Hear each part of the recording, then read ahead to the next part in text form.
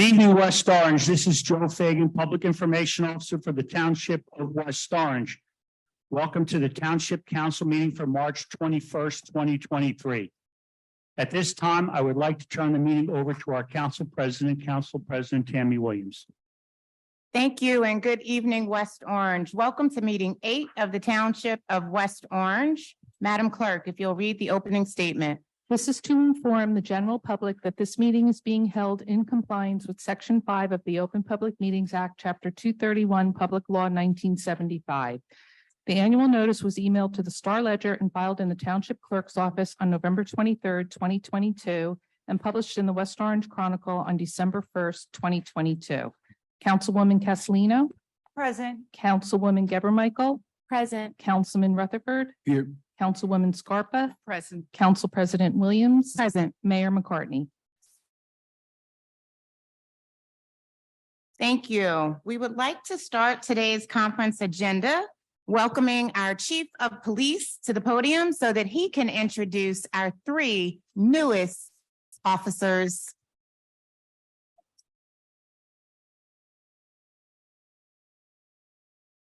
Our 3 newest officers just graduated the Hudson County Police Academy.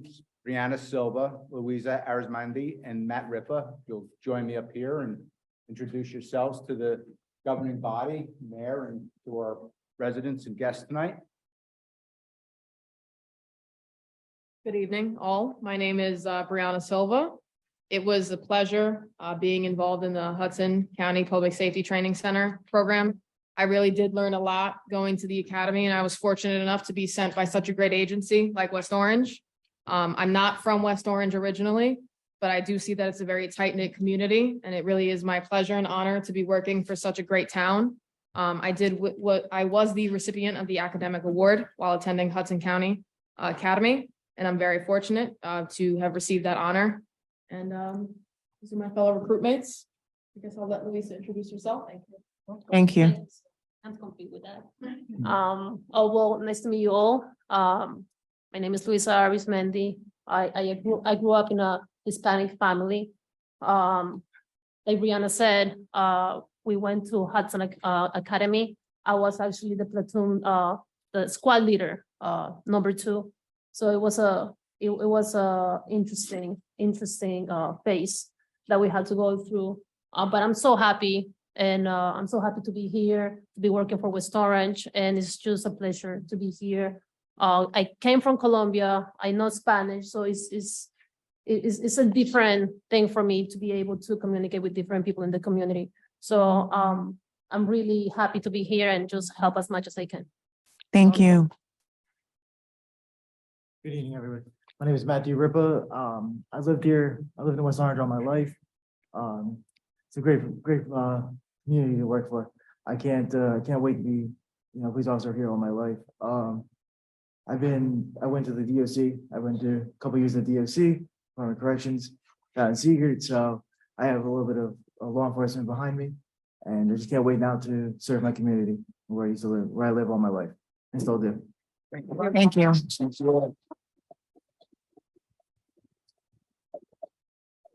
So thank you to the mayor and council for the continued support. We have several more in the pipeline because we were down so low, but we have 2 African Americans. We have a female. We have 3 bilingual Latinos we're about to hire. So you can see we're keeping up with our diversity recruitment efforts, and it seems to be working out well for us. Thank you, Chief. Thank you, and get back to work. Thank you all and welcome. Welcome to West Orange. Stay safe.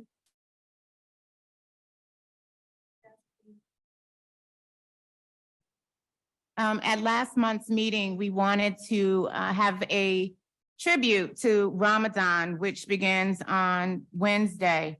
And we will just have an acknowledgement of Ramadan and plan for a more wholesome and robust informational celebratory session in 2024. But for those who don't know, Ramadan is an Islamic holiday of fasting and prayer. The most important Islamic holiday, Ramadan, occurs during the 9th month of the Islamic calendar, which is when Muslims believe that the Quran was first disclosed to the Prophet Muhammad.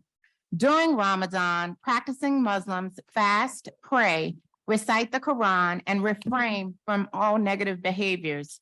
If able, Muslims are obligated to perform 5 religious acts called the 5 pillars of Islam, and Ramadan is a fundamental part of the 4th pillar. During Ramadan, Muslims try to memorialize the revelation of the Quran. Ramadan is also a time where Muslims seek to improve their relationships with Allah. Muslims believe that Ramadan purges the human soul of impure thoughts and bad habits, which is accomplished through fasting. If you have Muslim colleagues, friends, or neighbors, the simplest way to wish them a happy Ramadan is by saying Ramadan Mubarak or Ramadan Kareem. Happy fasting and Ramadan Mubarak to Muslims around West Orange and beyond. Thank you. We would also like to continue with a presentation by Dr. David Pinellas, gastroenterologist, and Michael Fonzino, our West Orange Director of Health and Welfare. If you all will please come to the podium.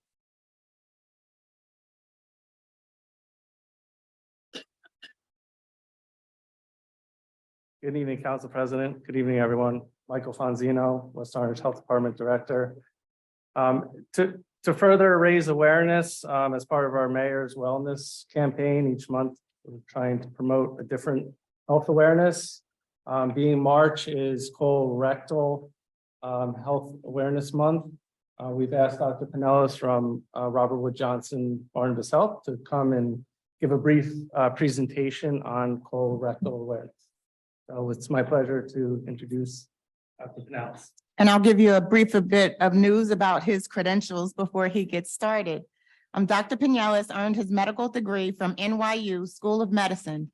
He completed his internal medicine residency at NYU Medical Center and subsequently received his gastroenterology training at NYU Medical Center as well. Dr. Pinellas' clinical focus includes general gastroenterology with additional attention towards esophageal dysmotility, inflammation, which is also known as Crohn's disease, and ulcerative colitis. You would think I did not practice these words before I got up here, and I did. But Dr. Pinellas has published numerous articles in peer-reviewed journals on a broad range of gastroenterology and hepatology related topics. Dr. Pinellas. Thank you. Thank you so much for having me. Hello, my name is David Pinellas, and I'm a practicing gastroenterologist at affiliates in gastroenterology here in West Orange. I have been practicing here for the past 2 years since completing my training in New York City, and I've loved being able to treat the people in this town and the surrounding communities. As many of you may not be aware, March is Colorectal Cancer Awareness Month, and I wanted to take a few minutes to briefly discuss colon cancer and specifically to emphasize the importance of screening. So colorectal cancer, or cancer of the large intestines, is the second most common cause of cancer-related death in the United States. It is actually estimated that 151,000 new cases of large bowel cancers are diagnosed annually in the United States, and approximately 52,000 Americans are expected to die from colon cancer each year. Colorectal cancer is diagnosed after the onset of symptoms, such as blood in the stool, abdominal pain, unintentional weight loss, and change in stool caliber, or through screening. Screening may be accomplished via a simple colonoscopy, using a non-invasive stool-based testing, or by completing a virtual colonoscopy, which is a simple CAT scan. Screening has been shown to detect asymptomatic early-stage cancer and improve mortality. In summary, screening saves lives. Formerly, the recommended age to initiate screening for colon cancer was 50. However, in 2021, given the rising incidence of colon cancer in young adults, the United States Preventative Services Task Force and the American Cancer Society issued an updated recommendation to begin screening at age 45 for all adults. Knowing your family history plays an important role as well in colon cancer prevention. Having a single affected first-degree relative, either a parent, sibling, or child with colon cancer, increases an individual's risk approximately twofold over that of the general population. Therefore, screening is initiated earlier in this high-risk population. Unfortunately, given the sensitive nature of this area of the body, colon cancer screening is often avoided and not discussed. It is my hope that by normalizing screening and bringing awareness to this cause, we can get more people screened. I hope that you'll take away a few points from this talk. Number one, please get screened, whichever modality you choose, whether it's colonoscopy, whether it's stool-based testing, or whether virtual colonoscopy, a simple CAT scan. The best test is the one that gets done, whichever one you choose. Know your family history. This really applies to all cancers, but specifically and particularly with colon cancer. Please, if you don't know, ask your family members and know your family history. Number three, know the warning signs of colon cancer. If you see blood in the stool, if you suffer from severe abdominal pain or unintentional weight loss, these can be signs of colon cancer. And lastly, do not be afraid to speak to your primary care physician or your gastroenterologist if you have any questions or concerns. We know this is a sensitive topic, but there are resources to discuss further. If you would like to make an appointment for colon cancer screening, please go to our landing page at rwjbh.org/colon screening.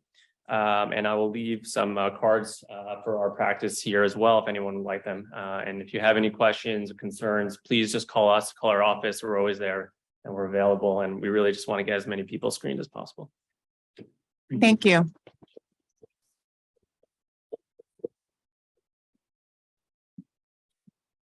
And we will move into our council liaison announcements. We do have a presentation on the agenda for our Assemblywoman Mila Jacey, who is en route. But we will go ahead and proceed with our liaison reports. I would like to first acknowledge and thank all of the organizers and the St. Patrick's Day Parade participants. Last Sunday in West Orange was an absolutely beautifully wonderful, great day. It was wonderful to see so many people out lining the streets, but even more wonderful than the people that did come out to participate was the amount of bands and groups and organizations who participated in this year's parade. So it was a wonderful day, great for the restaurants downtown, business, and everyone all around. It's a good day for West Orange. Congrats to the new businesses that held grand openings and reopenings, Guerrero Gelato, formerly Mark and Julie's Ice Cream, and Supreme Bakery on their fresh new interior design. We wish all of our businesses a successful start and continued success as they continue with their endeavors. And the beautiful mural, I will make note, at Guerrero's Gelato was created by one of our West Orange High School graduates, local artist, Mr. Minton, and also in conjunction with our West Orange High School art students. So if for no other reason to go by and see the lovely mural on the wall, if ice cream and is not an incentive enough, it's a beautiful mural.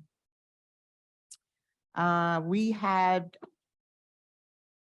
upcoming meeting with the I'm sorry. We had a meeting with the Municipal Alliance that was planned. We do have something on the agenda from them, so we'll get to that when we go through the agenda. Other than that, we have not had any additional liaison meetings. We do have a planning board meeting, special meeting coming up on the 29th. So I'll report back on that at a later date. That's all I have. Let's start opposite direction. Councilwoman, if you would like to go today. Sure. We had a busy week, last week or so. We had our Earth Hour booster, which was a lot of fun, very informative at the Edison Museum. And it was really nice. We had our littlest speaker was an elementary school child who was just really very, very interesting to listen to and very, very excited about all of the different things that we talked about. Councilwoman, can you just talk? Oh, sure. And we had a lot of different speakers on different topics and we all learned a lot. So I hope everybody participates in our Earth Hour event. After that, right after, we went over to Supreme Bakery where they had their soft opening. And it was really fun for me because I learned that the cheese Danish that I love, that I had been buying in South Orange for the last 10 years, were actually made by Supreme Bakery. And that establishment had gone out of business, and I didn't know where to get those cheese Danish, and I found out right here in West Orange. So if you love cheese Danish, go over to Supreme Bakery. And that's about it. Excellent. Oh, Count- one more thing. Oh, There's one sure, more thing. sure. In the audience, we have Mr. Stephen Schiller. He's my appointment to the Older Adults Advisory Board, and he actually has a real leadership role over in Livingston. He kind of coordinates and leads all of the different seminars and speakers that they arrange for. So I'm hoping when we get our board going, as soon as the mayor appoints our chair, he can book some of those speakers for us as well, and we could lift up our program. He did bring some things which I will leave on the table of events that are going on in Livingston that, you know, some people might be interested in looking at and participating. Thank So you, thank you, Councilman. Stephen. Sure. Councilman Rutherford. Thank you, Council President. So starting with joint meeting, we met last week. There are some organizational changes. We are, some of this is, it's still in flux, but there is a new, there will be a new CFO. There's an acting CFO now. And so, you know, that's a big role. We're actively looking, so we are certainly accepting resumes for that position. We have an issue on tonight for the joint meeting to help with our bonding with regard to flood mitigation. That project continues on. I think we're in phase 4 now or 5. Forgive me, it's one of those. And our next meeting is next month. Economic Development met earlier this month as well. We will meet again tomorrow night. That will be right here, 7:00 p.m. We are taking on a couple of issues tomorrow night. We started already looking with the support of our mayor at Townwide Solar Project. We are discussing that in our meeting tomorrow. So very much excited about that. If we are fortunate enough to move in that direction and actually complete that project, we will be one of the first townships to have townwide solar, lower our carbon footprint, provide some economic relief, especially with regard to saving on the electricity bill. So excited about that as well. We'll also be discussing the new role of an economic development officer. This is something that we've been bandying about now for several years. The mayor is ready to act on that. And so we're expecting an RFP soon and very excited about helping the mayor fill that position as well. Wanted to just, I thought we would go in the opposite, the normal way, but I want to give kudos to my council colleague, Councilwoman Castellino, for a restaurant week. It started Sunday. And so my wife and I, my daughters, we've been out at the restaurants. We started with Llewellyn Park. We were going to go to Nicholas Anthony, but they were closed on Sunday. Went to Llewellyn Park, had a great time there. Went to, and that's right there on Harrison Street. Our Downtown Alliance is very happy to mention them. Went to Hook and Reel last night and had an outstanding meal and an outstanding time. It's one of the few places where you see so many little kids running around the restaurant having fun. So very family friendly.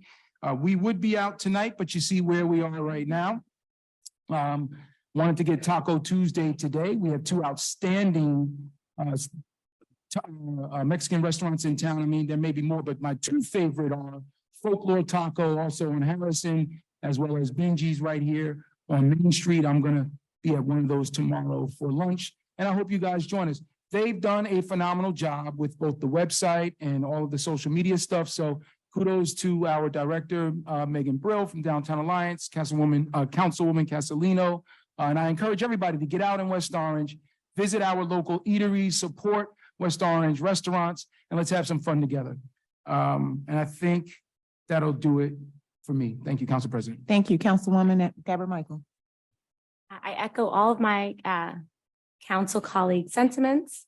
I'm going to start with the West Orange Arts Council. They partnered with the Visual Performing Arts program at West Orange High School and presented the work of the AP Studio Arts students. The exhibit runs through Saturday, April 2nd.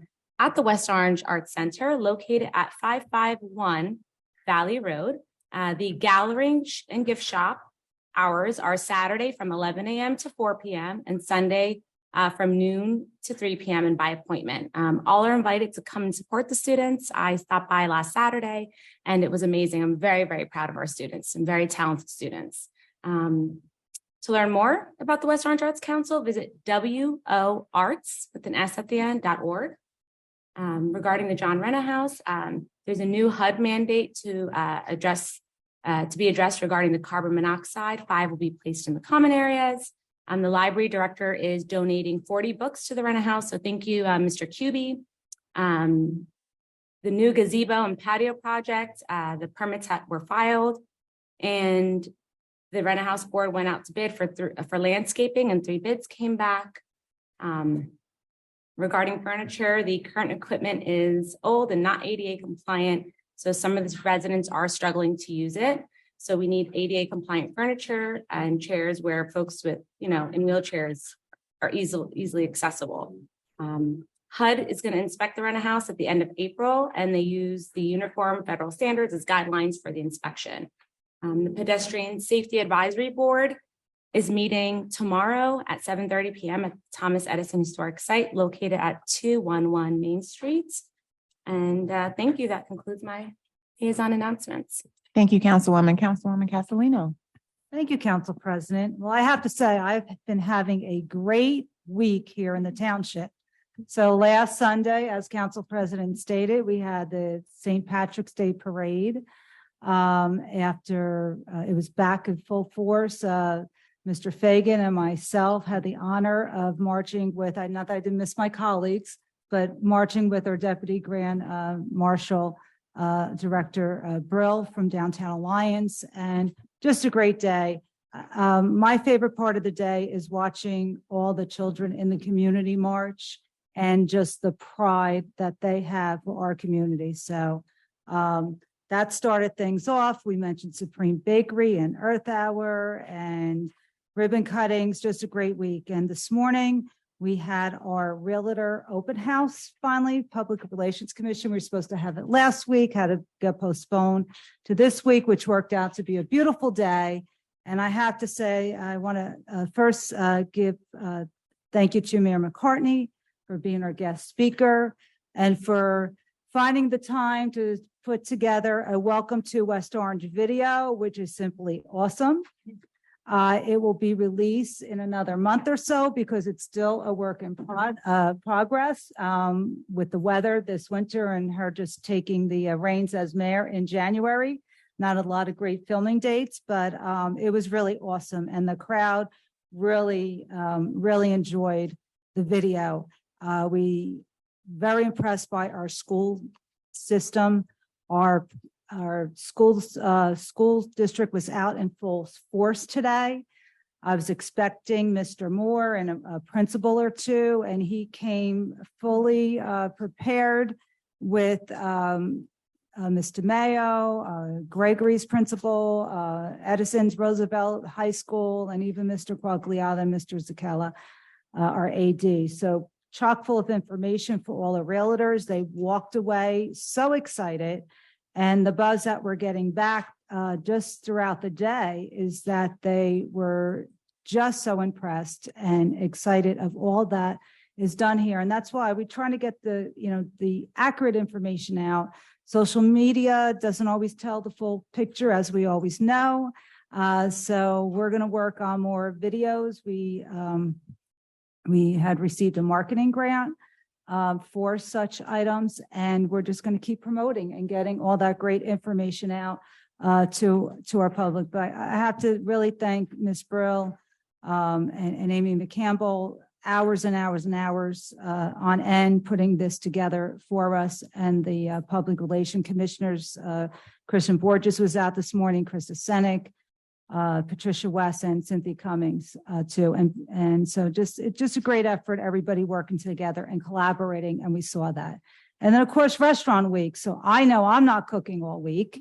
And Sunday, Oak Brown, thank you very much for your kind words, Councilman. And again, it's a partnership with everyone working together. And if you haven't been to the website, go to westorangerestaurantweek.com.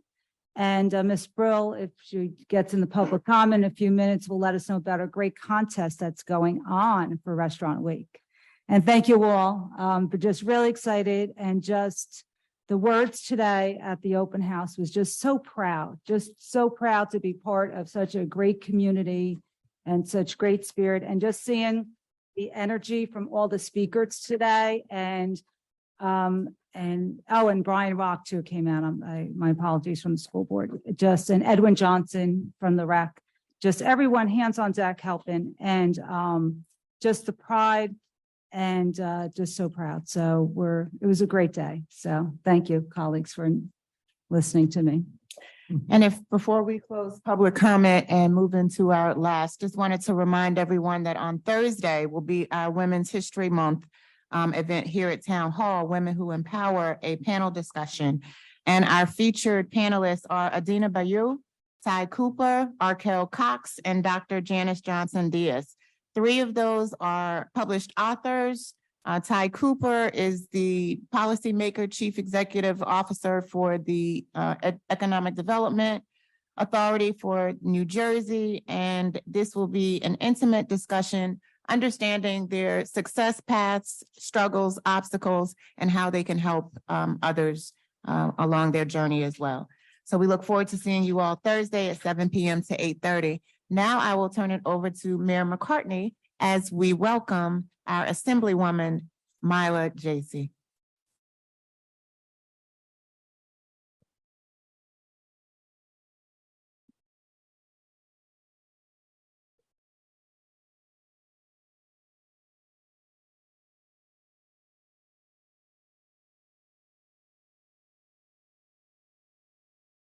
So I'm glad I had a cup of coffee before I got here, because when you hear this proclamation from my wow.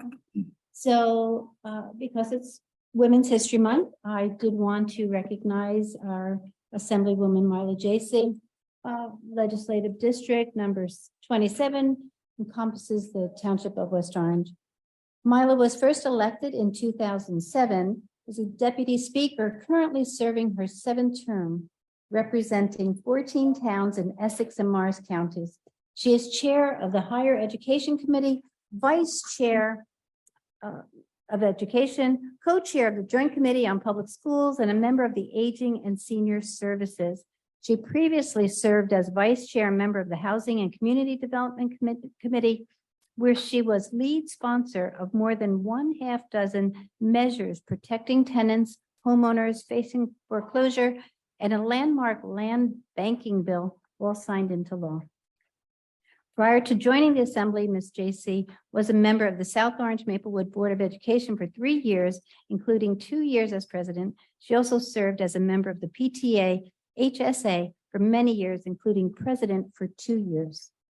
Whereas Myla is a longstanding member of the Columbia High School Achieve Foundation, the South Orange Maplewood Community Coalition on Race, La Leche League, Nurture New Jersey, dedicated to reducing maternal and infant mortality and ensuring equitable care among women and children of all races and ethnicities, the League of Women Voters, Emerge New Jersey, Pam's List, NAACP, and the New Jersey Legislative Black Caucus.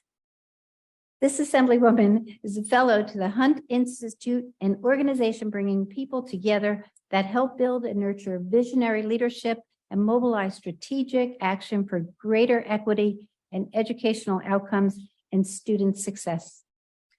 This Assemblywoman is a former public health nurse who provided comprehensive services and preventive care for individuals and families in underserved communities. She has been recognized for her work and her legislative initiatives by the New Jersey State Nurses Association. Assemblywoman Jacey received her BA from Barnard College, Columbia University, her master's degree from Pace University School of Nursing.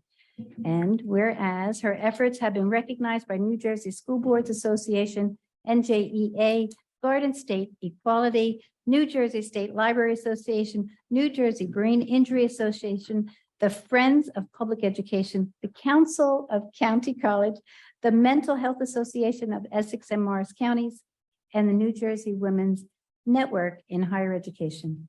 And whereas Mila is married to Neil and JC, and they are the parents of 3 adult children and 7 grandchildren.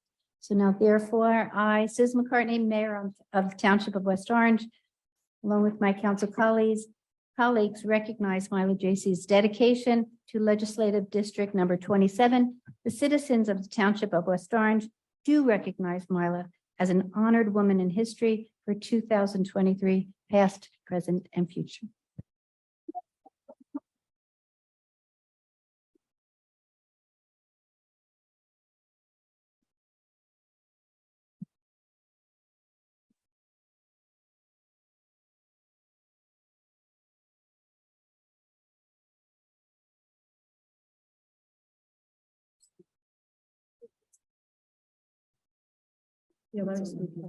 I will say a few words because I think you went way overboard there.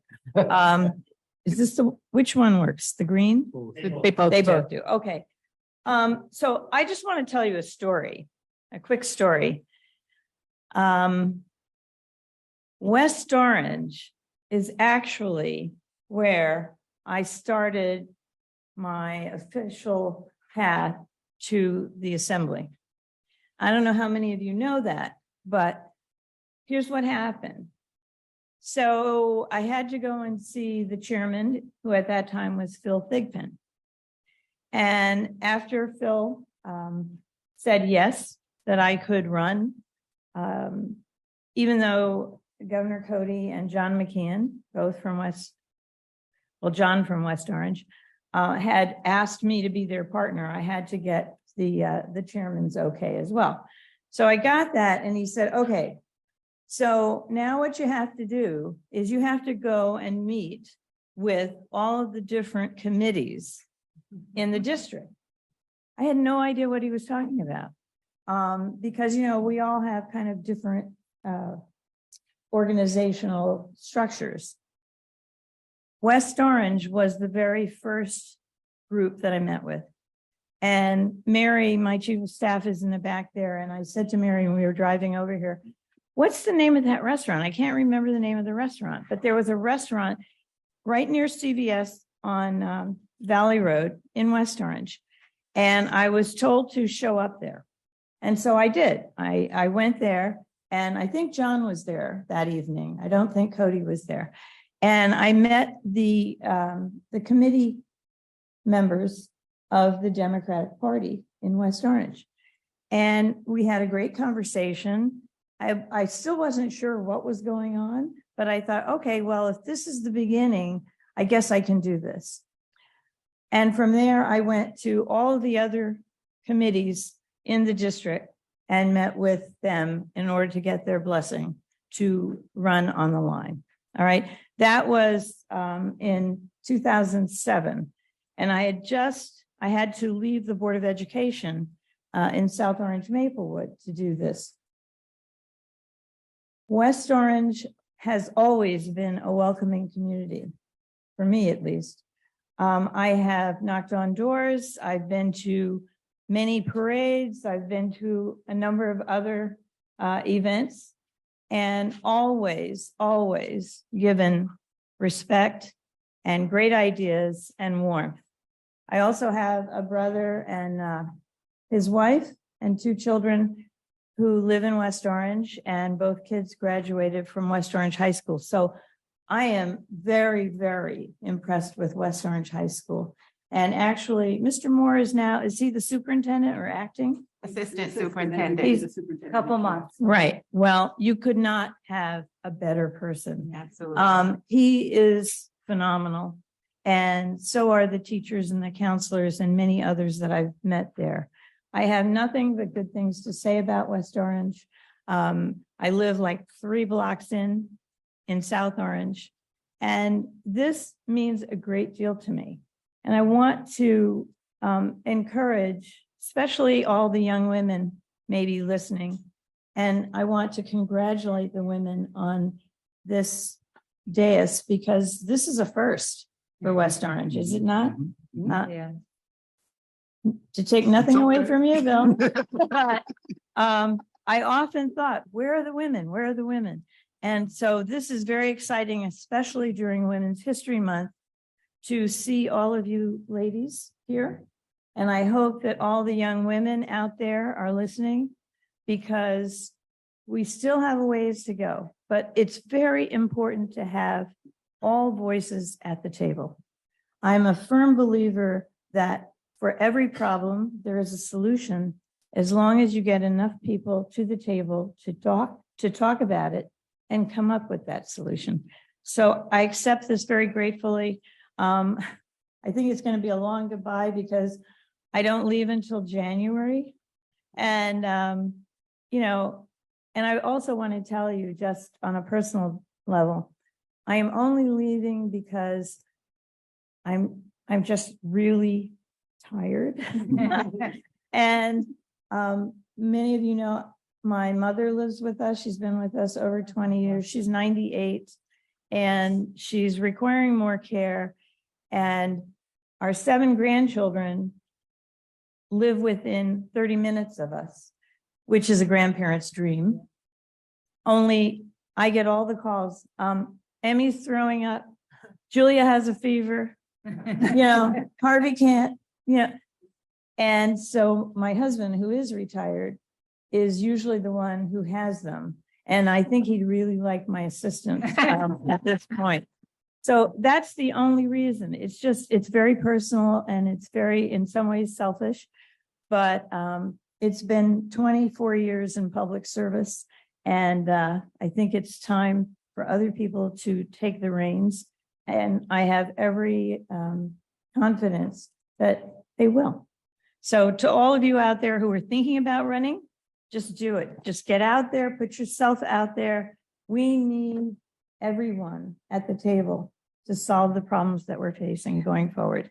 And I want to congratulate West Orange for, you're doing some really great stuff. I really appreciate it. And I love your library, by the way. So I don't know where that is right now, but it's very, very important. My mother I used to take her and her best friend to the library all the time in West Orange because you had a better selection.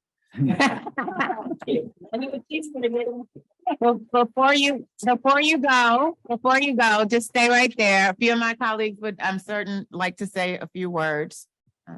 Castellino. Thank you, Council President. You know, Mila, you just represented us so well. And going back to 2007, and I was 2006 when I was on the school board, and I had to thank you, right? Yes. Everything that you have done for our school district, most folks don't realize your role and what is done. And you have really brought a lot of funding our way and a lot of great legislation. So thank you so much for all that you do. I know you work really, really hard through the years, and enjoy your retirement. Thank you. So we want to take a photo before you completely walk away, but I just want to personally say thank you. You have always been an inspiration when I was much younger and we used to go to AKA Day at the Capitol. You were always one of the assembly women who would make sure you came and spoke to us, shared your vision, let us know how we could support and help you do a better job in Trenton. So I just want to thank you for your friendship, for your leadership, and for certainly being a role model for little girls everywhere. Thank you. All right, we can take a photo really quick. And that's in spite of having 9 brothers. Well, maybe because of.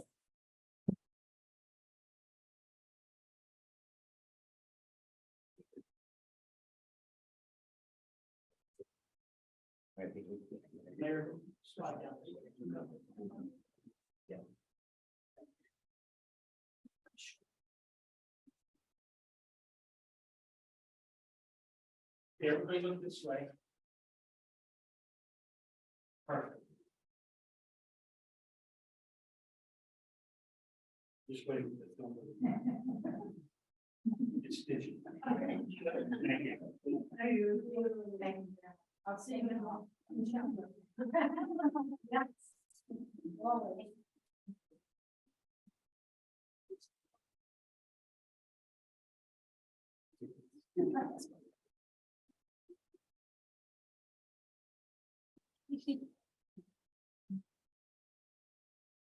All right, I want to thank everyone for their patience and their indulgence. We will now call the council meeting to order. Madam Clerk. This is to inform the general public that this meeting is being held in compliance with Section 5 of the Open Public Meetings Act, Chapter 231, Public Law 1975. The annual notice was emailed to the Star Ledger and filed in the Township Clerk's office on November 23rd, 2022, and published in the West Orange Chronicle on December 1st, 2022. Councilwoman Castellino. Present. Councilwoman Geber Michael. Present. Councilman Rutherford. Here. Councilwoman Scarpa. Present. Council President Williams. Present. Mayor McCartney. Present. Will everyone please rise for the Pledge of Allegiance? I pledge allegiance to the flag of the United States of America, and to the republic for which it stands, one nation, under God,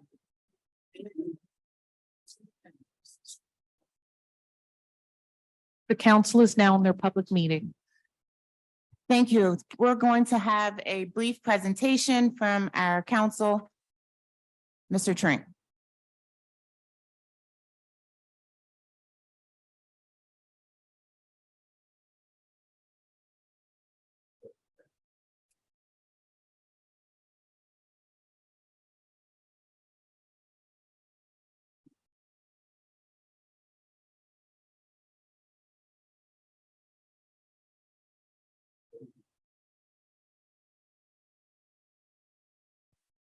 Thank you, Council President. Thank you, Mayor, and thank you all council members. So the Council President had asked, and a few of the council people had sent me emails after last Monday's landmark decision by the New Jersey Supreme Court. And so I prepared a PowerPoint to go over the decision, which was rendered by the New Jersey Supreme Court on March 13th, a week ago yesterday. I also want to introduce two individuals who will speak briefly when I'm done, who were part of the legal team and who have vast experience. One is Rob Beckelman, that all of you have met from time to time with regard to the downtown redevelopment. Mr. Beckelman is with Glenn Coleman and Spitzer. They are Special Redevelopment Counsel. He's a law partner with Everett Johnson, who all of you are familiar with. He has 25 years redevelopment experience. This is his bread and butter, and he is fully familiar with the issues that were rendered or addressed by the Supreme Court last Monday. In addition, Thomas J. Riley. Mr. Riley was a clerk for the New Jersey Supreme Court in 2017, 2018. He is one of the best writers I've ever met. He worked on all the briefs to the Appellate Division of the Supreme Court. He is with the firm Porzio, Bromberg, and Newman. Many of you have met members of that firm from time to time with regard to special counsel. So without further ado, I want to put it up on the screen so everybody knows. Every spoiler alert, nothing. And this is the most important takeaway. If anybody listens to any part of this, and obviously after this presentation, we will have this available and it can be posted online.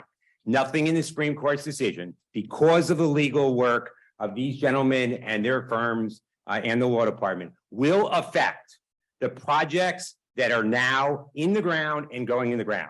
Specifically, the new public library that Assemblywoman just referred to, the new public library at 10 Rooney, ownership of 10 Rooney, which we have, the tenant, the TSA, the Homeland Security that pays over $1.2 million in rent that we have, the dog park of 2 acres that will come out of the ground, 425 units on Executive Drive that you all see as you're driving up and down 280, of which 65 are low and moderate housing that is part of our affordable housing settlement. In addition, it will not affect the building behind us, which has now been vacated. I was on the phone today with Mr. Albert's counsel. We are looking at a closing. We hope late this week, certainly no later than a week from now. And there will be a groundbreaking that obviously all members of the council and the mayor will be involved in within the next 30 days, I expect. The holidays, and obviously the county has been involved in that project too. That project, as you all know, will have 64. The numbers just happen to be close, but 64 permanent low and moderate income housing. The council will recall, we talked about this at the last meeting, and the council will recall that the rents on that building behind this building will be between $315 and $1,100 a month, which will give countless families forever an opportunity to move to, live, and thrive in this community and take advantage of it. So those are the dates. This project and these projects have been ongoing for 5 years. 2022 is when we argued before the New Jersey Supreme Court. The decision, as I said, was last week. I guess you gave me the clicker, right? You want to do the clicker? You do the clicker, Joe. Okay, here's the timeline.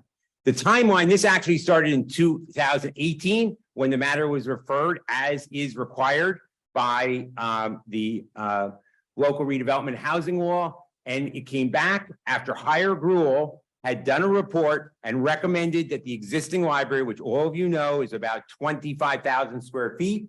Part of that building was built in the 50s, and part of it is an addition that was built in 1979. And in 2015, as every member of this public should know, the entire brick facade collapsed.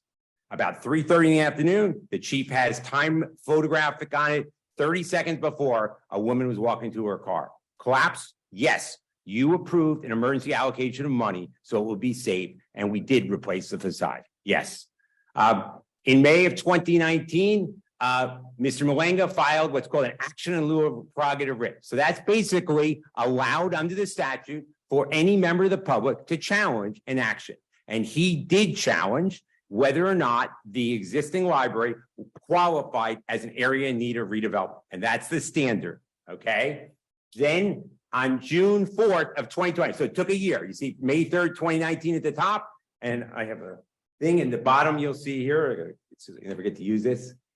June 4th, 2020, the Law Division issued a 10-page double-spaced opinion, a single-spaced opinion, and the Appellate Division said, quote, I'm sorry, this is the Law Division. I apologize to the Appellate Division. I'm getting ahead of myself. The township's determination that the public library is in a state of disrepair, structurally deficient, underutilized, and obsolete is a determination that is entitled to a presumption of validity according to municipal actions taken following the proper course of evaluation and classification. That is on page 7 of the opinion. So that was the Law Division's determination in a written opinion after oral argument by Mr. Malenga's counsel and the township. You can see that Mr. Malenga appealed that.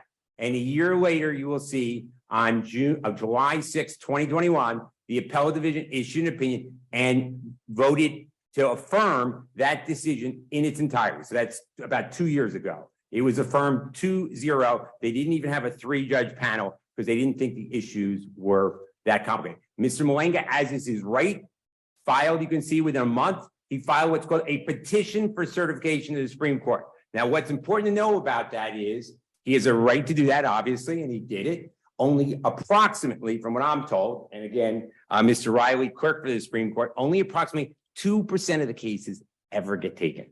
But this one was taken, you can see 8 months later.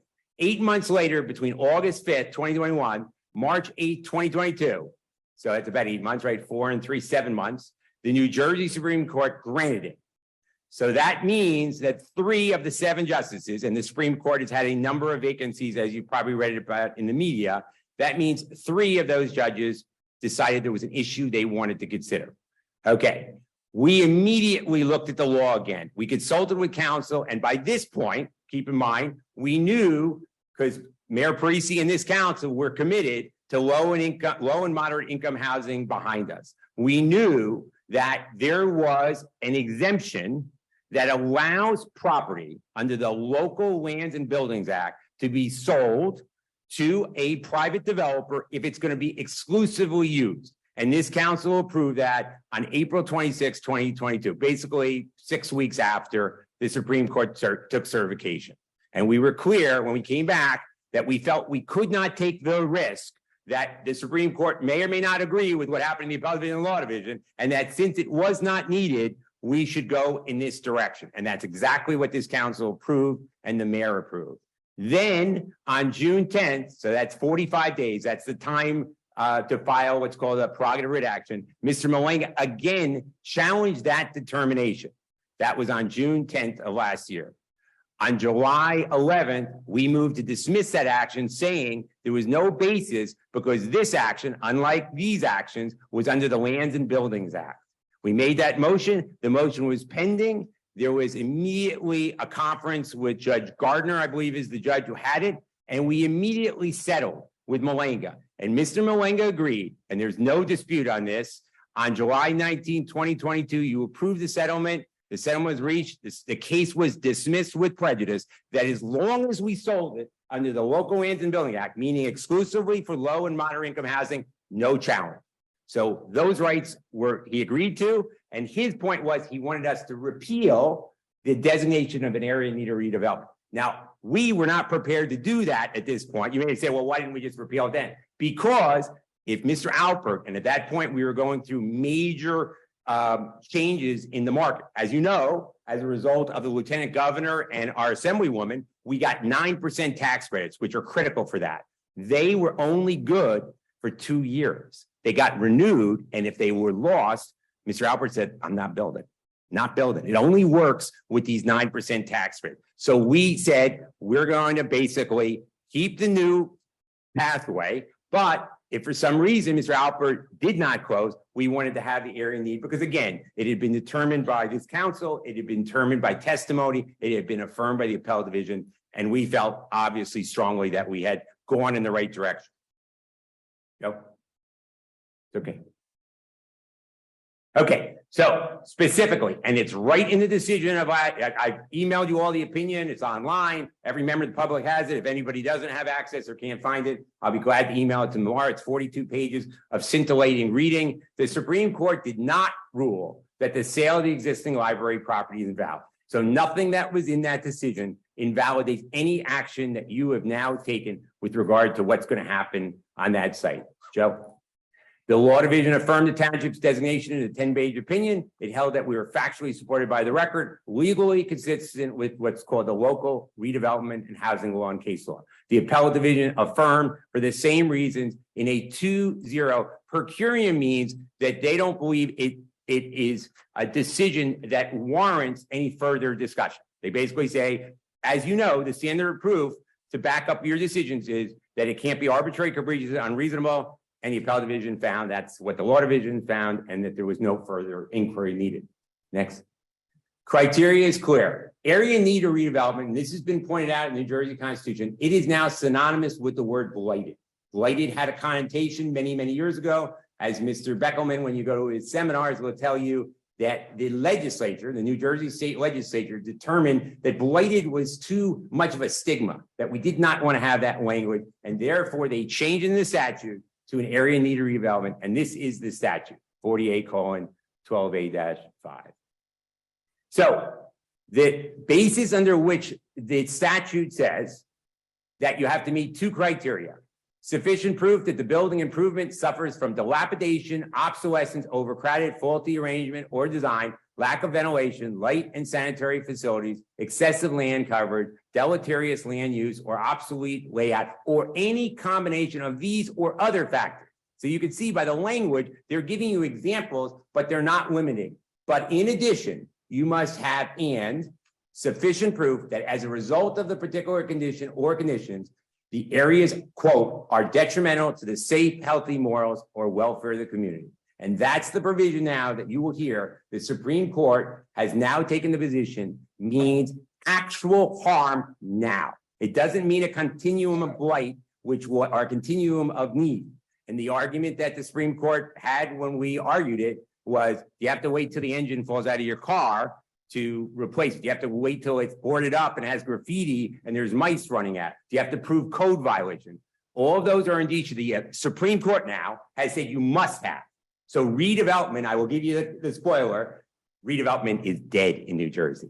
Dead in New Jersey. And you talk to any lawyer or whatnot, meeting this criteria will have to be a boarded up building that is dangerous to society, has to show actual harm. Supreme Court looked at a case that was decided in 2007 called Galinthian Realty Development versus Paulsboro. It did not follow closely and barely cited what was the more recent decision by Justice Albin in 2015 called City of Hackensack. Supreme Court found there must be a showing of actual detriment. Therefore, because the library does not pose an immediate risk of actual harm to health or safety, it does not qualify as an area in need of redevelopment. Building must cause, quote, actual harm. And they actually, if you read the opinion, they cited that we have 150 visitors. They looked at the hours, compared them to universities and said, you're open as much as anyone else. They really gave great accolades to our library. So that part we can all take something away from. Supreme Court, Supreme Court found there must be a showing of actual detriment. Therefore, this one we already did, sir. Okay. Supreme Court cited the Webster's Dictionary for the definition of obsolescence and found that because the library is a functioning building, serves members of the community actively, and is in use, they felt it should be boarded up before we tried to do redevelopment. It does not qualify. No code violations. Obviously, we don't send our code people day in and day out to our own buildings to inspect. I'm sure many people wish we did. Where no code violations were found, and while asbestos exists, there's no dispute. There's asbestos. When Joe Alpert takes that building down, he's got to follow the law and do it so that nobody gets sick. It is currently not a hazard, as you know. Asbestos is more of an issue when it becomes friable and whatnot. The fact that an older building needs repair work does not necessarily mean it is out of date or obsolescent. The court did not find the collapse of the brick facade in 2015 or needed improvements to broadband. That was one of the issues. Everybody in this room knows one of the big advantages of the new library we're going to have is that it's going to have much more capability. People use public libraries now to get jobs and to use computer access and whatnot. But basically what the Supreme Court said to me in oral argument is town should allocate more money. You should put more money in that building if you want, or dispose of it a different way. But again, they had no problem with us disposing of it as we are under the Local Lands and Building Act. What they had the problem with was doing it through an area in need of redevelopment. Next slide. The court found that even faulty arrangement or obsolete layout is not sufficient to show the library was detrimental to the welfare of the community. Next. Joe.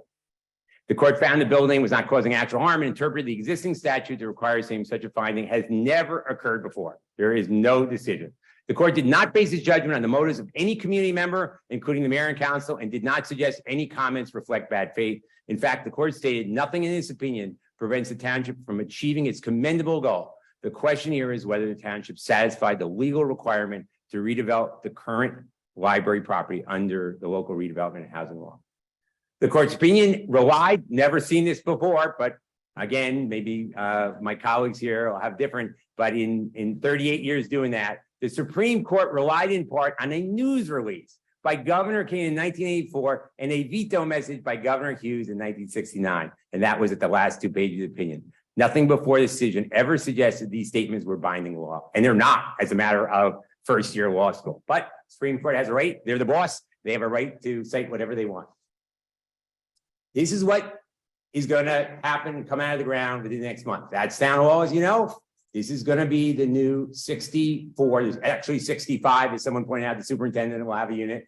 That's obviously the existing senior facility. That's the police building. But this is what will come out of the ground here over the next 18 months. And it will not be affected in any way by this decision.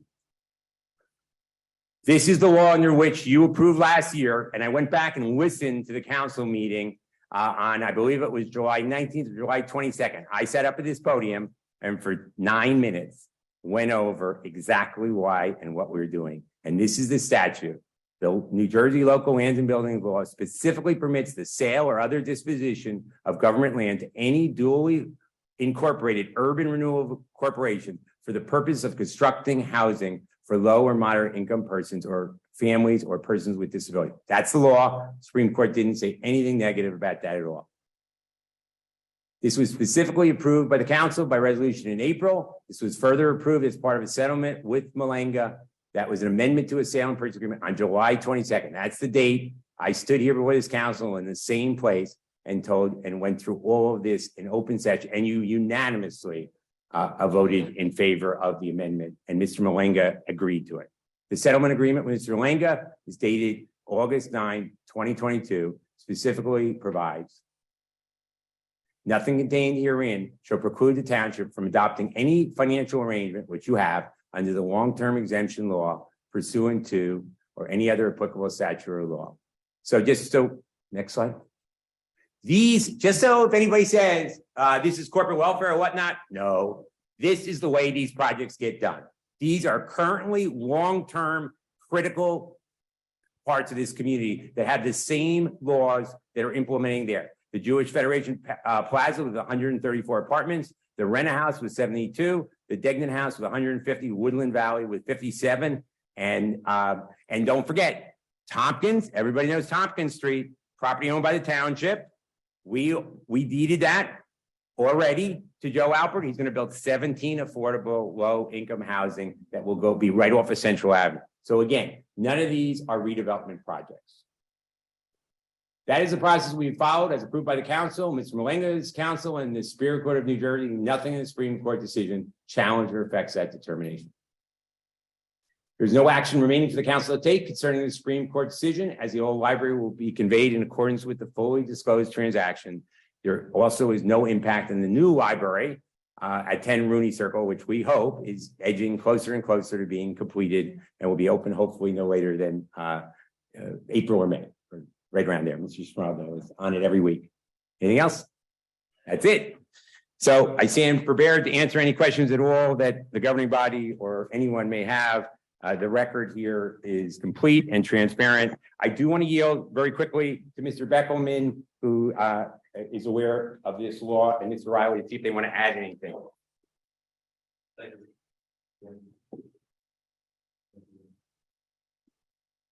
I don't think there's much I need to add. I think Richard covered it very well. I think the most important thing that what's come out of what he said is you're good. This decision is not going to interrupt any of the plans, anything you're trying to do. I did read the court decision and actually watched the arguments. He did a good job. And the court did commend what you were trying to do. And they made a point of pointing and saying that this is not a bad faith action. Where this is a landmark decision. This is a real game changer in the redevelopment world. It's going to have quite an impact. Unfortunately, West Orange's name is now attached to the decision. I'm sure Mr. Malanga is happy his is.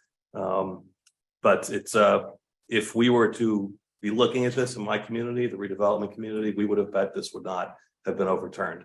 You had the quality planning study prepared to support the designation. It really did fit within the law as we knew it before this decision. And there's a little evolution I could go over just very briefly. You mentioned the decision in 2007. The Supreme Court looked at this in the Gallatin case and thought that maybe things were going a little too far. Towns were getting a little too loose with redevelopment criteria. And so you have to have some kind of negative impact. This was the language that was used. And the statutory criteria they were looking at the time didn't even require any kind of negative impact. So that was clarified. And in fact, I was the primary author of legislation amending the redevelopment law to address the Gallatin issue as well as some other issues and fix that criteria. We also came up with the concept of condemnation, non-condemnation. A lot of the angst that courts have with redevelopment is that it does come with the power of condemnation. Generally speaking, again, we've changed that, so there's the possibility of non-condemnation redevelopment, but that's underlying it. The author of this opinion, Justice Rabner, wrote a dissenting opinion in the last case in 2015 from Hackensack, and essentially was projecting this was his view of redevelopment and the statute, that the majority got it wrong at that time, and there needed to be, he actually used the words actual harm in that dissenting opinion. It's a very heightened standard, and I disagree that the court intended to apply a heightened standard in Gallatin in 2007. In fact, that's what Justice Albin said in 2015. The court did not apply a heightened standard. It just clarified what is required, which is essentially, there's got to be something negative. There has to be some negative condition that's being addressed. So I think this takes it to a new level and focused on that word detriment and brought it to a much higher level. Than using the words actual harm is I think, quite a deviation from the actual words of the statute and the constitutional imperative that allows the remediation of blighted areas. That word is still in the Constitution. So again, I think the important thing is, that you're okay, that everything, you took other steps to address it and go down another road, which just satisfied Mr. Malanga with the settlement. And I too, if there's any more specific questions about the area of redevelopment law, what else it means, all of your other redevelopment areas are beyond time to challenge. It's not going to have any impact on the downtown redevelopment or the executive drive. Those are beyond challenge. So it's not, the court didn't suggest that you can now open up every redevelopment area. So you're good there. And again, if there's any questions for me, I'll be here. Thank you. Thank you, members of the council. So my name is Thomas Riley. I'm from the law firm of Porzio, Bromberg and Newman. We were brought into this matter as appellate counsel for the township. And in that role, I'd like to just address a couple of brief points that are unique to the nuances of appellate practice. The first is that every judge who looked at this case prior to the Supreme Court agreed with the township's position. Judge Stetcher, who's a law division judge in Essex County, wrote a very thorough decision explaining why the township's redevelopment designation was supported by substantial, credible evidence in the record. The case was appealed. The appellate division wrote a fairly short decision, basically saying that they agreed with the law division, that there was nothing else to see here, and the case was basically finished. The vast majority of cases are over at that point. The Supreme Court took the very unusual step of granting certification, which, as Mr. Trank stated earlier, is the Supreme Court only does in a very small majority of cases. As a former appellate law clerk, as a former Supreme Court law clerk, I can tell you that whenever the court is granting certification, they are looking to make a much broader policy point relating to the issues in the case, a broader policy point that goes beyond the specific factual issues of whatever particular case in which they granted certification. It became very clear here that the broader policy point the court was looking to make was a fairly dramatic, I would say, reinterpretation of the local redevelopment and housing law. That pretty much is, as Mr. Trank and Mr. Bickelman suggested, is a rather dramatic reinterpretation of the law as we knew it. But the court made clear in its decision that its decision was a redevelopment decision. It doesn't apply more broadly to the conveyance of the library property, and the court was very sure to carve that out in its decision. Another way that we know that the court was looking to make a broader policy point is that we submitted correspondence to the court after the second matter had settled, and it was clear that the library would be conveyed through a separate statute. That conveyance basically argued to the court that the case was moot. There was no reason to decide it. The issue would be decided separately in a way that would not implicate the redevelopment laws, and the court chose not to do that. It could have done that, and it chose not to. My experience, the court did that because it wanted to make a broader policy point, and it wanted to do that regardless of whether the issue in this underlying case was moot or not. But the court was very clear to make a carve out in its decision. It made clear that the township is free to convey the property under another separate statute. As Mr. Trank mentioned, that's exactly what's happening here. And so although the decision means a lot for redevelopment, it really functionally means almost nothing for what will ultimately happen both to the old library property and to the new library property. So unless anybody has any questions, I'm happy to conclude. Yes, Councilwoman Castellino has Yeah, a question. Just a general question for Mr., whoever wants to answer, maybe Mr. Beckelman.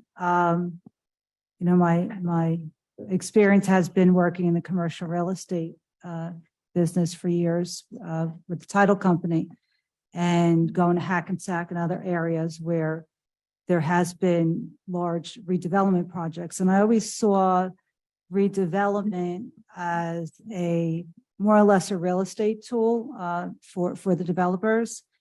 And I also saw it as a way that the state gave or enabled towns to meet their affordable housing obligations.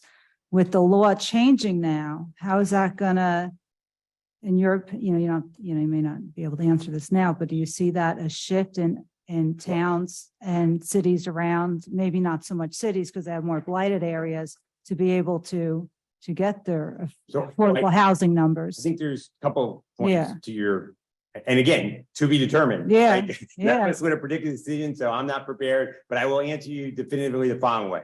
The development community, just like, and this was referred to the Gallatin, they went in and got the legislation amended to specifically overturn what the Supreme Court had done in that 2007 decision. The development community, like you said, it's not about using it as a tool, it's about financial viability, to making something make sense. It's what you're saying, but it's in a way, they're only going to build what they can finance and what makes money, Sure. obviously. That's why they're developers. The numbers So have to work. you're 1,000,000% right that it directly impacts low and moderate income housing, because our Supreme Court, going back to the Mountain Laurel decision, requires it. We had to file a declaratory judgment action here that we settled, and it required us to build these 130 units that are going to come out of the ground now.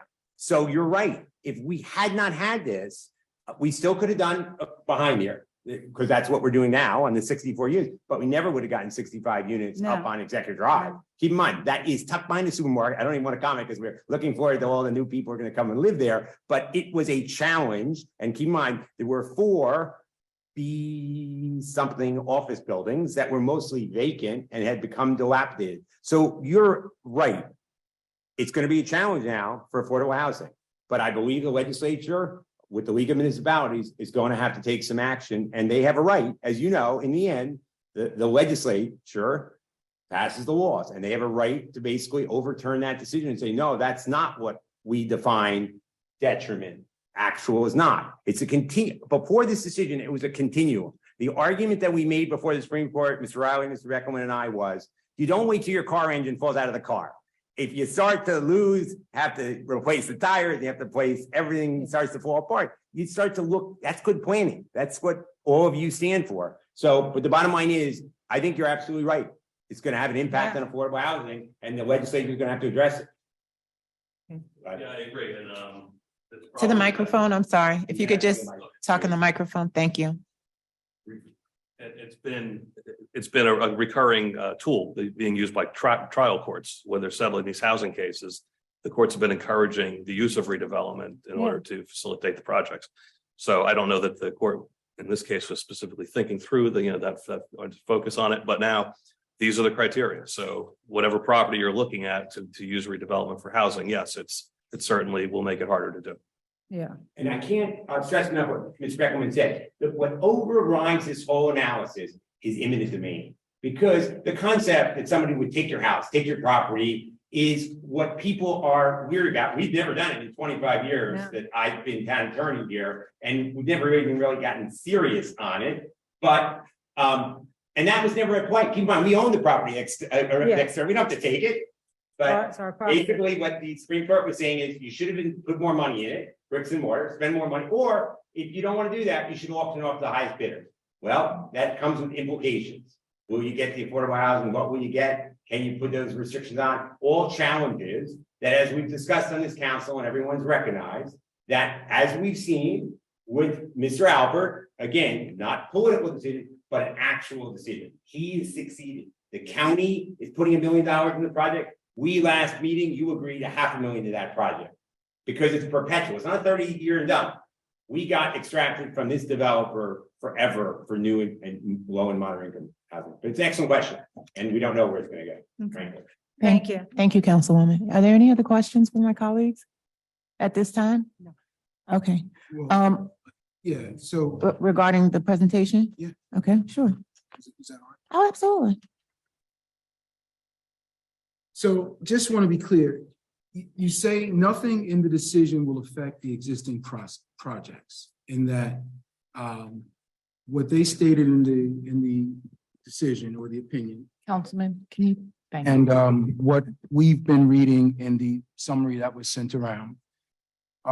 You said that it was not invalid, but my reading of it was that the law you used originally was not used properly, and that was invalid. Now, you may have done something subsequently, but what they were deciding on is the way you approached the project initially was not valid. Did I read that wrong? The township did the process under the redevelopment law, hired a planner. It went for a public hearing before the planning board. The planning board and then this council said it met the criteria. The Supreme Court, de novo, looked at and said it did not meet the criteria. So nobody said we did anything wrong. They're just saying we didn't meet the standard. And as I think Mr. Beckelman and Mr. Riley said, they enunciated the standard at a higher level than any of the professionals and any of the planners, keep in mind, we don't study the building, had ever articulated. So yes, they demarcate as they have a right to. It's like the Supreme Court in Washington makes decisions and changes the law. They demark the line as higher than anyone else had thought. Planners, lawyers, council, planning board, and whatnot. So yes, they found the designation was invalid. Right, You're which, assuming we did not follow the subsequent law that you, yes. And we're going to talk about that because you and I had a conversation on that April 26th day, I believe, or whatever day it was. But had we not done that, then the way that this deal was done would have to be undone and then publicly bid. Yes, well, I don't public bid, no, not publicly bid. It would have been undone, and then we would have done exactly now what you did a year ago. If we wanted, if you agree that it should be for low and moderate income housing, because that exclusion, that exemption has always existed. That's not new. All right, so I think my challenge is the appearance, and we've had this conversation before the last 2+ years now. It appears to me that we had a plan on what we wanted to get done, and then we just figured out a way to do it, whether it was right or wrong. Now, I know you're going to take exception to that, but when we approached it under what you said was sound basis, sound law, and went through that process according to the protocols that are set forth, went through all of that, and then we find out last week or whenever that decision was that that was not valid. You went through that process, at some point in time realized that that was being challenged and that there was another way to do it, so then you just did it the other way. Not saying, okay, well, what do we need to do to be in compliance? I think that would have been my first response, and I'm happy to hear why that wasn't yours. Because this council said, the mayor, the former mayor said, we need more low and moderate senior housing in this community. We've responded to that. So what the challenge of lawyers, especially when you see the Supreme Court take an appeal, is there another avenue so we don't lose the project? It's about delivering to the constituents. So we did exactly what the law permitted. So just to go back a few steps. Do I wish in 2018, I know the law was going to change? Absolutely. First of all, I would go to Atlantic City and put it all on red, but we didn't know that. And it happened. And yes, as a lawyer, my job is to fulfill the charge of the governing body and the mayor. And that's exactly what we did. So it's not, we did a bait and switch. It's not, we hid anything. It's we reacted as we saw the tea leaves, and we acted in accordance with the law that evolved. Nothing against the Supreme Court. I respect them to the end. They control my license, so I respect their decision. I also respect the New Jersey State Legislature, which I am confident will have to consider this, in part because of the affordable housing, in part because it kills deals. Think about Lord and Taylor in Westfield. You've all been reading about that. Lord and Taylor is going to be a mixed-use project going from $94,000 I read in the paper in annual taxes to $4 million when they're done. I guarantee you the Lord and Taylor is not currently an actual harm to anyone, but we'll see if Mr. Malenga is a litigant there. I also want to make a very good point that you point out, Councilman Rutherford, that I'm sure you'll respect. What is interesting is that you saw on the timeline there, and as you know from other opinions, Mr. Malenga also challenged Executive Drive. He challenged the new public library. He challenged the dog park. And all of a sudden, as a result of negotiations, first of all, he came here, he wanted you to buy Ridge Road over and over again. But as a result of some negotiations with the developer that we were never part of it, he walked away from that appeal. Town didn't get anything but the projects that this governing body committed to, that the last council, and you were on it for part of the time, wanted done, that the mayor wanted done. So again, you have to wonder that decision by Mr. Malenga not to challenge. But by the way, in hindsight, if he had gone through the Supreme Court, which he was doing on that one, the law would have changed 2 years and we wouldn't have the library, the dog park, or the 65 units on Executive Drive for affordable. So knock on wood, that developer was true to the word and the commitment to this governing body in this town and made whatever arrangement occurred that we aren't privy to. So again, at the end of the day, we got it done. And that's what was the charge was. We followed every step of the process procedurally. And yes, no one is more upset than me that we went through that and that the Supreme Court changed the law. Because I don't think it's in the best interest of this town or other towns. I can tell you one thing. I'm not going to bring you another resolution to consider another area in need of redevelopment in this town.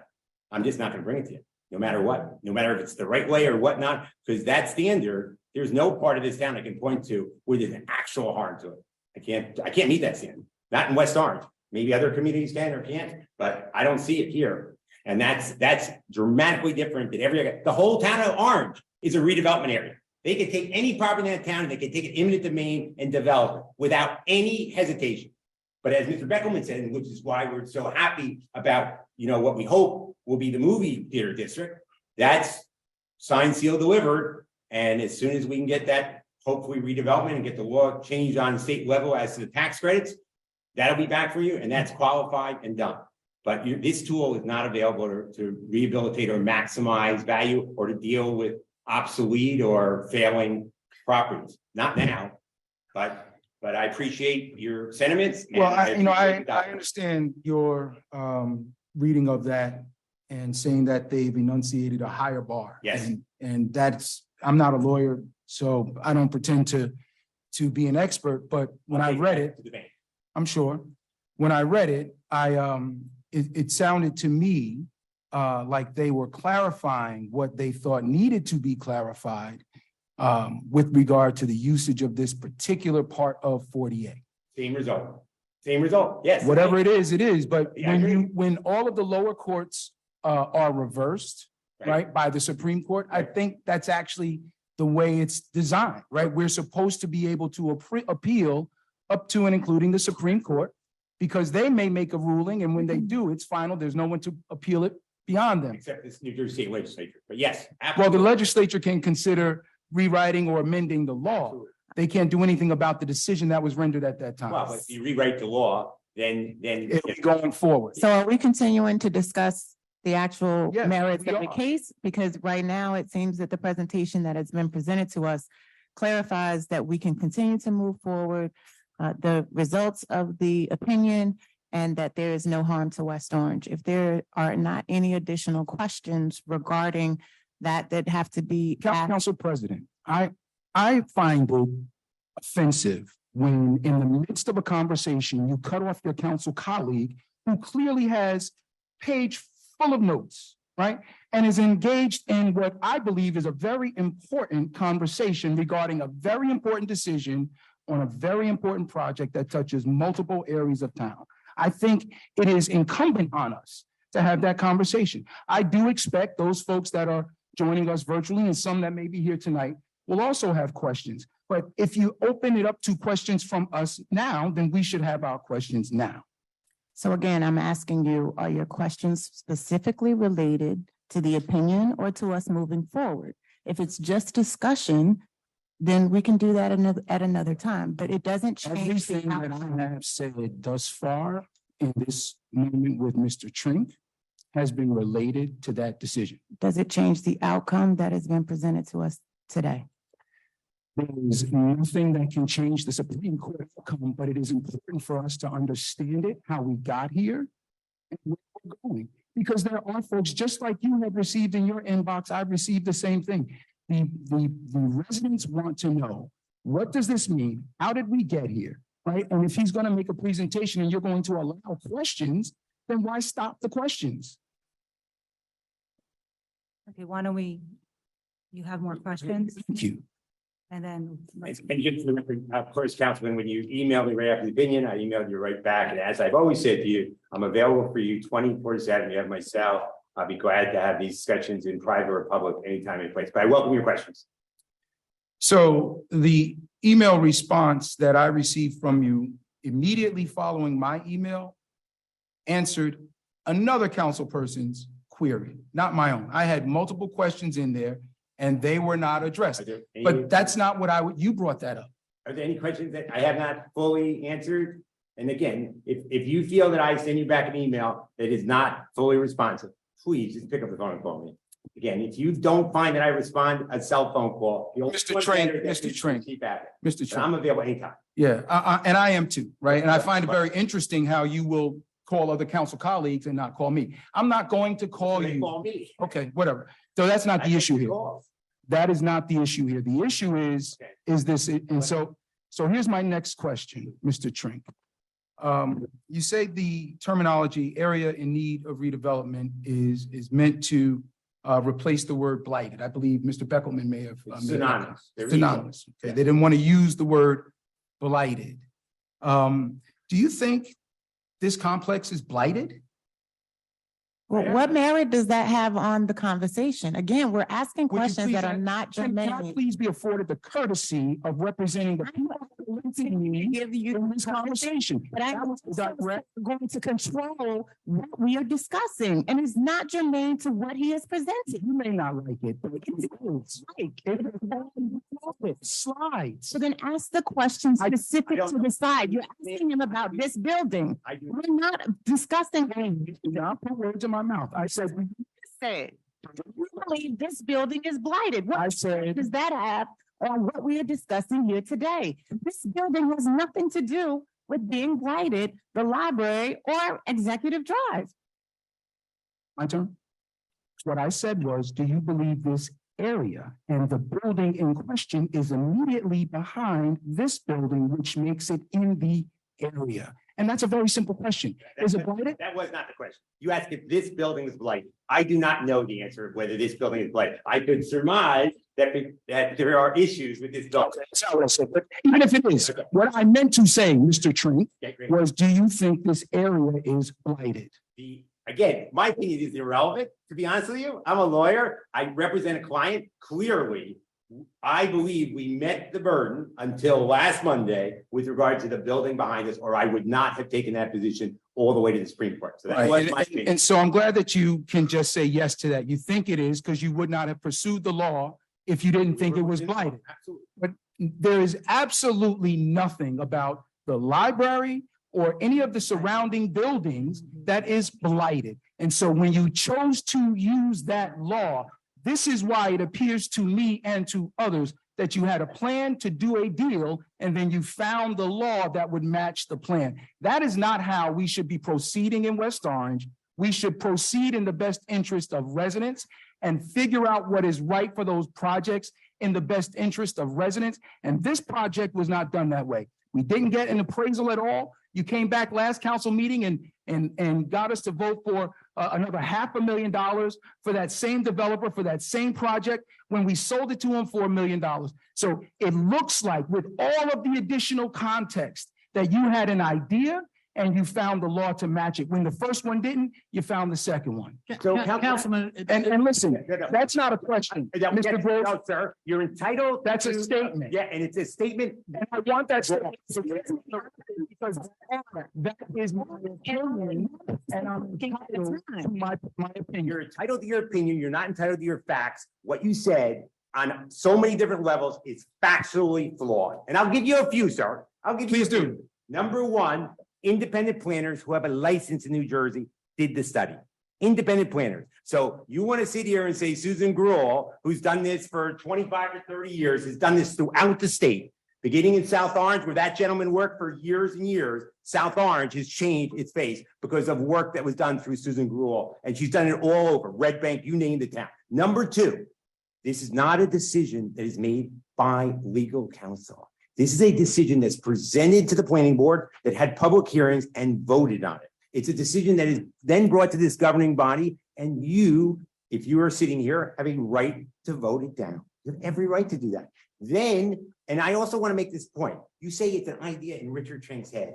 You recognize, I am sure, because you are incredibly intelligent, that Mayor Parisi was the mayor. So when you for a moment suggest that Rich Trink woke up one day and say, why don't we take this building that's the library and all of a sudden turn it in, and that the mayor, whether it's this Mayor McCartney or Mayor Parisi, and you knew Mayor Parisi for 12 years and 24 years in total government service, it's an insult to the integrity of that man. He may not have been right on every decision, but he didn't wake up and listen to Rich Trink. He made his decisions. I advised him. Absolutely, it's my obligation, but he made the decision to propose it, and we did it in good faith, and the Supreme Court found that. So again, you're entitled to your opinions. I understand it and I respect it. Okay, elections have consequences. You have a right to those opinions, just like everyone else. Anyone claps or anybody at home, they have every right. They have every right. Okay, but the facts are such that we operated within the law. We did, and we're still operating within the law. I don't believe Mr. Parisi or Ms. Gruel's name was mentioned anywhere in there. I don't think I mentioned their names, and I didn't question their integrity. What I said was, Excuse me, an idea. excuse me, You Councilman. found the law to fit it. Councilman, I think it's one thing that perhaps where your logic is flawed.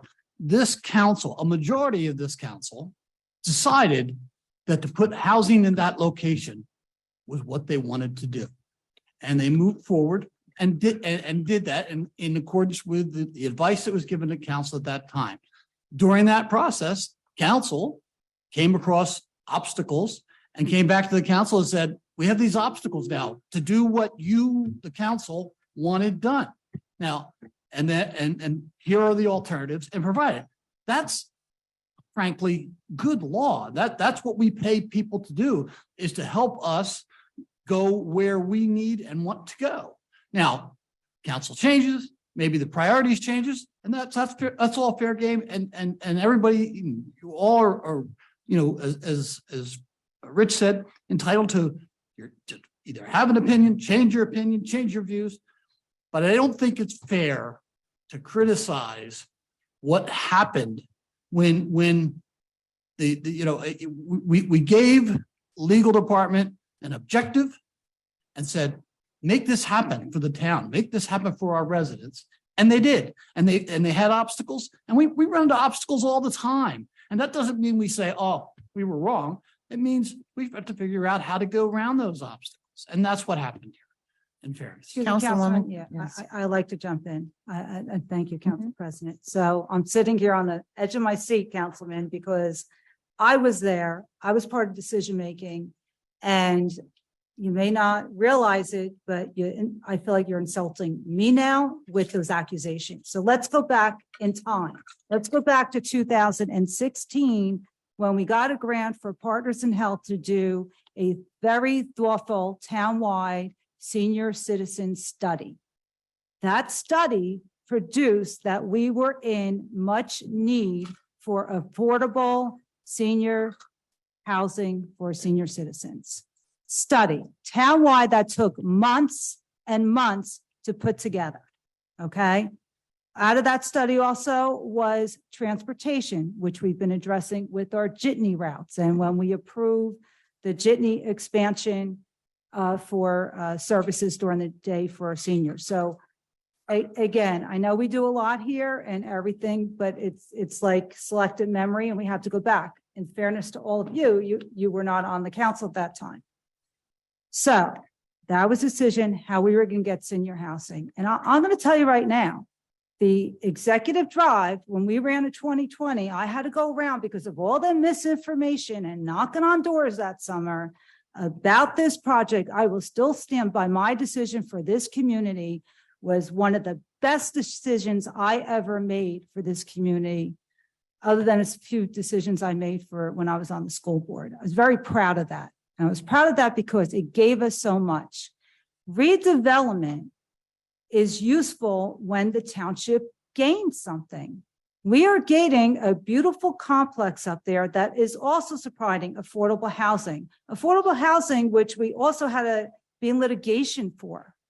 And we have to make sure. That's why I'm getting nervous, because there's going to be another round's coming to us where they're going to come look at us at our numbers and say, hey, West Orange, produce 1,500 more homes, and how the hell we're going to do that? And that's part of this. This all comes together. So that's why I get frustrated. There's a lot of moving pieces to this. So now we have a library, we have funding, all that's going to look great up there. And then we have this project here, which yes, council thought they could do that. Why did they think they could do that? Not only because of what was approved township wide, but drive up Route 10 in Livingston. Tell me, find one blighted building that Livingston had. Find one blighted building on Bloomfield Avenue in Verona. Find one blighted building in Roseland. Find one blighted building all the way up Bloomfield Avenue, Caldwell and West Caldwell. Those are all, and correct me if I'm wrong, council, approved redevelopment projects. The bar was lower. So again, I thought we were doing the right thing because that's where the bar was. That's where the bar was in other communities. And now I am thankful that council was proactive, so we're not behind, that we can deliver this building to our seniors. So again, accusations, I just don't think are fair. You know, I always, we always talk and always agree, but I'm sorry, I think you missed the mark on this one. I think the misinformation, I think getting blackmail by community members. I know I was put on the spot to purchase Ridge Road if we were going to drop or settle on litigation for executive drive. I never saw such craziness. So at the end of the day, you know, I do a lot of traveling, going to Boston next week with Miss Brill, talking to all these other downtowns and the directors. And again, we've been doing things the right and proper way, but I don't think you understood the piece because, you know, you weren't involved at the time. But again, going back, we did a thoughtful survey to the entire community, and there was the need for the senior citizen affordable units. And you should be proud to deliver on that for the community. Thank you, Councilwoman. Councilman, I am proud of that, and I recognize our need for affordable housing. And I apologize to you if you feel offended because I don't find any of my comments reflective of you at all. I think the diversity of this town should be represented in this body, and it should reflect in our votes. We're not always going to agree. We will have different votes. That is what the democratic process is about. And you're right, Mr. Trink, elections do have consequences. When I ran for election, one of the issues was executive drive. You started out your presentation talking about all the glowing aspects of executive drive, 400 plus units, 65 affordable, and how that helps address the deficit in affordable housing. We have a deficit in affordable housing because we haven't been holding developers accountable for developing the affordable housing. Absolutely. We allowed Absolutely. all of the units from the lofts that were supposed to be affordable to be pushed off from phase 1 to phase 2. And ultimately they were not built. That contributes to the deficit. And those are facts. We don't have to have the same opinions or whatever your phrase was. We do have to have the same facts. Those are facts. Yeah. Yeah. So we got into a deficit because clearly we need more. We have not done what we should have been doing along the way. We allowed 15% in some of these projects. The bar was increased on affordable housing. We were on mark. We met. When I first got to this council, they met their requirements. The bar got moved higher. Superstorm Sandy hit. There was a gap. So the shore towns got pretty much a pass, and the experts are here. So I'm just trying to go off. And also, Mayor McCartney and former Councilman Kragoviac and I spent 3 years in mediation and got our affordable housing settlement approved by the courts with the consent of the Fair Share Housing Council, which is a critical litigant. And just so you understand, this was all baked into it because these projects were being baked. And by the way, I do have to, Councilman Castellino made an excellent point that I have to add. Let's not forget, and this was a point that Councilman Rutherford, you and I did talk. This is one where we will agree on facts. One of the points when the library was moving, he said, hey, I'm a little concerned, Mr. Trank, and if you would commit, of course, I have no authority to commit to anything, but that there will be an auxiliary library there, that is something you, and I think you'll recall that, I hope you will. That is actually accurate. You wanted there to be a library remaining downtown, right? Absolutely. Okay, and I respected you on that. And I said it's a budgetary issue that will have to be considered by the council. But as a result of what we're doing there, Alfred has agreed and we negotiated 7,500 square feet, which the library board said is the opportune space that if we can afford a library, if you can allocate the money, we will have it across the parking lot so that people who live in this Main Street corridor will be able to go there and won't have to. Your concern always was the jitney and whether, even though that's the center of town on Executive Drive, would it be as convenient? And it's a valid issue. And if you determine to allocate the money with your colleagues and you could deal with the budgetary constraints, that's available forever. Or if we have another COVID and we need health facilities, we can use it for that. And keep in mind, we now have a major senior complex here, which makes so much sense to complement this area and to be in close proximity to the police station. So it's a win-win-win, and we're at the goal line, and I respect exactly your opinions, but the facts are that we collectively have achieved that result for the right reasons. Just to correct that narrative, please. When you and I discussed that day where I was on vacation and we had that long conversation. I wasn't invited to the vacation. You certainly were not. When we discussed that day, I was in Charleston that day with my wife and daughters, and we had a great, and I stopped to have this conversation because you said it was important to vote on this matter. I expressed to you, I'm not trying to, I fought the fight, I lost the fight. I'm not trying to kill your deal. the Not people, like you. whatever, you get the point. That's a casual Okay. conversation. And if you will do two things. One, stop saying, and I've said it in this council chamber multiple times, stop saying there's going to be a satellite library there because there won't be. I didn't say there. And advocate as vigorously as you do for these other issues. Advocate with the developer on Main Street to put a STEM center on that site. If you promised me you would do that, then I would vote for that. And you made that promise and then I said the mayor makes those decisions in our form of government. So whether it's Okay. Mayor Parisi or Mayor McCartney, she will make those decisions and you control. At that time, it was Mayor Parisi. Yes. Mayor Parisi and I did not speak. You and I spoke. And then 2 weeks later, I asked you in this chamber, are you committed to getting a library? You said, well, I can't make developers do anything, just like you said now. Gentlemen, you told me to get my. Gentlemen, this conversation, again, questions have been asked, questions have been responded to. Colleagues, are there any additional questions regarding the presentation that has been made? Yes. I just want to confirm, can the pilot still be applied? Okay, Done, confirmed, consistent with the other projects. It's provided specifically under that long-term tax exemption law. thank you, Yes. Mr. Trent. Yes, and it's already been approved and it has not been subject to any challenge. Thank you. Thank you very much. We paused public comment so that we could have this presentation, hoping that this presentation might be able to answer any concerns or questions that the public may have regarding the Supreme Court decision. However, at this time, I would like to go back to public comment. Mr. Fagan, if you will please start us off with your comments as Public Information Officer. Thank you.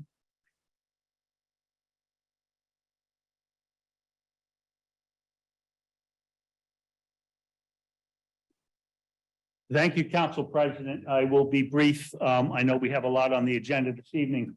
I want to start this evening, although this was brought up last meeting, a firefighter during public comment said that only firefighters should report or approach down wires. And I just want to be clear, and perhaps I wasn't, that this is about streetlight outages, not about down wires.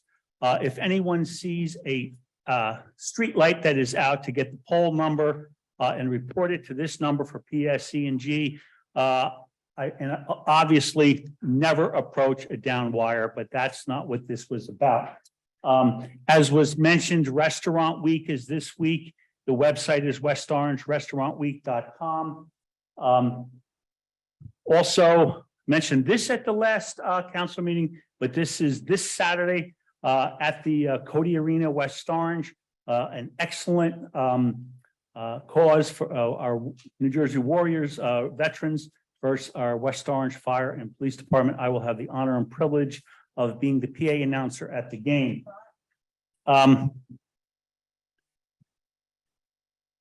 As was everyone is probably aware of, the West Orange, the DeCamp bus lines is canceling 7 commuter routes. And this comes at certainly a hardship for some of our residents. There are options, New Jersey Transit and West Orange Jitney Route number 6 I have here, but all Jitney routes go to the train stations. You can check our website for details, for further details. And just this afternoon, New Jersey Transit announced that they're identifying alternatives on already available on existing bus, light rail and rail service. And they'll make them known in advance before DeCamp stops service on April 7th. I just want to go back quickly that the DeCamp charter and shuttle service will continue. Casino service will continue. Jonathan DeCamp, seen here, began DeCamp bus lines in 1870. He was a Civil War veteran, and it was through his efforts that DeCamp grew into the bus company that is today. And he is actually interred in the Pleasantdale Cemetery here in West Orange. And the bottom picture is a DeCamp stagecoach to West Orange in 1905, when Livingston High School came to play West Orange High School. Also, in honor of Women's History Month, I would be remiss if I didn't talk about one of your colleagues here. And of course, I'm talking about Toby Katz. She was a 3-term councilwoman who served from 1984 to 1996. She was the oldest of 8 children, 6 girls and 2 boys, when they were taken from their home in what is now Romania in 1944. And she spent time in not just one concentration camp, but 3 concentration camps, Auschwitz, Krakow, and Bergen-Belsen. And when she asked about where her family members were, she was cruelly told to look at the smokestacks of the crematorium and smell the air. I can't think of anything more emotionally cruel than that.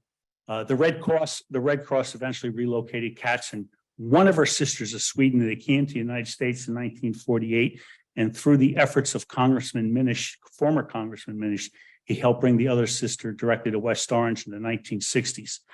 Toby Katz passed away in 2013 at age 92. She was married for over 60 years, and of course, the at Degnan Field, the Toby Katz Center is named for her. In this picture, although it's pre-war, if you look at her eyes, you're looking at defiant determination, and that, I submit, is courage. Of course, this was mentioned before, a Woman of Triumph panel discussion with our council president, Tammy Williams. Of the 4 people that are there, Dr. Diaz, I was totally impressed when she spoke at the mayor's inauguration, not about the great speech that she gave, but I was impressed that she knew my name. So, of course, we have office hours coming up. No appointment necessary. Stop by and chat with the mayor. And quick shout out to the West Orange Community Band. They will be performing on March 29th, 7:30 p.m. The conductors are Brian Conte and Lewis Kelly. Please do not confuse that with the Kelly School. This event is at the Liberty Middle School auditorium. Shredding Day is coming up in April. All this information is available on our website. If you want to contact council members, you can contact them all at once by council@westorange.org. And certainly you can contact me at jfagan@westorange.org, this number. And as I mentioned, all the information is available on our website. And Council President, I believe that concludes my reports. Thank you, Mr. Fagan. Thank you.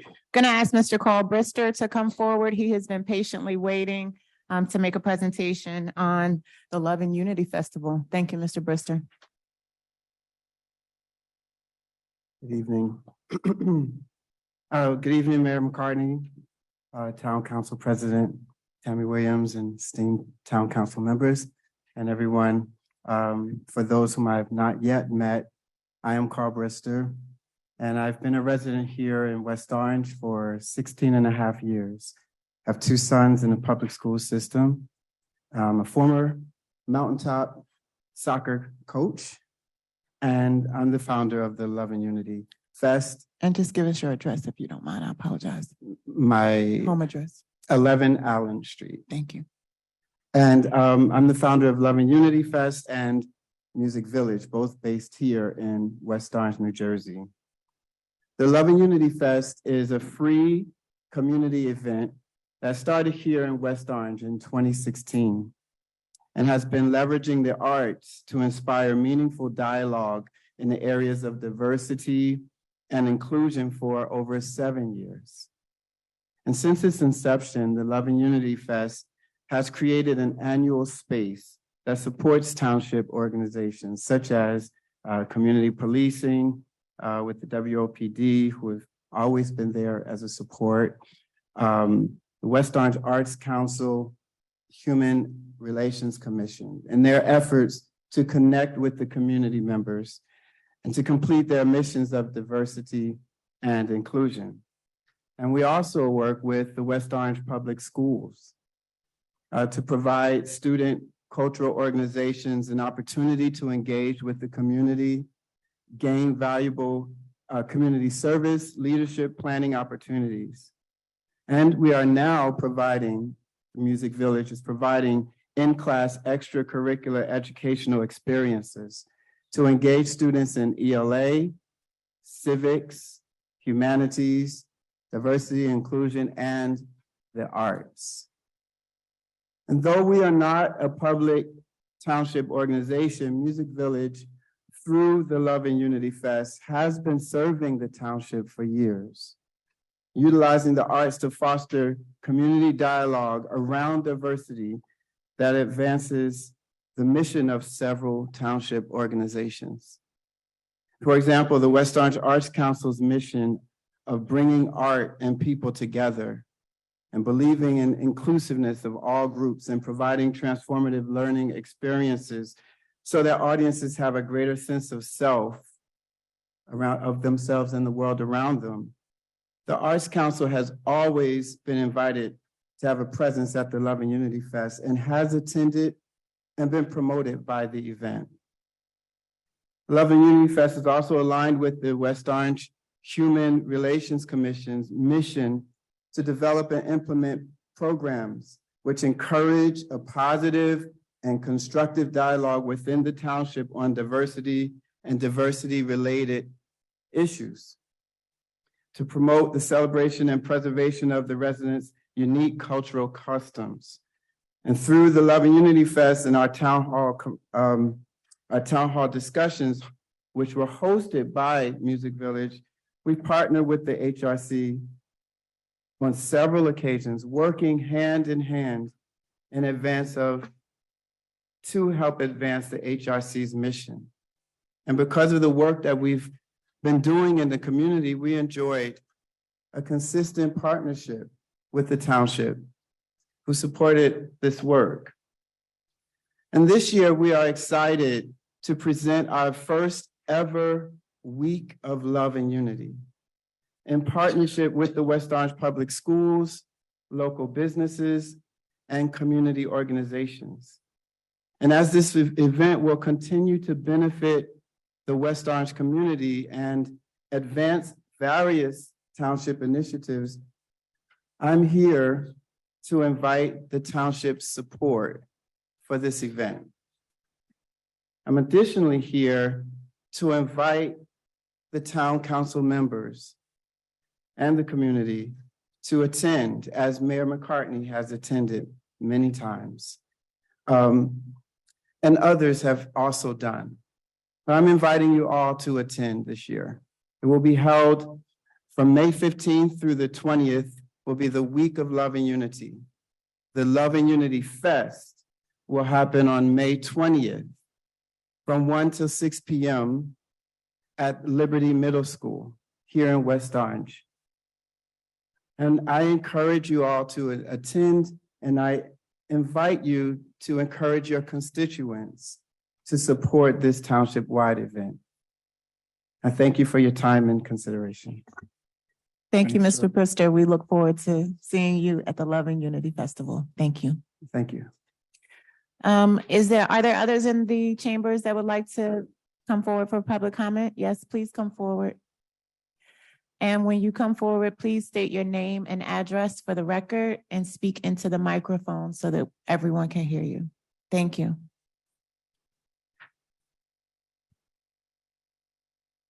Hi, my name is Tova Fry. I live on 6 Larkin Circle in West Orange. And am I speaking in the right mic or? Oh, okay. All right. I'm addressing all of the town council and Mayor McCartney.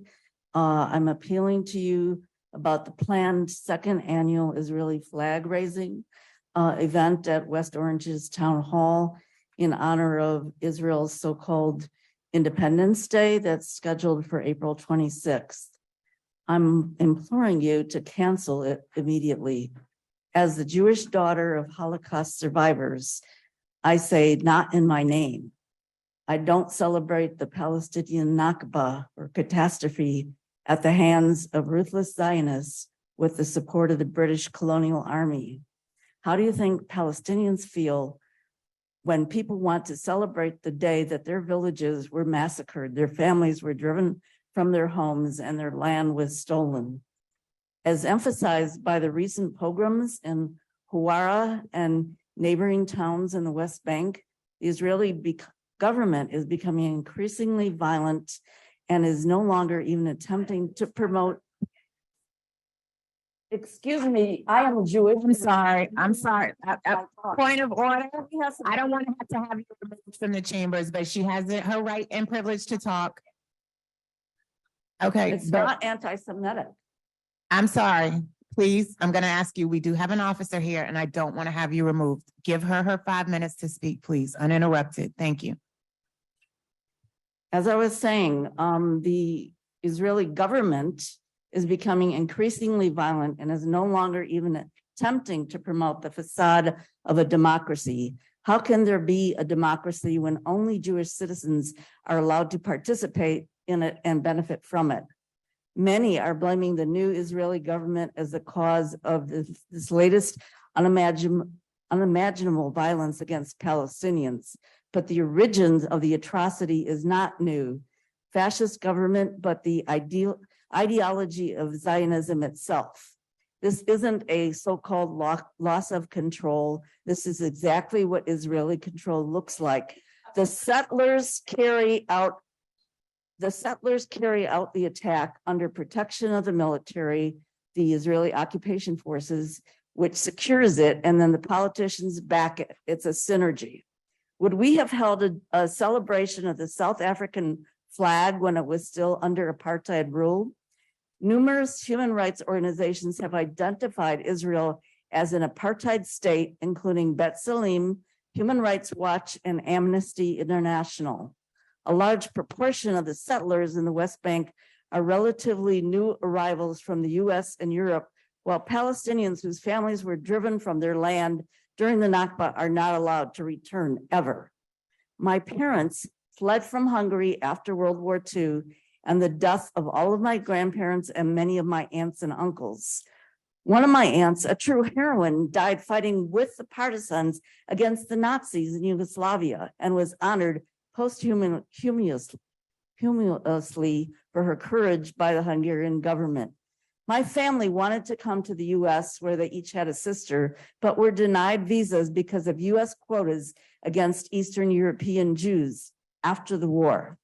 Because they were denied entry to the US, they wound up penniless in what had just been declared the state of Israel, where Israeli soldiers stole a home from a Palestinian family and gave it to my parents. That's where I was born. What is there to celebrate about the robbery of Palestinian land and homes to create a so-called homeland for the Jews? Palestinians are a people and their homeland is stolen from them. I implore you to have the courage to do the right thing and cancel this untimely and unjust celebration. Thank you for your comments. Is there anyone else? Thank you. Rosary Morelli, please come forward.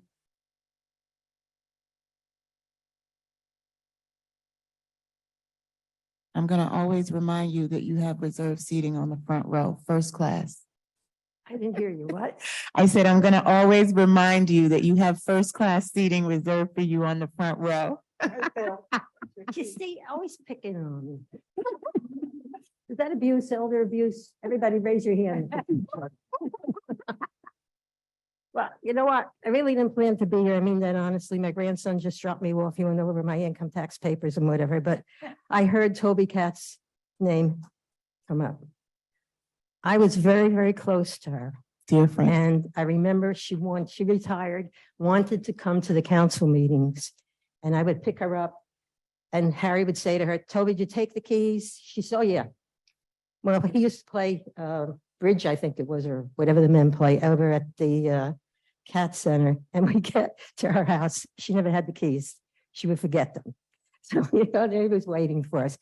But she would walk in here. The one night she walked in here and she said to me, when I walk in this room, she said, I can't tell you the feeling I get, what happens here and how free we are to speak the way we do. And I hope I'm not offending anybody, but she told me so many stories about what she suffered in the concentration camp. I couldn't listen to some of the things she told me. I say, Toby, stop. I can't listen to it. She was a survivor, but she took care of other people. One of the things she did, and I'm going to go over the time, but you're not going to stop me. She was a seamstress. She put these aprons together with big pockets in them. She had to clean the German officers' tables after they had dinner. And she would take the scraps and the bones they left, put them in her pockets and bring them back to the women who were in the dorm. And they would eat those food. The people chewed on and ate. But Harry wrote a book, and Joe, you should get the book. I have it if you want to borrow it. It's awesome. He idolized her. He made her an icon. She was an icon in the book. Another interesting story about her is when she came here, she had to go to Holland first and then came here. Her one sister who remained there, the Germans did a lobotomy on her. There was no way she could get her out. She couldn't go back because if she did, they wouldn't let her back. So they moved her sister to Holland. I think it was Holland. And Harry went there, had to declare residency in Holland for a couple of months. And that's the only way she came back here. At her memorial, John McKeon talked about Toby. He eulogized her so beautifully. And he said, the irony, I don't know if anybody remembers Joe Minnish. She was a congressman here in town. She got him to write legislation they passed in the United States Congress that her sister was able to get her, and her husband, Harry, was able to go get her, but Toby couldn't go. They wouldn't let her back. And Harry lived there for a whole month and then came and brought her back. I have the publisher's name if anybody wants to read the book, but it's the truth. And when she spoke about, my heart would just hurt. The day at her memorial, John McKeon spoke about her. And I don't know if, I think I just mentioned the Congressman Minnish that got this legislation passed. I don't know what it really meant, but it was something that had to do with getting these refugees out. And what happened was, John said the day that the last piece of legislation that was passed was that bill. And John Kennedy was assassinated a couple of days later. Wow. I think that's a really interesting story. She's an icon. I loved her. I just loved her. And she suffered with such dignity. She really did. Thank you for sharing. Yeah. Now, what did you really want to come and tell us?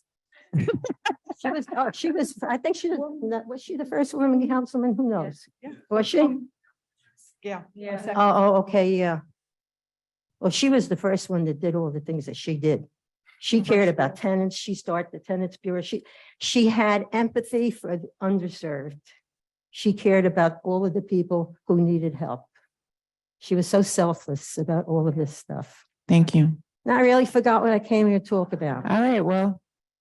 Yeah, I can't remember. Thank you so Anyhow, much. We appreciate you, and we appreciate your kind words about Toby Katz. Thank you. I had someone else in the rear come forward, please. State your name and address for the record. Thank you, sir.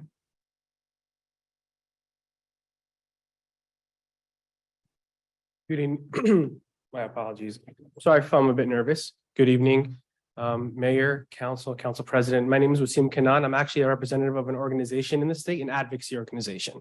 And your address, sir? I'm not a West Orange resident. That's fine. Your Okay. address. 689 Ratzer Road in Wayne, New Jersey. Can you spell your last name for me? Kanaan, just to put on everybody's record or on your radar, my information, my email address. I sent correspondence yesterday via the website. I believe that goes to all council with AMP, American Muslims for Palestine. So my direct email address can be found there.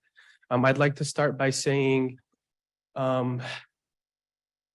honoring, recognizing, and respecting the esteemed Councilwoman Toby Katz, who's been discussed here this evening.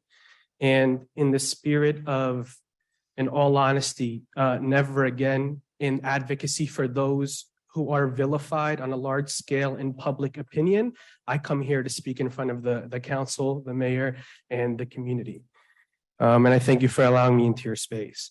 And then one more thing I'll say, I'll preface with prior to getting into my prepared comments, is that the matter being addressed today is a matter of modern day state politics and policies, in that any identity or any entity that represents or claims to represent an identity is not inherently incapable of flaw and mistake. I think that addressing that this is a political discussion about political policy and issues happening in real life today. And so with that, I'll begin in saying, I too am here today to discuss the April 26th, I believe it's on the flyer, dubbed the Celebrate Israel Day on April 26th in the town. I want to start off by saying that the events of 1947 and in 1948 in the Holy Land is not one of celebration for the Palestinian people. Rather, it is one of despair and, from our perspective, oppression. And my concerns today are not merely just another viewpoint. Rather, they reflect a catastrophe imposed on the Palestinian people from the early 20th century until today. I am myself Palestinian, a son of immigrants to this country from the West Bank. I know many people might have their perception of what a Palestinian is, but our organization is dedicated to speaking to the public and presenting ourselves in public so people can have an alternative understanding of who people are. And it's important to be present, it's important to speak up, and it's important to contribute to the larger conversation being had. And that's why I stand in front of you today, and that's why we exist as an organization, as an advocacy organization, American Muslims for Palestine. Earlier, the word Nakba was said. Nakba is an Arabic word meaning catastrophe, and it refers to Israel's ethnic cleansing of Palestine, its exiling of Palestinians and making them into refugees, and its dispossession of Palestinian property, its destruction of Palestinian cities, towns, and villages, and its attempt to erase the existence of the Palestinian people from its homeland.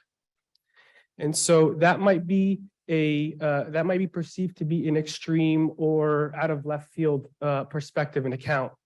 I simply ask folks to look into comments made by the Israeli finance minister in France just yesterday, where he said that Palestinians don't exist, that Palestinians are an invented people.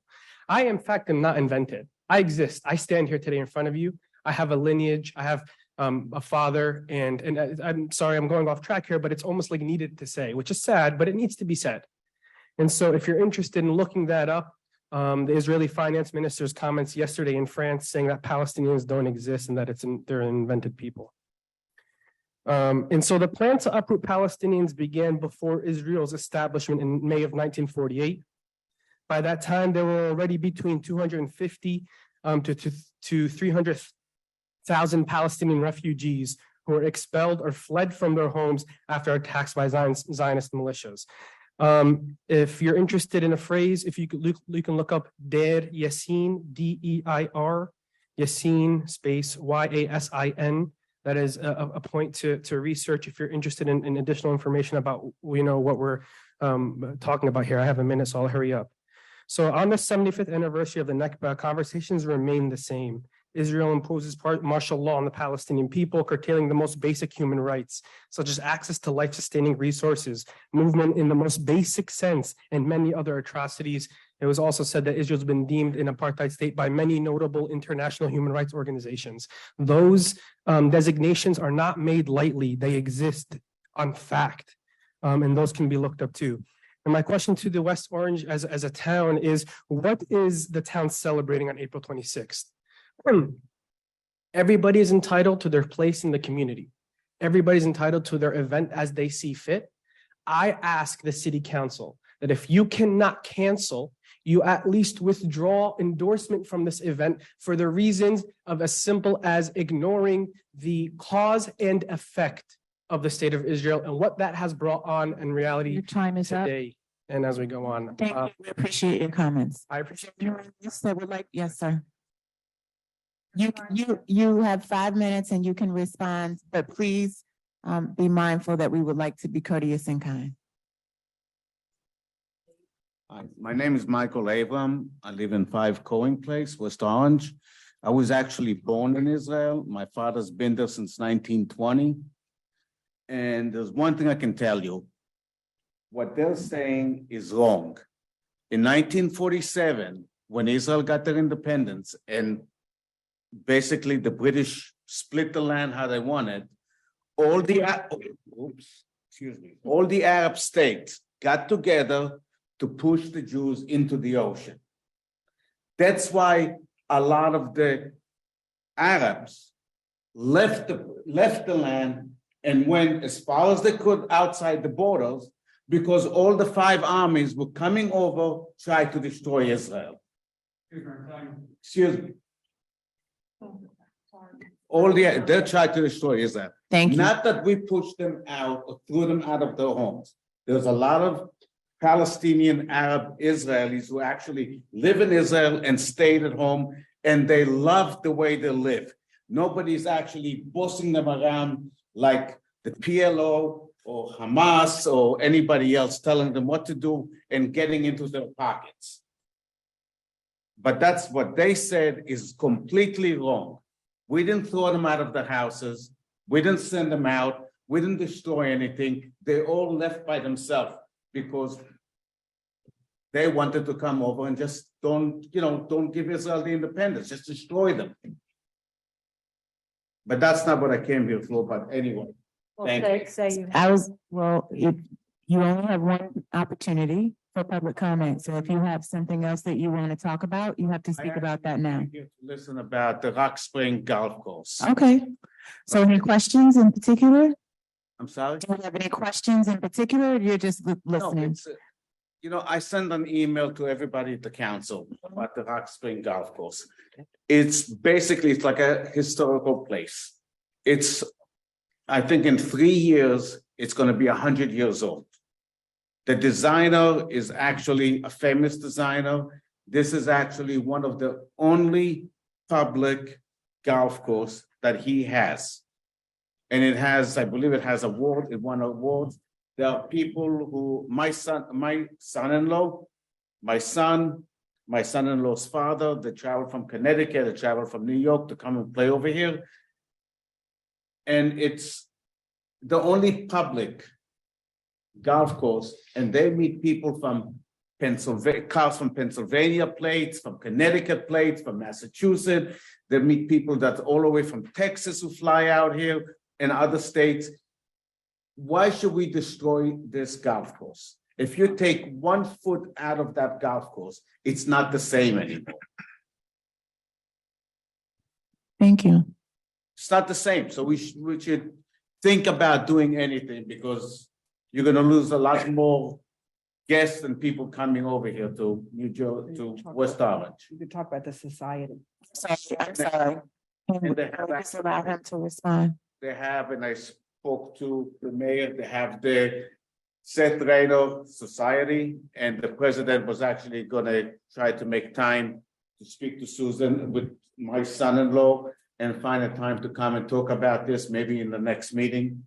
Okay. There's about 200 and something people from all over the country that's members of this society. Okay, thank you. Thank you. We appreciate your time. Anyone else? Yes.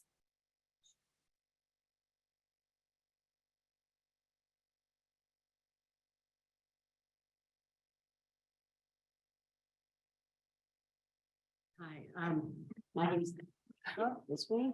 Vila Charney from Leonia, New Jersey. Sorry, I couldn't hear you. Vila, Lela, Charney, Charney,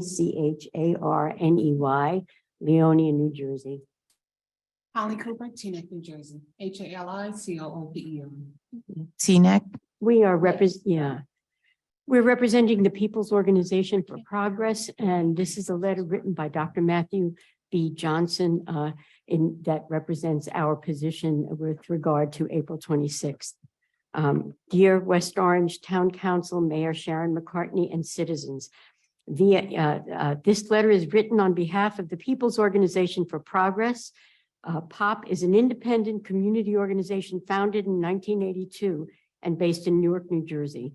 Our purpose is to organize, educate, and agitate to eradicate racial, economic, and gender discrimination and oppression. We are writing regarding the planned second annual Israeli flag raising at Town Hall in honor of Israel's Independence Day, scheduled for April 26th. We are writing to express our concern and opposition to such an event. In the 1950s and the 1960s, the African-American people, with the support of progressive people from around the world, succeeded in toppling the legally sanctioned apartheid regime of the former U.S. Confederate States. In the 1990s, the African National Congress, with the solidarity of worldwide democratic forces, dismantled the South African apartheid government. And today, POP stands with allies from around the world in opposing the systemic violence, dispossession, and apartheid imposed on the Palestinian people by the Israeli government. In each historical period, There were forces who defended and apologized for apartheid, but there is no justification for apartheid governance. We recall the Southern segregationists who defended the United States apartheid system, calling Jim Crow. Likewise, we recall the elements in the US government who tolerated and apologized for South African apartheid. It has been well documented by many human rights organizations, including B'Tselem, Human Rights Watch, and Amnesty International, that Israel is an apartheid state with a multitude of laws that explicitly discriminate based on ethnic status. The People's Organization for Progress fully supports the Palestinian people's struggle for national liberation, their right to return, and their resistance to occupation and domination. We thank you for reviewing our statement and position. Thank you. Thank you very much. We appreciate your time. Anyone else in council chambers? Yes, in the rear.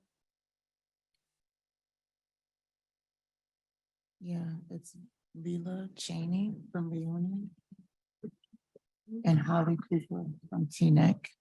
Yes, your name and address for the record, sir? Hi, Brian Ford, Montclair, New Jersey. I'm a member of DSA's National BDS and Palestine Solidarity Working Group, as well as the co-chair of the North New Jersey DSA's chapter version of the same. I'm writing to register. Okay. One moment. Okay, I'm gonna remind the public that everyone is entitled, as you advocated for, 5 minutes to come and stand behind this podium and speak. What they speak about is freedom of speech, and we are not in a political arena. We understand that, but I'm suggesting to you, and I'm not going to tolerate one additional interruption. I'm going to ask you to be removed from the chambers because what you're doing is not fair. If you are not comfortable listening to what they are saying, you have the privilege to leave the room. And if you interrupt one more speaker, I am going to ask that you be removed. Thank you. Sir, if you will please continue. Thanks. Start over from the beginning. Like I said, I'm a member of the DSA's National BDS and Palestine Solidarity Working Group.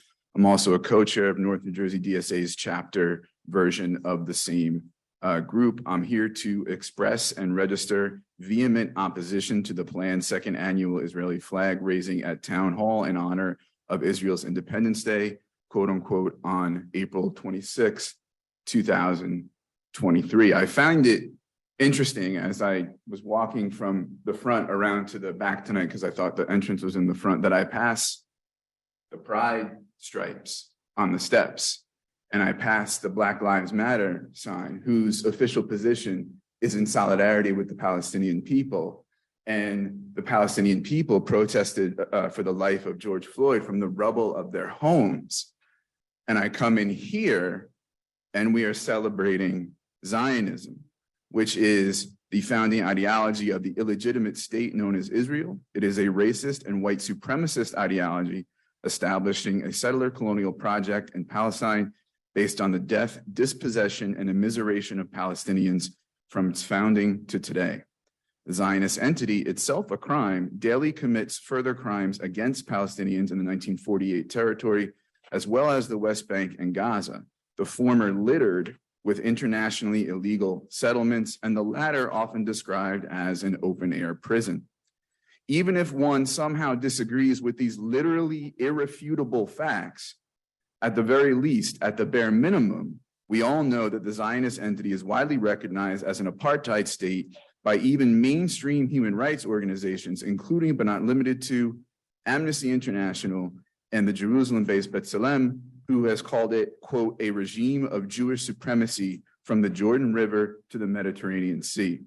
The current regime ruling the Zionist entity, while merely a continuation of over 75 years of horror for the people of Palestine, is an unabashed, masks-off regime of Jewish supremacist fascism responsible for and emboldening some of the ugliest depravity in its recent history, which is a high bar to be sure.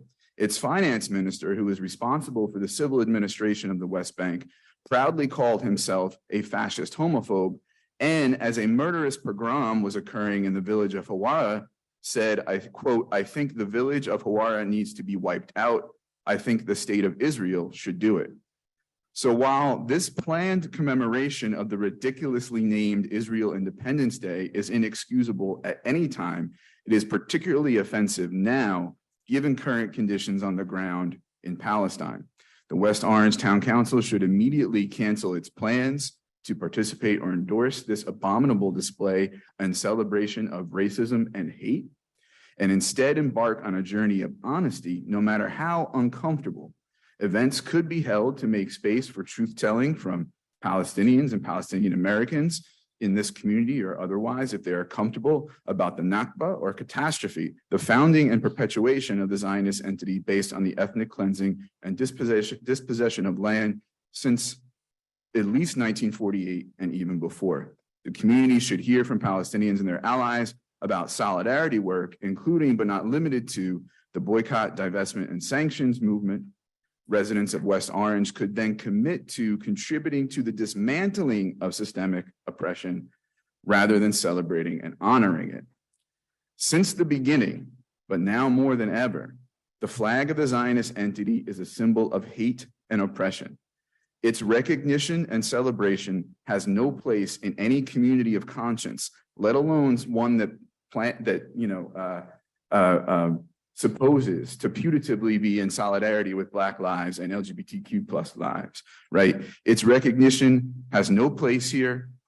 Never again should apply to everyone. It's not too late to show how racism and hate have no home in Palestine nor in New Jersey. Thank you. Thank you. Anyone else for public comment? Yes, Nadia.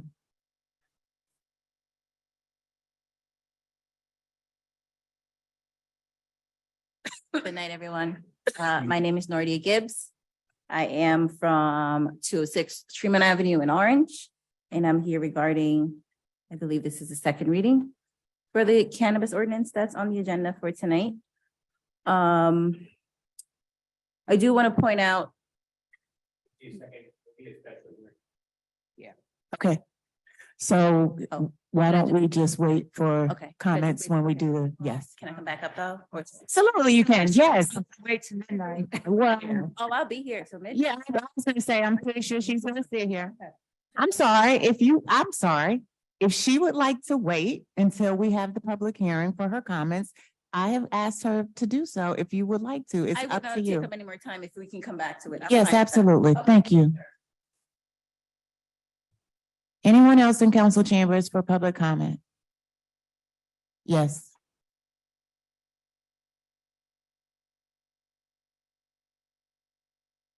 Folks, you don't want to hear our responses? Thank you. Appreciate your time. It's hard to It is. speak right now, It is. but I will.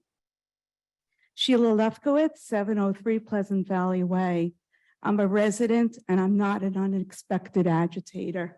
And I resent having agitators for any cause at these meetings, including cannabis. This is the second time it's happened. Please, can something be done about that? I'll talk first a little bit about cannabis. I just want to let the council know that I am a leader in making a petition for 1,000 feet buffer from any cannabis business. We have some 200 signatures of persons who are of like mind with me and with Maria Vera, who is also working on this petition with me. The petition is gaining traction. I have to tell you in addition that people are afraid. I'm sorry. Being an ordinance, as you know, we have a public hearing. Right. Ms. Carnival will call it, and obviously this person has every right to speak out. It's just the reason we do it that way is so we have a record in case there is a challenge. But it's perfectly fine to us now, but it would be better for the record if it was done when the municipal court call that for second reading. But it's up to you. Additionally, I would like to say that, Going to ask Ms. Lefkowitz that you continue at your pleasure. Thank you. thank you so much. Additionally, I would like to say that I am not an elected official. I am just a citizen. That's all I am. Okay? I don't represent people, but I talk to them. And lots of people talk to me in my community. And I listen. And they are afraid to sign a petition.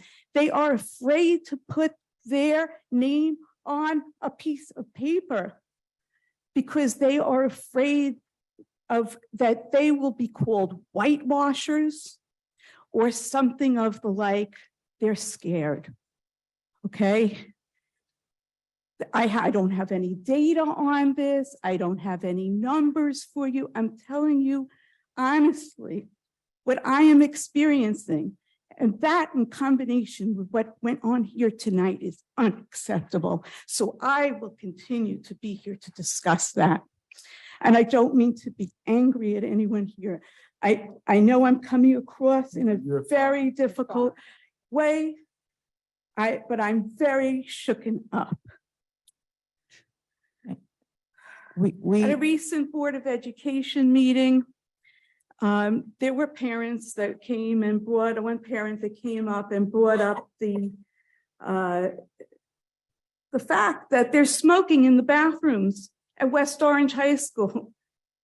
Both my sons went to West Orange High School. That stuff didn't happen back then. This is really out of hand. And it really speaks to the fact that we need to address this. Of course, it's an issue for the schools. I understand that, but it's also an issue for us in that we need to have some culture in this community that says this is separate and apart from children and adolescents. They are special in this time of their life. They don't get to do it again. If we make the 7 businesses grandfathered in, if that's the road we're going to go down to, I don't want to see any of those businesses suffer. It's not my opinion or my thought to hurt anyone, especially financially. And I would say that we need a map. I've asked for it. I don't have it. I don't want to see where 1,000 feet is, where 800 feet is. Lots of numbers, 455 feet has been thrown out. Let's take a look at the facts, okay? And let's get this right. Let's not just go and read this on second reading and say, okay, we're just tired, let's finish it. I recommend to table this, and this is why I wanted to speak about it right now. I don't have much time. Avadim hayinu leparom b'Mitzrayim. We were slaves unto Pharaoh in Egypt. Today we are free. Me'avdus l'cheirus. We came from slavery into freedom. I am in favor of the flag raising ceremony. I have never attended one, but I'll be at this one. Am Yisrael Chai. The people of Israel live, and we are friends of West Orange. We are friends of the United States. Thank you.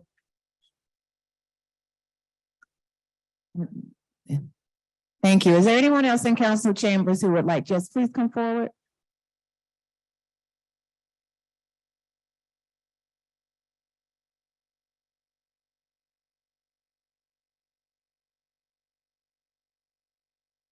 My name is Rachel Hersey.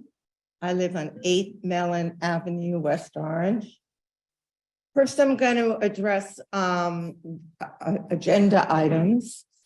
The first one is the ordinance 2715-23. Is that still on the agenda for tonight? That one would like to get rid of the term limits. It says So I'll go ahead and remind you as well, just again, there will be public comment available when we get to those. If you would like to be on the record at that time. I could be on the record now because I don't want to stay all night. Okay, no, not a problem.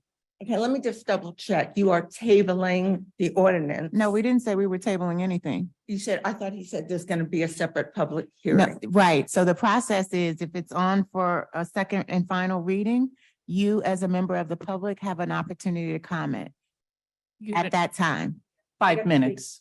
What? You could speak now about anything you want, and you could speak You don't have again. to say.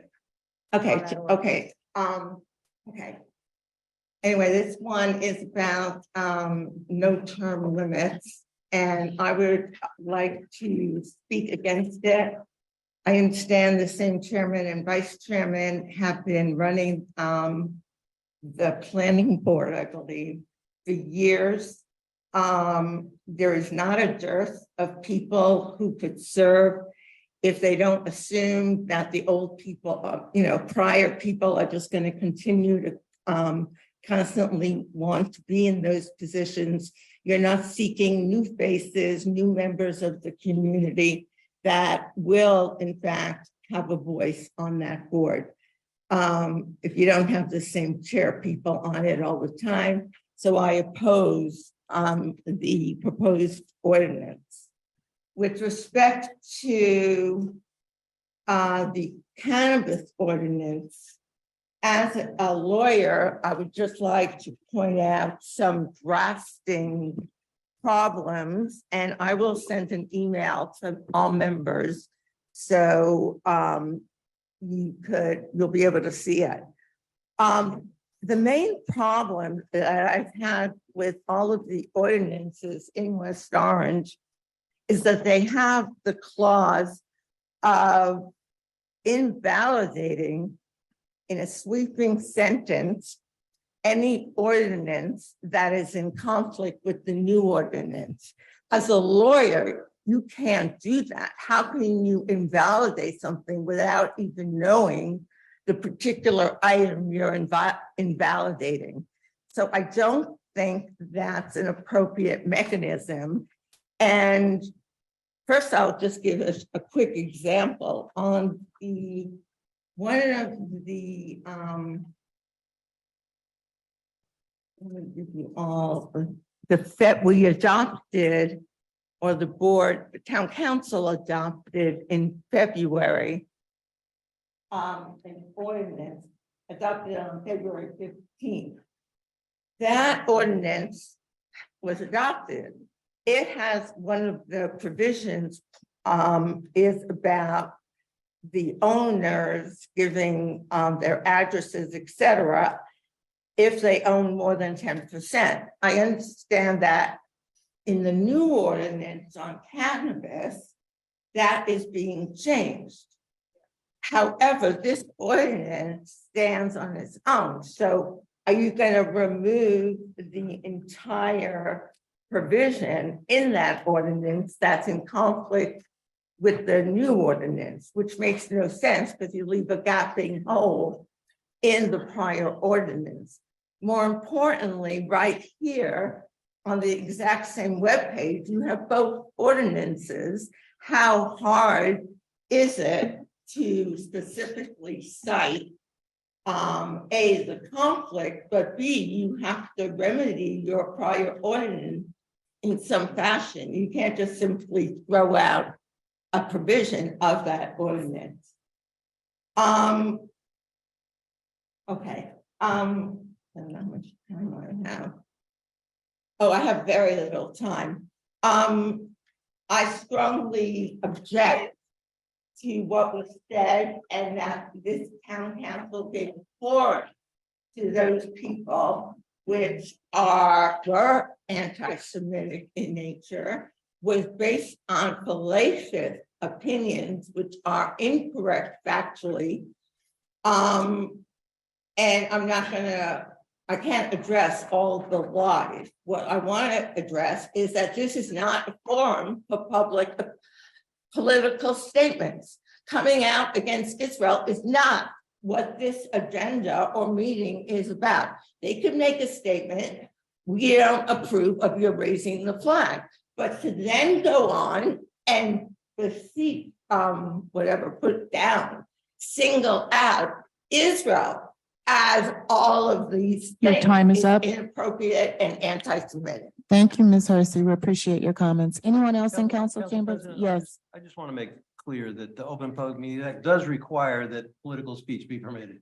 I'm And that's why we aware. have it. So They have an opportunity to say whatever they like during the 5 minutes. It is how we are governed. We don't have to agree with it, and I understand that. And that's why I suggested if you're not comfortable listening to someone's comments, that you exit the room. But the outburst and the inability for someone to have their 5 minutes is absolutely not allowed. Thank you. If there is no one else in the chambers for public comment, yes, Mr. Puglisi, come forward. Thank you.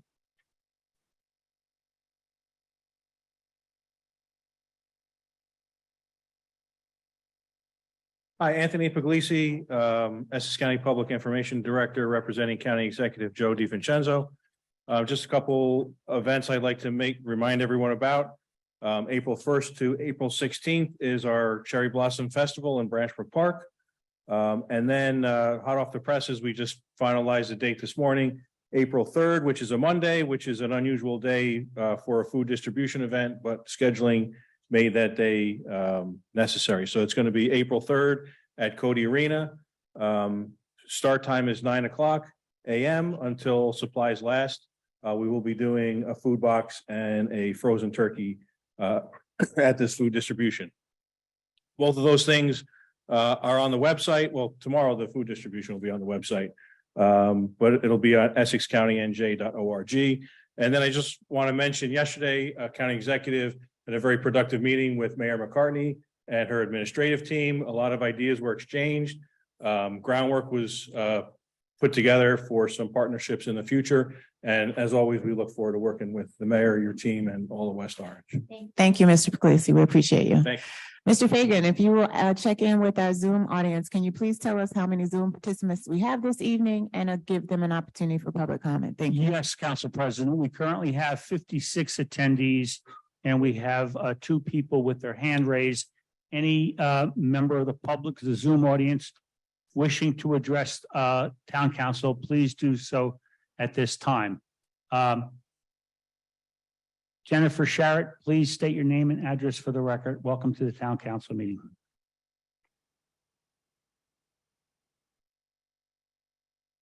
Jennifer Sharrett. Yes, hi, thank you. Can you hear me? Yes, we can. Great. My name is Jennifer Charette. I live at 11 Howell Drive, West Orange, in the Redwood section of West Orange. I had some prepared remarks about a different issue, which I will address and then try to address another comment that came up during these public comments. This is my first town council meeting attending, and it has been certainly an experience to listen to.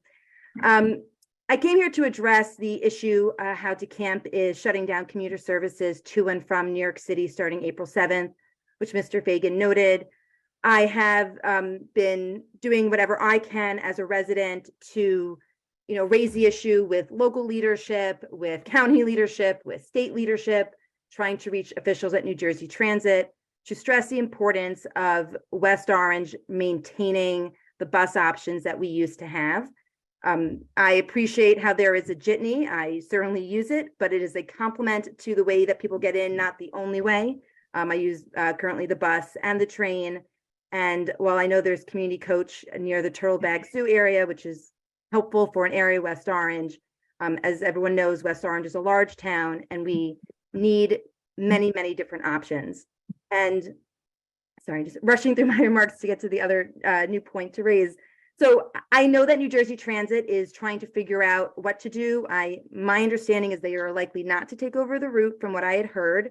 And they're saying how there's other options and maybe they're trying to get in another bus company that can come in. What I'm asking anyone who is listening and for the town council members and for the mayor is to be proactive in these discussions with New Jersey Transit and other bus companies. We cannot just wait until April 7th to hear that New Jersey Transit is not taking over the route. This should not cost the town any money to be an active participant in this. And I hope that we can all work together in this. This impacts those in the Redwood, Pleasantdale, Lourdes, and Watchung areas, and perhaps others. And I hope we can keep additional modes of transportation for residents to get to and from New York City, and to encourage people to continue moving to this wonderful town that we have. I'm not sure exactly how many minutes I have left, but I was listening to all the other comments about the Israeli flag raising. Was not aware if that was something on the agenda. I certainly hope that the town council will keep the Israeli flag raising, and I hope that they can work together with the different organizations and synagogues in the area to make that a very, very successful event. And we stand strong with Israel. Thank you, Ms. Charette. Phil Litwinoff, welcome to the town council meeting. Please state your name and address for the record. Thank you. My name is Phil Litwinoff. I live at 11 Linden Avenue in West Orange. I'm sorry, 11. Linden Avenue. Thank you. And can you please spell your last name for the record? Litwinoff. Thank you. Okay. First of all, and I realize I only have 5 minutes, but I have to congratulate and compliment everybody on you, all of our elected officials, because what you're walking in tonight is a hell of a lot more than I ever expected to be listening to on a meeting. So the first thing I'm going to say is not what I had prepared, but it needs to be addressed. As a Jew in New Jersey, I am outraged by the other comments that were made. Well, people have a right to say it, but you have a right to say the truth. And to label Zionism as apartheid or anything else is absolutely factually incorrect. If this township is going to take under advisement the testimony that was brought before, then I charge each one of you to take a book out to read. It's called From Time Immemorial, The Origins of the Israel State. And it's written by a woman named Joan Peters, who is not Jewish, and put her twist in her explanation of what's going on. Now, let me turn back to the more puritanical thing that I wanted to speak about. And if you don't mind, as a resident of 40 some odd years, I'm going to take a little personal liberty. My mother of blessed memory used to say to me that if a person doesn't believe what they're saying, they're going to speak louder. And Mr. Trank, in all due respect to your position as township attorney, you yelled at this community for over 20 minutes. And I find that really unacceptable and unprofessional. You and your cohorts also maligned Mr. Kevin Malanga for his right to step forward and to challenge in a court of law issues that he took exception with. And that's totally unprofessional. The reality here is that what was done under the former mayor Parisi was that the library was sold out from under the residents of West Orange for whatever reason. It was put into, yes, you're right, the current mayor, McCartney, that it's in the geographical central of town, but there is nothing in that area. And it's great that you have affordable housing being built into these properties, but the people who don't have the income to pay for these things have no way to get there. There is no access to it. There are no streets. There are no sidewalks. There is no transportation. So what good is that going to do for them? And what you've done is you've stolen the rights of the children of West Orange from accessing their own library. And I find that that is really beyond what happened in Supreme Court or any court of law. I think that is the real disgrace that West Orange is going to face in the future. And maybe you're right that the Supreme Court can't change what the direction the township's gone on to, but it's wrong. And it's not fair to the town, to the residents. Thank you for listening to me. Thank you, Mr. Litwinoff. Jonathan Redwine, welcome to the meeting. Please state your name and address for the record.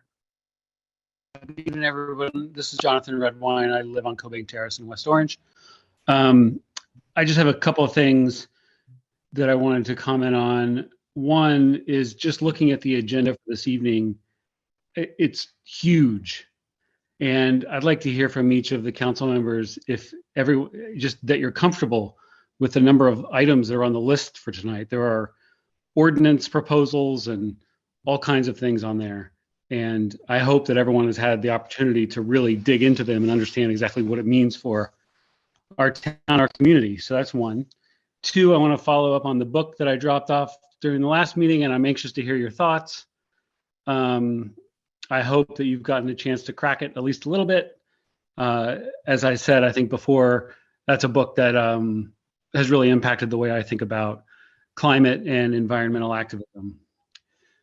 The third is something to follow up on that I mentioned last time as well. I've been in contact with a council member from Madison, New Jersey, and I mentioned last time that they have a climate action committee that has been created by their town, and this council member, her name is Rachel Ehrlich, she's on that committee as a liaison between the Madison Town Council and the committee.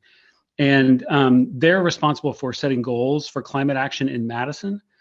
And I would like to propose that our town create a similar committee so that we can actually have a plan on how our town, our municipal government will address the challenges that are embodied by climate change and that will come to our community, and how can we as a municipality take concrete steps to address climate change, in our own way. I think every level of government has a responsibility to do that. Madison's committee is really on the right track, and part of their mission and Rachel explained this to me, part of their mission is to help other towns sort of get their footing on climate. And I'm ready to help facilitate that contact so that we can actually have a plan on ways that West Orange is going to address climate change. That's what I've got. Thank you very much. Have a good evening. Thank you, Mr. Redwine. Todd DeBove, welcome to the town council meeting. Please state your name and address for the record. Yes, hi. Thank you, Todd DeBove, Burnett Terrace. I want to go back to the New Jersey Supreme Court decision that was handed down. And, I have to say that listening to Mr. Trank speak about it, about all the details and the timeline and how everything took place, it ignores one very important fact and what I think is the main important lesson of the decision, which is that the town improperly used an area of need of redevelopment designation to avoid an open and public bidding process for the library. And this is not a new problem that has occurred in West Orange. It happens with frequency, frankly, that there is no proper bidding, and the use of existing law to say that, well, we can do it because it's legal to do it. It's just wrong. As Mr. Litwin said before, just because this is legal to do doesn't make it good business. And I think with the business of this township applying and relying upon an area in need of redevelopment when it's not even applicable is just wrong. It's not fair to the township. It's not fair to the taxpayers. I have to ask Mr. Trank, and you'll have to research it, but maybe take a wild guess. All the issues and all the problems that have occurred over, say, the library issue and attending all these court cases and proceedings relating to the same matter, how much does it cost the town to fight these things? That's what I would love to know, because that's not being addressed. I think the decision actually validates the complaints that many taxpayers have had and criticizing the previous administration, and hopefully not this administration, on a haphazard approach to West Orange handling redevelopment all over town. This is just one example. It's actually costing us money. Maybe we're going to get, the library is going to happen and that's all going to move forward. That's fine. But it's not been done in a proper way and in a way that that benefits the people of this township. You know, and there's a long history of further spin that's been presented to the people of this township. I actually commend Mr. Rutherford for his taking a stance on how much of what we hear from Mr. Trank is maybe factually incorrect. For instance, at the Rock Spring meeting, he specifically said that all the risk has been transferred from Kemper, from West Orange to Kemper, in running the golf course. Well, that's basically and entirely untrue. We have a $1.3 million annual loss taking place. The risk hasn't been transferred. You can't transfer the risk unless you have a triple net lease deal or some sort of similar arrangement that places all the responsibility on Kemper. And that's not been done. So that's an improper and incorrect statement that misleads people. And this town deserves more than misleading, quote unquote, legal advice. I said it. And that's all I'm going to say on that subject.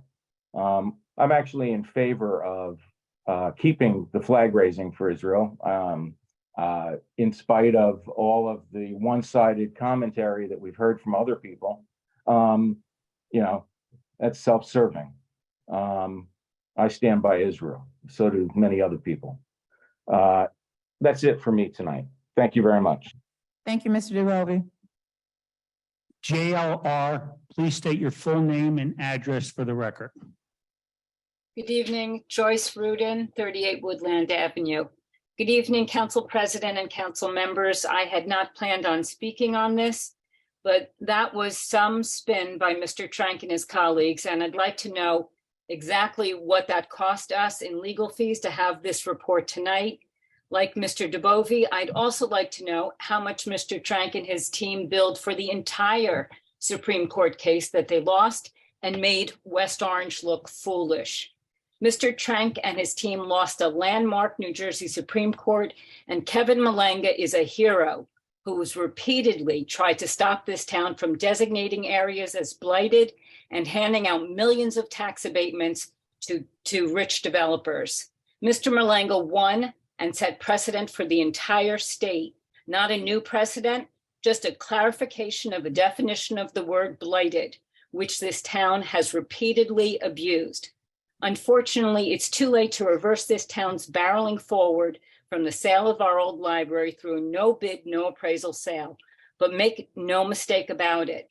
This is a sale which the Supreme Court condemned in a unanimous ruling, and it should not have happened. So moving forward, this isn't about senior housing. It's about doing favors for developers at the expense of our citizens, and in particular, our children.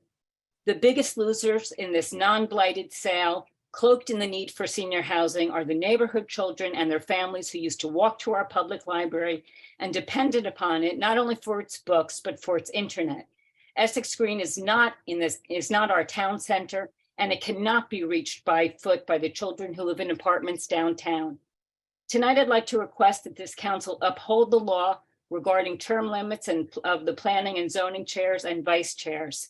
The argument that the board has elected these men as chairmen, and I say men because most of these boards are comprised mostly of men, and that they are the only ones who want the job is pure nonsense. The answer is not to change the law to fit the abuse, but to address the underlying problem that perpetuates a system of one-person control.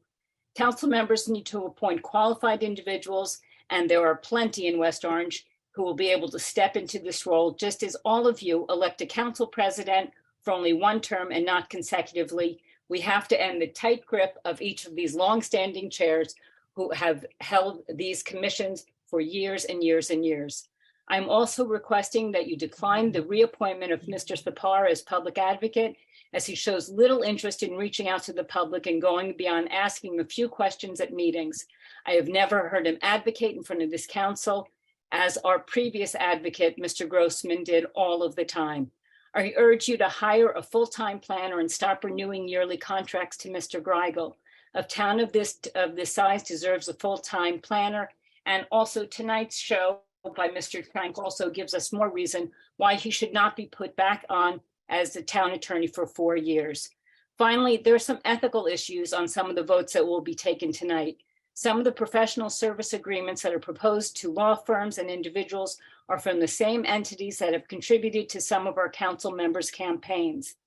Pay to play restrict or prohibits businesses as well as their owners, officers, and in some cases, their employees from making political contributions. This is clearly a pay to play situation. I expect that the council people with these conflicts will abstain or recuse themselves from votes in this matter. All of the following information I am going to report is publicly available on the New Jersey website electnj.gov. Ms. Asmaret has received campaign contributions from Richard Trank, from Mr. Weltzel, who is seeking contracts for redevelopment, and from Mr. Kaiser. Ms. Castellino has accepted contributions from Mr. Kaiser and Mr. Wellens, and Tammy Williams, a council president, has accepted campaign contributions from Blau and Blau, Hendricks Appraisals, Ken Kaiser, and Mr. Wellens, and his associate Everett Johnson, who is his partner.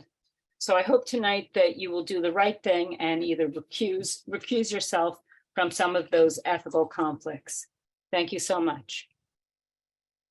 Thank you. Anyone else? Yes, Council President, we have currently 4 members of the public wishing to speak. John Brighton, please state your name and address for the record. Yes, good evening, council members in the community. John Blanton, 54 Forest Hill Road here in the township. My plan was to appear in person, but I had a conflict in my schedule, so I still wanted to attend the meeting. And first and foremost, I want to commend Councilwoman Williams, and I want to thank you for continuing to run our township meetings with full decorum. And I would also like to say that racism, hate, injustice anywhere is a threat to diversity, inclusion, equity, love, and justice everywhere. I came to the meeting tonight to ask where can I obtain the documentation for the job description of everyone within the administration, which includes the mayor, township attorney, as well as the business administrator, CFO.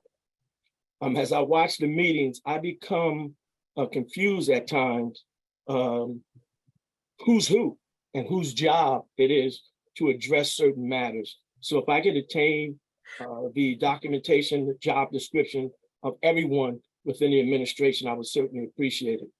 I would also like to know if the mayor was unable to perform the day-to-day duties of the office of the mayor, what is the protocol for the transfer of power? Also, the agenda tonight is massive. I don't envy you guys at all. I try to read through the massive agenda tonight, and it's very complicated.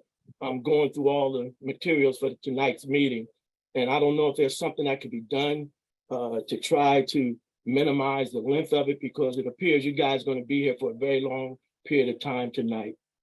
And lastly, I was not aware that the township outbid the county for the purchase of Rock Spring Golf Course. And if someone could explain to me how that happened, I would certainly appreciate it, because I think that the county would be better appropriate for what they do day to day, instead of our township trying to continue to be landlords at things that it appears that we're failing at. Thank you so much. Thank you, Mr. Blanton. Catherine, please state your name and address for the record. It's Catherine Millay. I'm at 43 Lincoln Avenue in the Pleasantdale area of West Orange. Thank you for the time. I just wanted to echo the concerns about the commuter bus to New York City.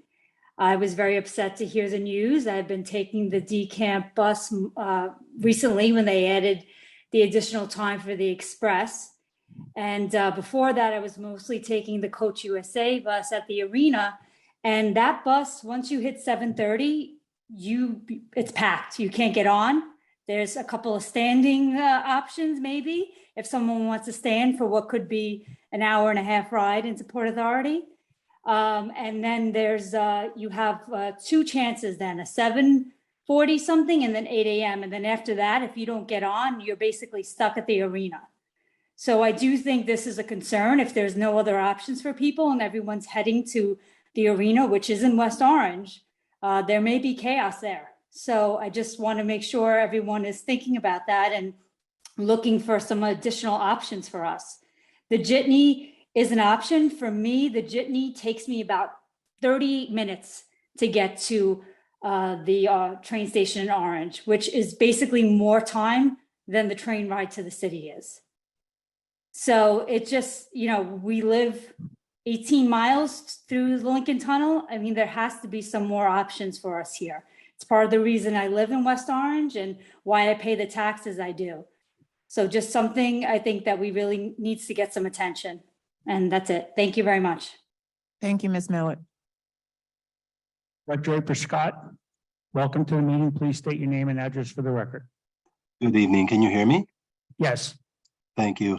My apologies for not being there in person. I was in the council chambers earlier, but couldn't stay there.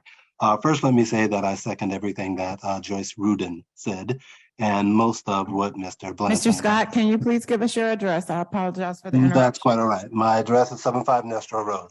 I want to say that firstly, I second everything that Joyce Rudin stated and most of the things that Mr. Blanton stated. And I support what Ms. Lefkowitz is supporting, the 1,000 feet buffer for cannabis marijuana shops near schools, a 1,000 foot buffer. I think that's perfectly reasonable. That said, I want to just address item 2713-23, the term limits matter. And I'll point out that I am a member of the zoning board appointed by Council Member Scarpa. So I know all the members on the board, they're all good people, but that is not the point. And I'll start by saying this. In 1978, I think everyone knows my hometown is New Orleans, Louisiana. In 1978, Dutch Morial, a judge and the first African-American elected to the state legislature, was elected mayor of New Orleans. And then he was reelected by very large majorities in both instances. Approaching his 8th year in office, Dutch Morial did something that he should not have done. He tried to change the term limits to allow himself to serve another term. He was a beloved figure, but the voters who elected him twice turned him down.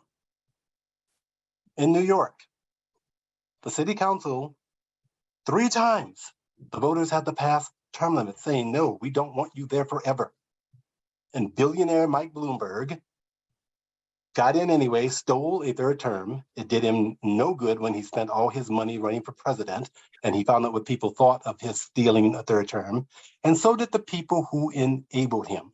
I'm thinking specifically of the then council president, Christine Quinn, who ran for mayor and didn't come close. Elections have consequences. They're supposed to have consequences. Renewal is a part of the process. I believe there's a verse in the scripture that reads, no one pours new wine into old wineskins. Elections have consequences.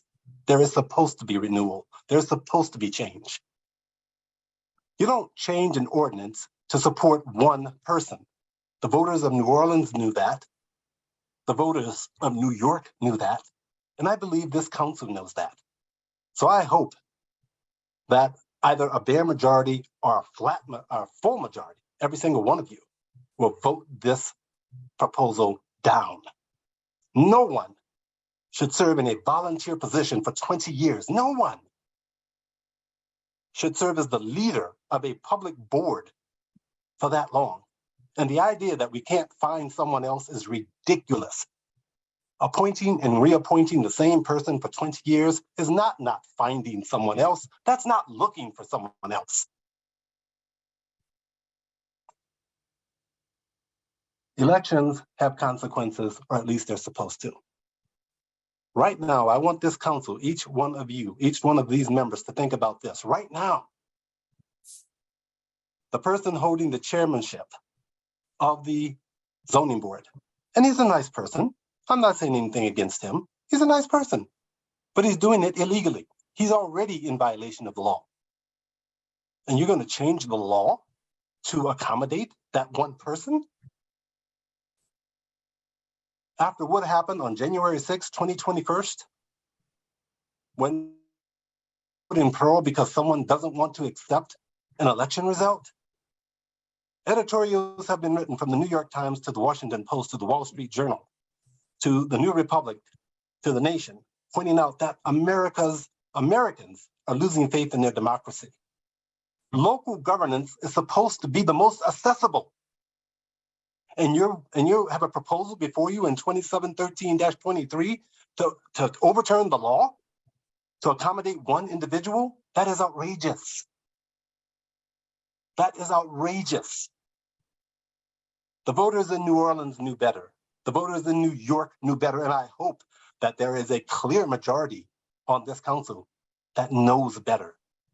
You do not change a law to accommodate one person. Thank you. Thank you, Mr. Scott. Rabbi Rudin, welcome to the meeting. Please state your name and address for the record. Moshe Rudin, 38 Woodland Avenue in West Orange. Anyway, thank you for letting me speak. I'd say I'm shaken by the one-sided, hate-filled rhetoric that you and all of us were subject to do just now about demonizing, denigrating Israel and those who support Israel. And I hope that the township will continue with its plan to salute and affirm the partnership of our two democracies, two diverse, multi-ethnic, multiracial democracies that give full and equal rights to all of its citizens. I am here, though, to talk about something else, which is in my own neighborhood in here at the Redwood School. I have seen the removal of trees around the school, giving the name to the school of Redwood and giving the name to our street, Woodland.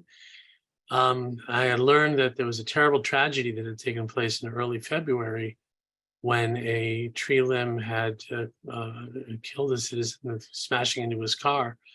And I have nothing but sympathy and empathy for the family and for the poor man who was killed, and very strongly affirmed the need to be able to monitor trees and remove any trees that are deemed to be a danger, even the slightest bit of a danger to citizens' life and limb. But together with that, what I have seen going on around the Redwood School by the removal of trees seems to be, number one, indiscriminate. Number two, zero information given to the public about what's happening. Claims that the trees are diseased or hollowed or about to fall, which I think are claims that have been made by our town forester in partnership with the arborist employed by the tree company.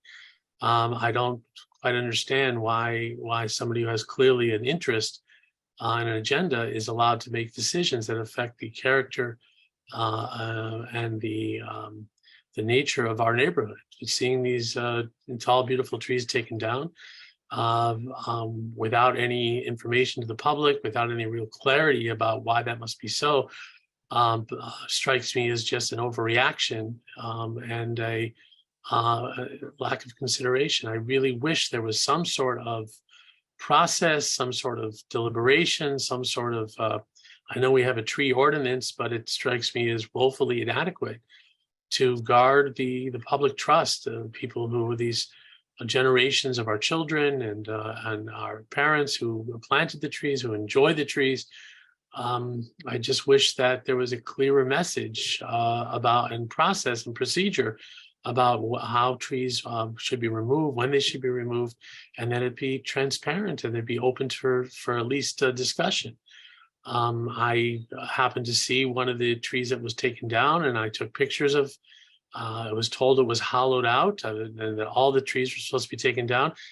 Not an arborist, but I took pictures of the inside of the tree, and I saw no hollowing of any sort. I just don't understand it. And it just seems that the neighborhood is being decimated and its character changed without any regard or any process. So I'm hoping that there can be discussion, that your first steps that were taken in preservation and environmentalism can be followed up. Thank you very much. Thank you. Sally Malanga, welcome to the meeting. Please state your name and address for the record.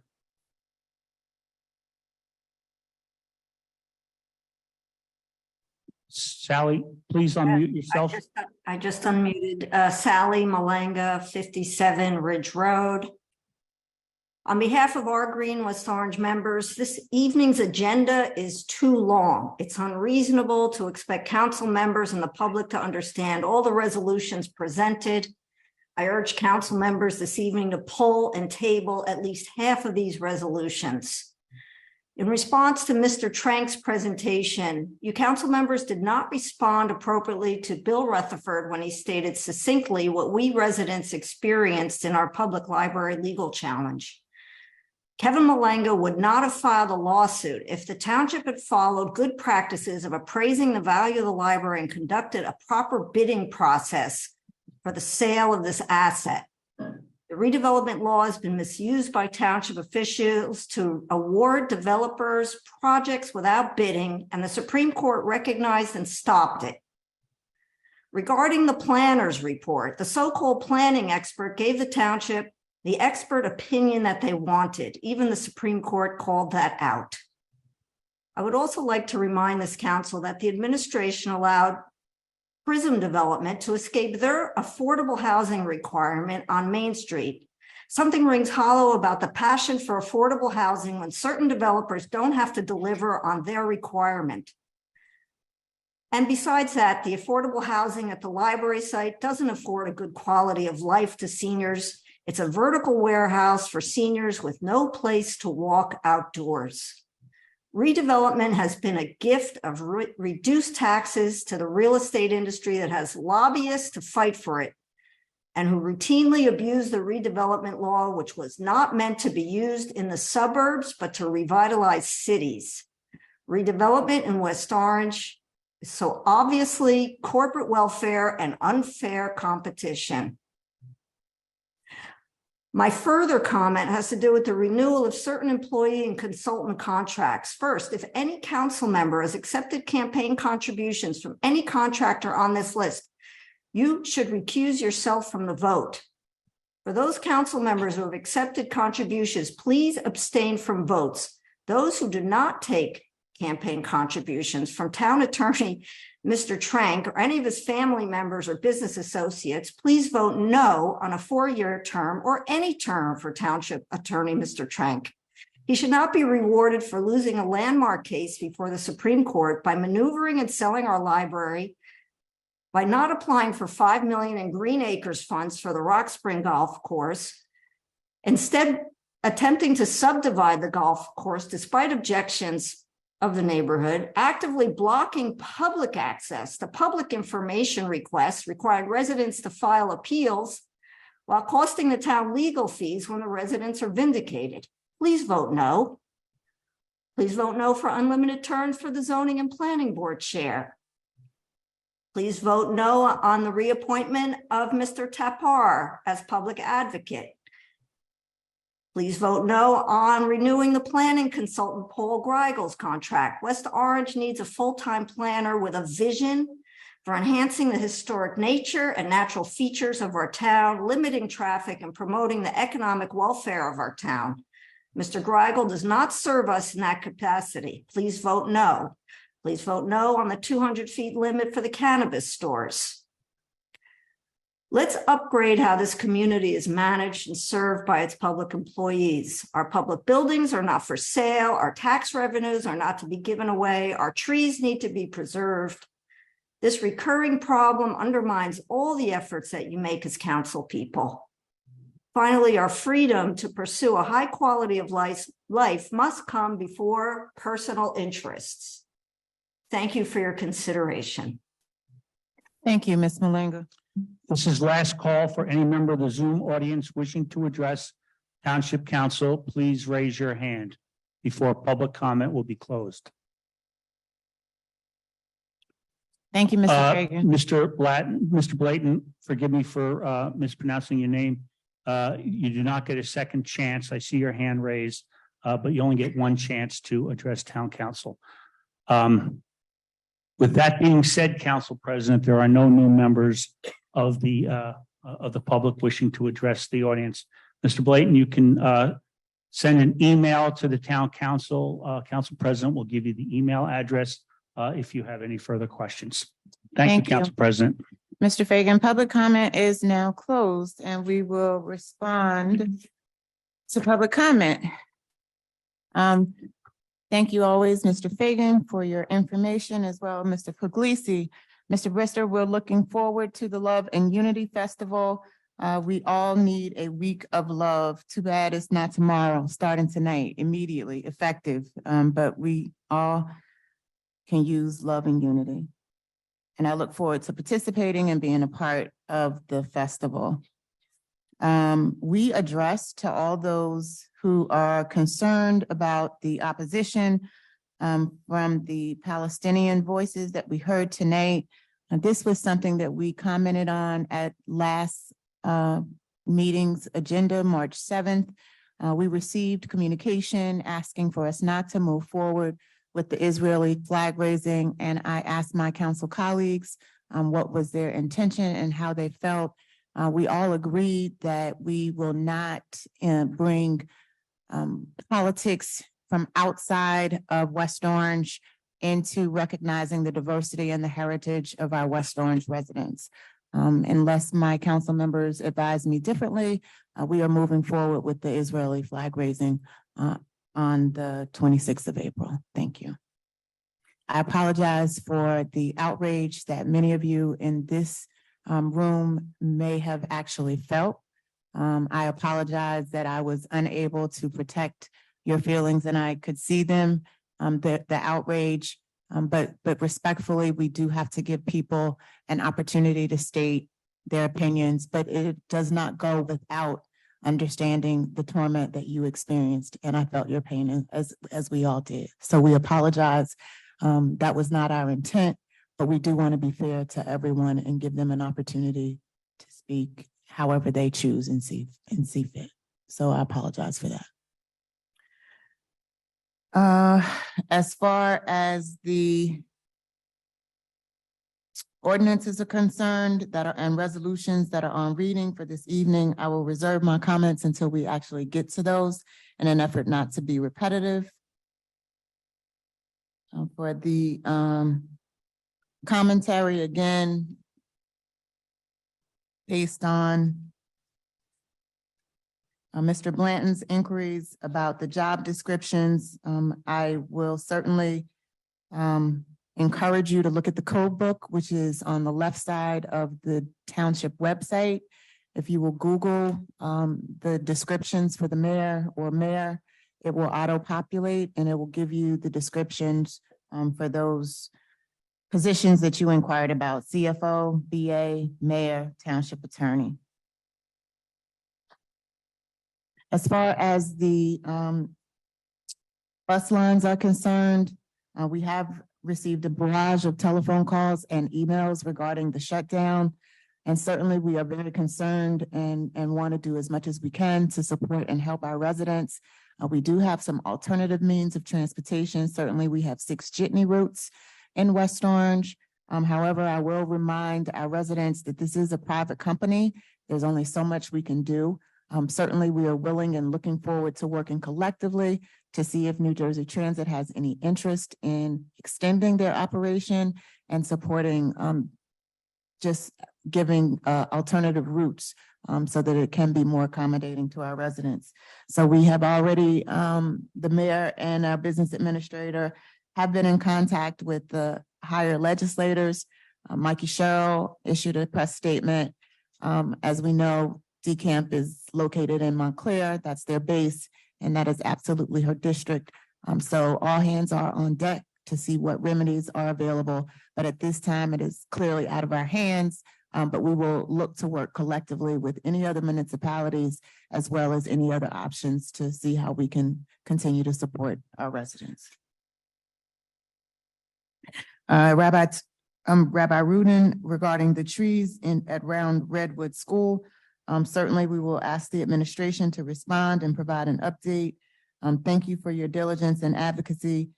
We are also considered and noted as Tree City. So certainly our environmental concerns, climate change are all concerns that your elected officials take as a high priority.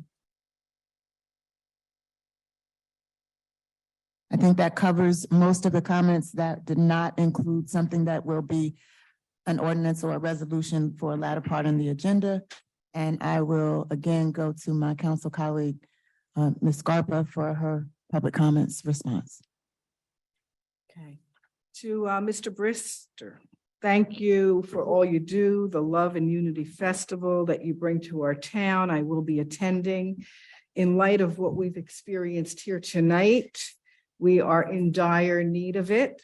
To those who came with the hateful speech, I'm sorry to our Jewish community for having to sit through that. To those who came and gave us their opinion, it's unfortunate that they have a right to take up a half hour of our time here. But if they go around our town, they will notice many signs on many lawns that says hate has no home here in West Orange. And I just want to let everyone know that it's not something that I don't think any of us would ever experience. And of course, the Israeli flag raising is something that we are all eager to attend, and we celebrate the Jewish community, and hope we can do even a better job on our HRC of celebrating Jewish holidays as we move forward. All right. Mrs. Lefkowitz, also thank you for all of your advocacy on cannabis. It takes an incredible amount of courage. Councilwoman, can you please speak? Yeah, it takes an incredible amount of courage to come out here, as you have done at council meetings for months.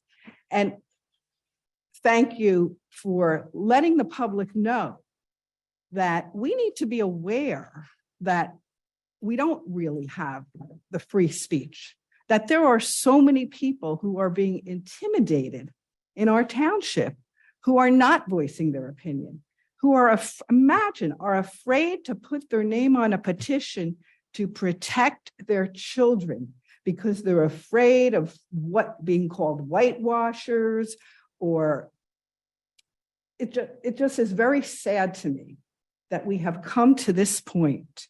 And I hope we all can put our heads together and think about how we will all better learn how to put ourselves in someone else's shoes and to understand people's viewpoints that are different from our own, to respect them even when we do not agree. So I just want to commend you for your courage. I don't know how you do it. Jennifer Surratt, the bus lines, and all of those who talked about the bus lines. It is a shame. I hope there is some way that our leaders in our community and in the county can put their head together and talk to the powers that be. Unfortunately, private enterprise can limit bus lines that are not profitable for them.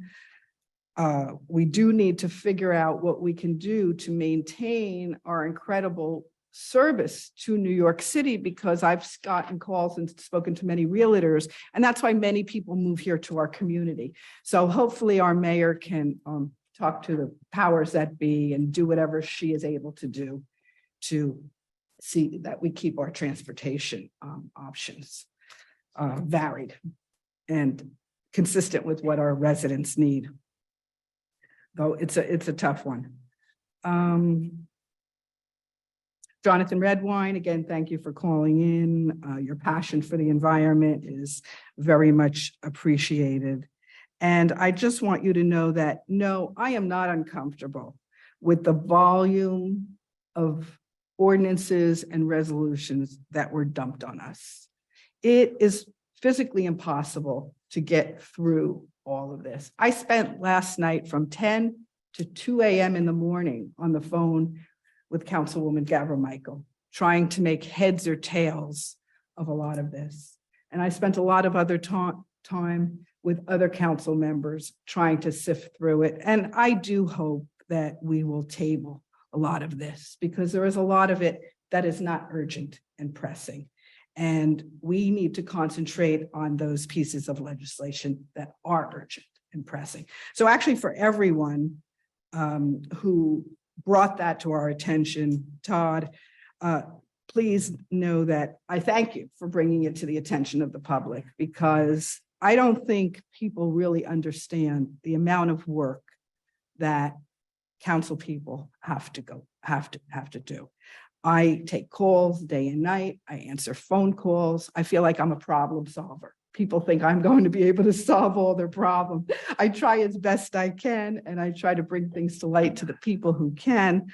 But this is an overwhelming job if you do it right. If you try to read all of these resolutions and research them, each one requires some research, because often, we don't have red line copies, and we have this cannabis ordinance. I can't even figure it out. There's so many different renditions of it. So it takes a lot of work, a lot of professionals, and thanks to everyone in the community who does support me in this endeavor. I think a lot of the different things were covered. I do want to thank Joyce Rudin. I agree with each and every one of the comments you made. I think it's important, as we look at the different resolutions that are on here, that we look at the cost of our legal fees, not only for the things that you mentioned, the Malanga, but for our police and firefighters and all these labor negotiations. This just cannot go on forever. It just cannot. And I would like to see a real accounting of our legal fees over the last, couple of years, because if we add them all up, I think we might be able to look at ways to be more efficient. The library, I agree. It's really going to be difficult for those who are economically disadvantaged in our community to get to our new library. I was not a fan of moving the library, and I'm also concerned about redevelopment. I ran on it. I'm concerned about the taxpayers footing the bill for things that they shouldn't. I'm concerned about the library being sold for $1 million. I'm concerned about a lot of these things that all of our residents have brought up. And to John Blanton, thank you for your comments. I'm glad to see you calling in and getting a little more involved in what's going on around town. I also want to make something clear to the public. I completely concur with all of you who have come in and questioned the political contributions that many council members take from lawyers, commercial firms, and residents that contribute to their campaigns and that, eventually come here looking for things. I want everyone to know that I ran because I was concerned about that issue. And I spent $1,300 of my own money. I took no money from anyone, not a resident, a business, and I won this seat. You don't need large sums of money to win a municipal election. What you need is a message that's serious, that resonates with all of the people of the town, and that takes all of their concerns into consideration. And knocking on every door is the way you do that, and listening. And it was the plight of the seniors that has been an issue and a problem that I've wanted to solve for a decade. And it turned out that many of those issues were also the issues of families and issues around children. So I think this is something we have to all hold our elected officials accountable for. Let's see. Catherine, she was concerned about the buses. Again, maybe in the future, the mayor or the county can talk about that a little bit more. Brent Draper Scott, I want to thank you and let you know I agree with you on the zoning board issue. I was the sole person that believed that we need term limits because I have been watching for a decade. And you are right on the money. I agree with each and every one of the comments you made regarding that. And Rabbi Rudin, thank you too. It's a shame what's going on around Redwood with the trees. Hopefully the mayor will be able to address the processes and what goes on with the arborist, the people that we hire to take down the trees, the tree forester. I know everyone works hard on these things and they try to do their best, but perhaps there are conflicts that need to be looked into. And Sally Malanga, once again, thank you for each and every one of your comments. I am in agreement with all of them. Rachel Hershey, thank you for the work that you've done to try to decipher that cannabis ordinance. I mean, if a lawyer could just about get through it, I don't know how they expect us to understand it. And it is unbelievable, unbelievably difficult for someone who's not a lawyer. And I appreciate all of your comments and your support. You're an invaluable member of our community, and I hope to see more of you. And that's about it. Thank you, Councilman. Thank you, Council President. Mr. Fagan and Mr. Puglisi, thank you as always for your timely information. I'm going to start with Ms. Morelli because she offered to loan a book to Mr. Fagan. Given his love of books, I'm not sure that's a good idea. You may not get it back, so you might want to think about that. Mr. Brister, I do thank you for your comments, and we've had conversation about the Love and Unity Fest. I am certainly interested in seeing how, as a township, we can be more supportive of that. That is exactly the type of cultural event that we need in town. And given, I'll echo some of the sentiments raised earlier by my council colleagues, given some of the tone of tonight's meeting so far, we certainly could use it. I want to address the issue that has been raised tonight with regard to the Israeli flag raising. I believe it was Mr. Kanan, and I apologize if I got your name wrong. Please accept that sincerely. He said a couple of things that I think we should consider. He said it's modern day state politics and policy. And he said it's important to contribute to the larger conversation being had. And I think both of those are accurate. There's nothing in this body that can be done about global or international politics or policy. And anything we did would be symbolic. And ultimately, if we were to cancel the flag raising, it would be just as hurtful to some members of our community as it is to have it. And that doesn't mean that one side is right or wrong, and I'm not making a judgment on that. What I'm saying is we need space where we can actually do that kind of work. If we're serious about addressing the issues, there are people of good intent on both sides of that issue. Neither one of those communities is 100% homogenous or believes all the same things. And we have members of both communities in this West Orange Township.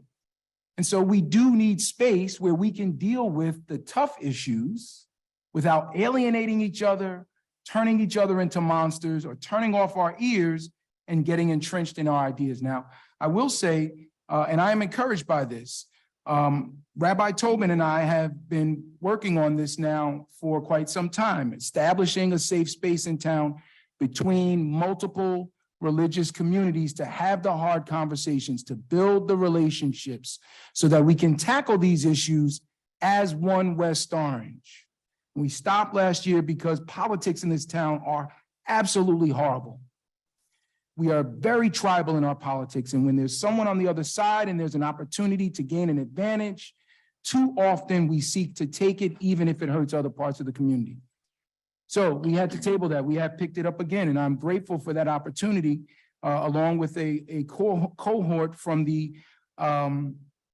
Metro West League that is putting together a group of leaders to kind of focus on those kinds of issues and deal with real world solutions so that when we raise our voice, it actually moves the needle. We are actually able to address the issue in a way that makes sense for us, recognizing that nothing we do here is going to change anything over there. So I think it's important to allow for that conversation.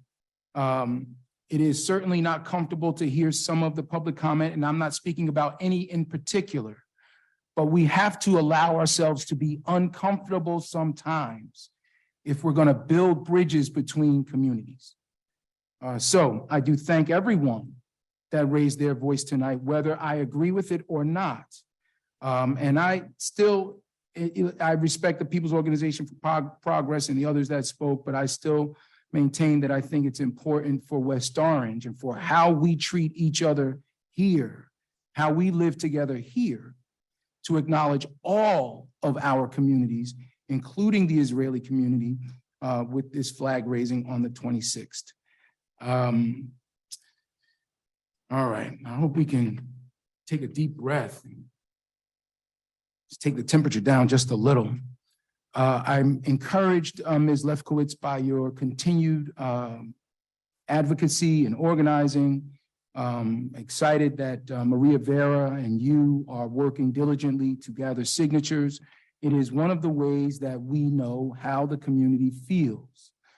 And so your concerns have been certainly well received by this council. And I compliment my colleagues, even those of us that disagree, for the willingness to listen and not just, dismiss what's being said, but try to understand and still take that into consideration when we make these decisions.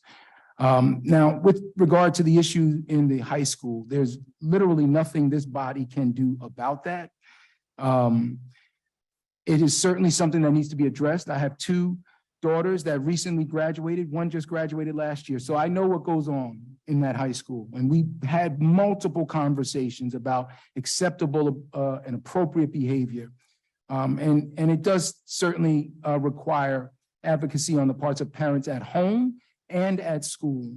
But this body does not control the Board of Ed, and we cannot force the superintendent or the principals to do anything. And I do believe that both of them in this case, the assistant super, the acting super, and the new principal of the high school are taking that seriously. I believe they're all probably watching this right now and are willing to have conversations about how we can better improve the bathroom behavior, for lack of a better term. Ms. Hersey, and I want to say this, Ms. Lefkowitz, you certainly have a wonderful spirit. And that came across tonight in your public comment. And I want to thank you for being that open and transparent. And I think it's that kind of conversation that can lead to better understanding and better relationship between communities. Ms. Hersey, I understand your pain as well. It's obvious how you felt, and we don't want any of our neighbors to feel that way. Free speech is one of the bedrock pillars of our society. And as uncomfortable as it is sometimes, sometimes it's absolutely disgusting. It's so disgusting, I don't even comment on all of it. But we have to hear it anyway. It is part of the democratic process, because as soon as you allow us to pick and choose who we listen to, eventually we'll decide not to listen to you. And that is not acceptable, certainly not in West Orange and definitely not in America. The bus shutdown is certainly concerning. we've all gotten the same emails and phone calls. And I am very concerned about it, given how many people rely on that mode of transportation to New York. And so my question is, and I don't know if anyone here can answer it, and if not, then I will certainly go on my own pursuit. But since New Jersey Transit grants the right to those and awards those bus routes outside of their own system to private systems, do they also have the right to govern how those routes are terminated or left or transferred or sold to someone else? Does anyone know, any of our attorneys present or CFO, do they have the right to control the termination of a route? I mean, honestly, I don't know, but it's certainly something worth exploring, so. Yeah, I think that, so I'm happy to advocate in that behalf. I think there has to be a managed transfer. And given how popular that route is, that, you know, there has to be someone that can do it profitably. So if there is someone watching this, please reach out, because that is an essential mode of transportation, not just for West Orange, but for many people in surrounding towns that don't have easy access to a train. I do appreciate Mr. Litwinoff's comments regarding the library and all of the others. We will address that a little bit later when we get to some of these legal contracts. And I stated my piece earlier. I stand by everything I said. I do agree that the agenda is quite large. Mr. Redwine, I am not comfortable with the number of items on the list. And for the individual who recommended we table or pull as many as we can, you know, I offered to table all of the non-essential, non-urgent resolutions for tonight. Unfortunately, that didn't happen, but you know, we're still going to get through those, and our responsibility is to get through them, and we will. I want to thank Ms. Rudin for her comments, and certainly would like to know what our legal fees are by case. So that would be with regard to the police, the fire, the multiple individual lawsuits that we've had with regard to Mr. Malanga. And I understand that there are some other private lawsuits as well. I'd like to know what those legal fees are by case. And Mr. Gross, are you able to get that to us? We do not track by case. That doesn't mean it's not possible, but it is not something that we can just produce quickly.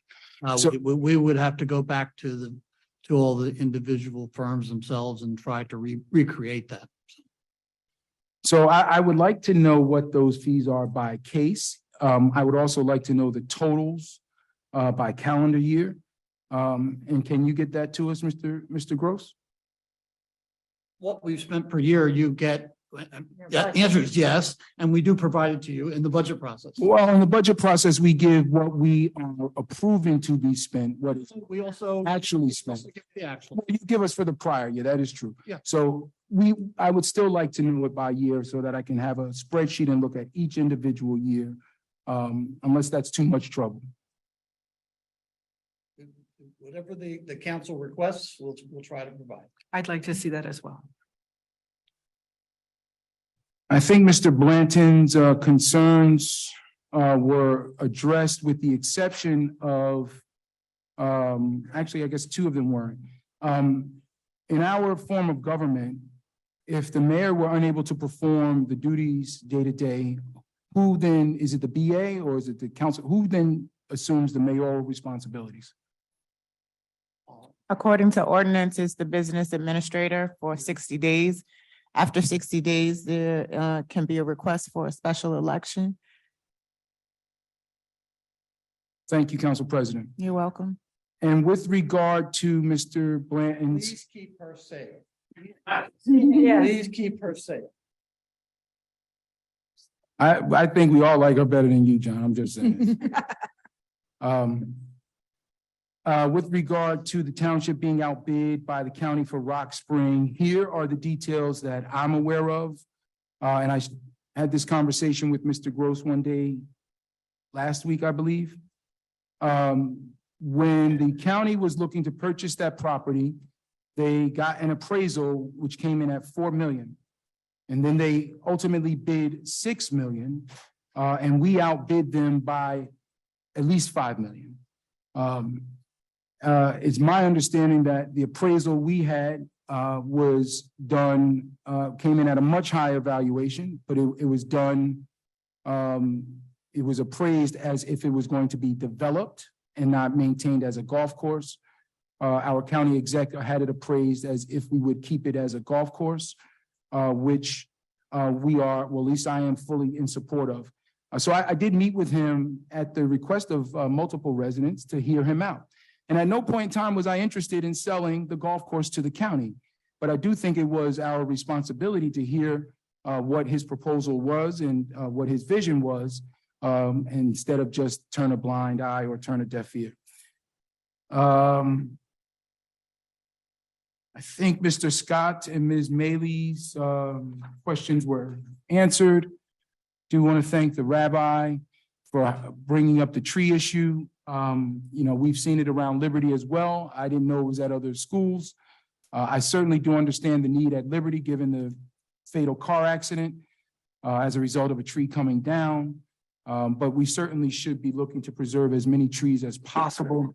What we have is a very unique town. It feels like a small town, but it is not. And if we're not careful, it will not feel like a small town for much longer. We do have about 50,000 residents. We have multiple commercial sectors. We have a zoo that gets 1 million visitors. We have a national park on Main Street, home of Thomas Edison in Llewellyn Park, multiple golf courses. So 2 malls, there's a reason to come here. We have great assets in town. And we have preserved plenty of open space, the Eagle Rock Reservation, South Mountain Reservation, the golf course, Crestmont, and many, many more.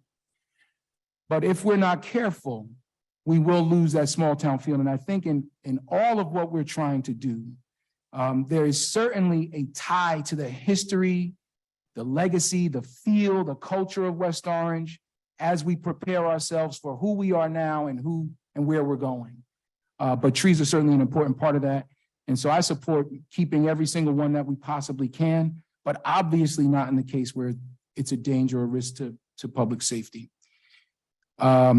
Ms. Malanga, I certainly agree with your comments. We should have had an appraisal. We should have had a proper bidding process, but that ship has sailed.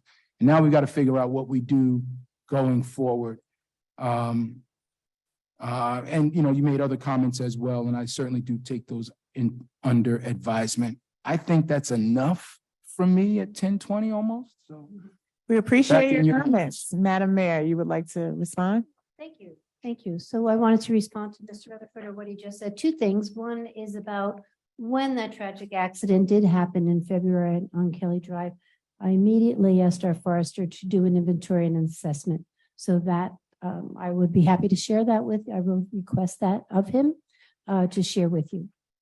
It is a problem on Kelly Drive. A lot of those trees have been marked to come down, and also at Redwood. So I don't know what the issue was at Redwood. There were also 4 trees near the tennis courts at high school. I was not happy to see, but you know, if they were deemed unsafe or unhealthy, we can find that out for the forester. The county, as Mr. Buglisi said, I did meet with the county yesterday morning. It was very productive. Our lines of communication have always been open, and I wanted to make sure that it stayed that way. He did have an appraisal done on the golf course, and his appraisal was for 4 million as a golf course. Appraisals are done on the highest and best use, which is what the township did. And that was not 4 million, that was 11 million. So that's where the difference was. He did offer 4 million, but that was not the appraisal because, as I said, appraisals are for highest and best use. So that was our difference. Same thing, I actually told the executive director that the golf course is not for sale. And I did not want to sell it, especially to the county, because then we lose the tax revenue, any tax revenue that's generated there. And we lose site control. And it is owned for residential development. So I was not proposing residential development. I heard the comment that was made before. I will do everything I can to preserve the 18 holes that came across, I think, loud and clear during that presentation. All I was showing in the presentation back in February that there are 4 what we considered non-essential developable lands. They were all under 4 acres, and I was presenting that to the community to say, let's share ideas, and if anyone had any ideas. So we're still there on square one. I do want to apply for Green Acres funding, and we have to decide where we're going and what we're doing. So that's where we are. Thank you, Madam Mayor. Councilwoman Gabor Michael. So in effort to save time, I echo Council President's sentiments, but I will respond to a couple of things. Jonathan Redwine, yes, is the council comfortable? It was a very hefty agenda. And you heard Susan Scarpa, my colleague, say that we were on for 4 hours and, reviewing over the weekend. And we did get through every single thing. I got through every single thing. And for that reason, I do plan on pulling half the resolutions because I have questions. And the administration knows normally I come to you guys with questions, but I didn't have that time because I finished the entire packet at 2 a.m. So I, do plan on pulling on half these resolutions. They do have a lot of questions, so I hope you'll be patient with me because it is a hefty agenda. In terms of the political contributions, I do plan on abstaining. And let's see. I think that's it. I'll save the rest of my comments. Again, I echo Council President's sentiments, and I will reserve my comments when we speak about them in the resolutions. Thank you. And ordinances. Thank you, Councilwoman. Councilwoman Castellino. Thank you, Council President. I guess I'll start right off with the campaign contributions. I'm not going to recuse myself. I will be voting this evening. I follow New Jersey election laws, and it takes no amount of money could buy my vote for anything. So the implications are really getting frustrating. I've been an elected official in this community for 10 years on the school board and since 2015 here. Many community members, support me. And, Ms. Scarpa, Councilwoman, I appreciate what you said about, grassroots with yourself. And I start out every campaign the same old way. I type my letter up to the community. I've built up a database over the years, and I sit there with my husband or my kids or whoever I could get to help me stuff envelopes, and out in the mail they go. And then people in the community mail me a check and support me. And I appreciated that for all these years. I work hard for them, and I'll continue to work so. So I know the people who put me in this seat have no worries of what I put on my reports because I always report accurately. And, and that's it. There's election laws for a reason. So with that being said, I had a comment too about Mr. Brister, timing and the Love and Unity Fest. Tough meeting, most of the meeting. And a lot of different issues, a lot of complicated issues, bring out a lot of emotion for all of us. But Israeli flag raising it's important to the people in our community. And I'm not one for national politics. It drives me crazy. And here I am, sitting where I sit, so go figure, right? But we've always been a community for the people that came from out of town this evening. And even for the 2 residents who came that do live in town, they need a little history lesson that maybe Mr. Fagan could give them. And I immediately thought of years ago in our community down by Tory Corner. It's called Tory Corner because during the beginnings of the Revolutionary War, we had English settlers and we have colonists settled there. And we had folks that, either got together or had to learn to get together. work well with each other. And that's no different in today's world. You know, the world still is not always on the same page. And but that's what we've been about for all those many years, and that's what we'll be about too. So we're always going to celebrate everyone in our community because that's what we're all about. And I've always been proud of that. So I feel bad for those who actually even came and spoke tonight, who felt their pain. I felt for them, whether their facts were right or not, but obviously that's what they believe. But I also felt very much so for our residents who had endured their pain as well. And thank you for sitting through that. And Sheila, I know that was tremendously hard for you. And but again, we'll get through it as a community. And we look forward to celebrating everyone here in West Orange because that's what we do best. With that, Realtor Open House today, we talked about and mentioned the issue with the DeCamp busing. One of the realtors got up and spoke well, and he said, you know, this is just a West Orange issue. Obviously, it's a regional issue. And so I appreciate the administration jumping right on it because it is going to take some phone calls, but it's going to be tough because, you know, friends of ours who have a bus company right here in town, it's hard to get bus drivers. It's very hard to get people to drive these days. And so don't know if that's part of the problem. If it is, it's going to be a problem for anyone to take over those routes. So it should be interesting how this plays out. But yeah, very frustrating that, especially for our residents who we depend on, our commuters depend on how they're going to get to work. But I appreciate the administration's efforts and for jumping on that so quickly. Golf course, Mr. Avram, appreciate your comments this evening and all about about Seth Rayner. And I look forward to hearing and speaking with the folks in the community there. Part of why we, initially was thrown out, maybe we could make it a 9-hole golf course. I knew immediately from being married to an avid golfer that wasn't going to happen. And we never, so that's kind of what my husband said.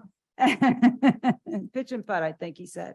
But anyway, we never wanted to, the intent was to ruin the integrity of that course.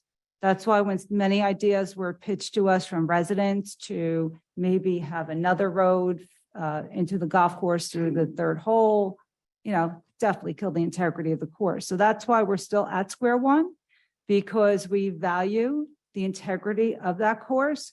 But, it's going to be tough because I don't want development. I never want to develop that. But at the end of the day, when we purchased that property, and there was other buyers looking at that property. So it wasn't just, $4 million just for the land. There was potential developers coming into that. So we had to get the appraisal that we got. We knew at some point in time that we would have to do something. Now, it was a bonus that the golf course at 18 holes did so well. And again, that's from the pandemic, because now most people are working from home.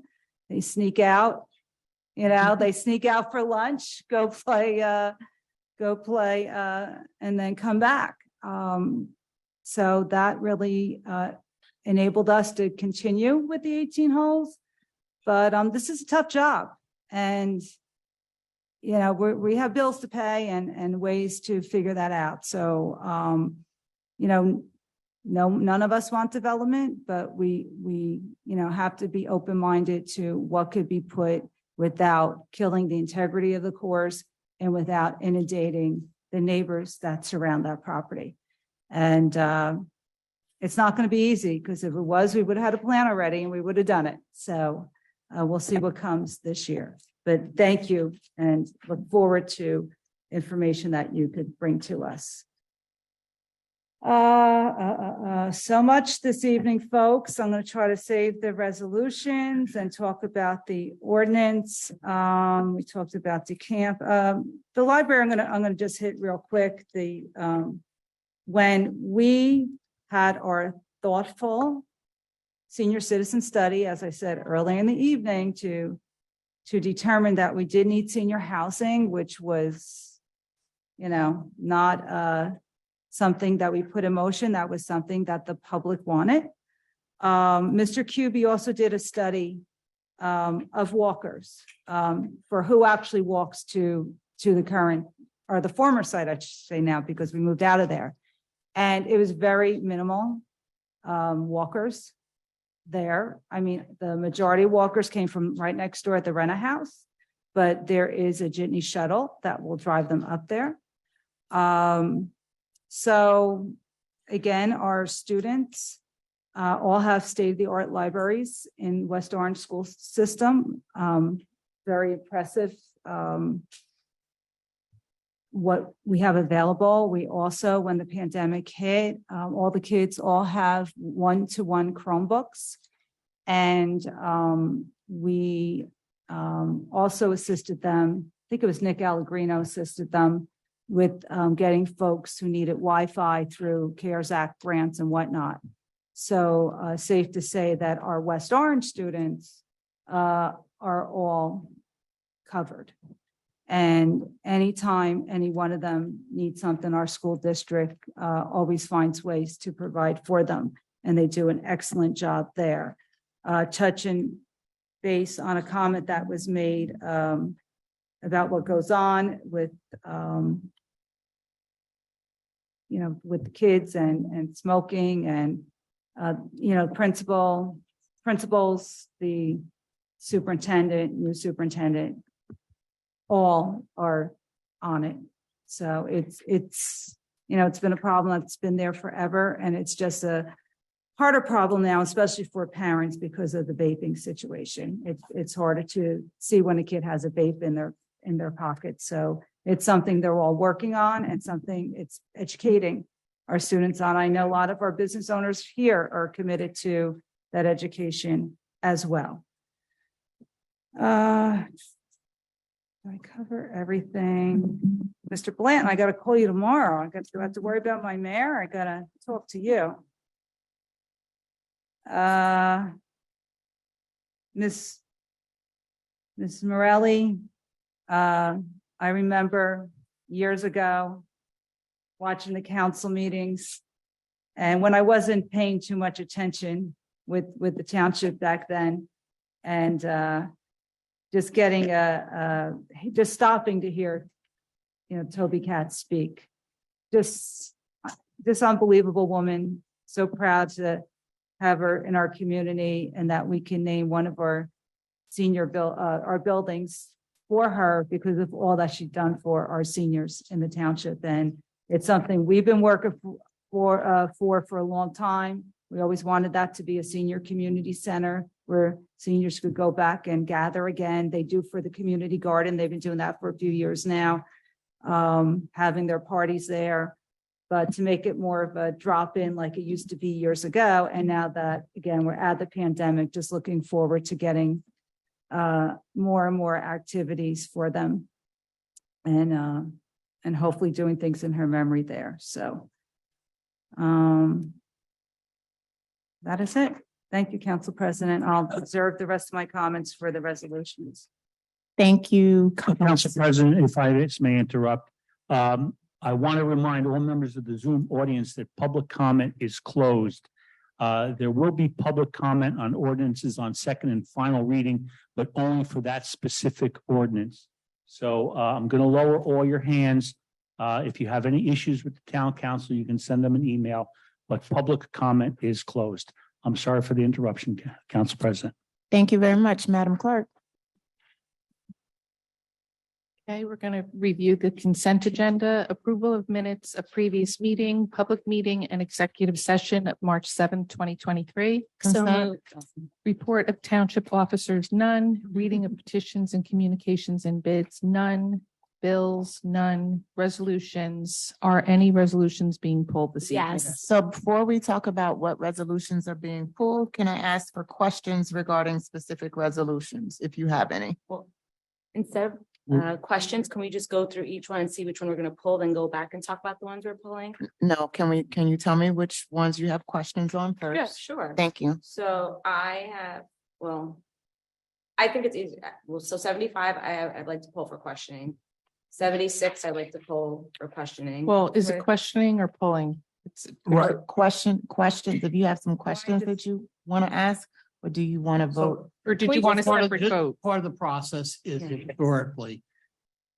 Questions are just questions. That doesn't pull it off the consent agenda. If you pull off the consent agenda, then there's going to be a separate vote. So if it's your intention to do a separate vote, then you pull it. If you just have questions, you just do the questions. And then after your questions, you may say, well, see, I want to pull it because I do want to vote it on separately. So that's kind of the process. Or you don't want to pull it, yeah. So first, can we And- address and- questions? And that's also if you want to table. It's not just a vote up or down. Yeah, I would like to pull, so then we can have discussions, and then that will help me because I have a lot of questions about these, so. Okay, so we'll come back to you. Are there any questions regarding any of the other ordinances that anyone else has? Yes, I want to pull it. You have Fine. questions. We're asking for questions before we That's ask for what I want. polling. Okay, so there are no questions regarding any of the, I mean, I do have questions, but I want to pull them and ask my questions. Yeah, that's fine. That's okay? Okay, thank you. No, I'm good. I tortured the administration a lot over the weekend. yeah, I think we did. That's All right, no problem. So, can you go through the list and identify the resolutions that you would like to have pulled? And you can indicate those by number. Sure. 75, 76, 78. 82. 84.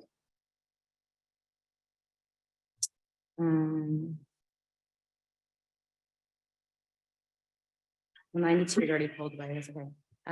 95. 96. 98. 99. 100. 101. This is a lot. 104.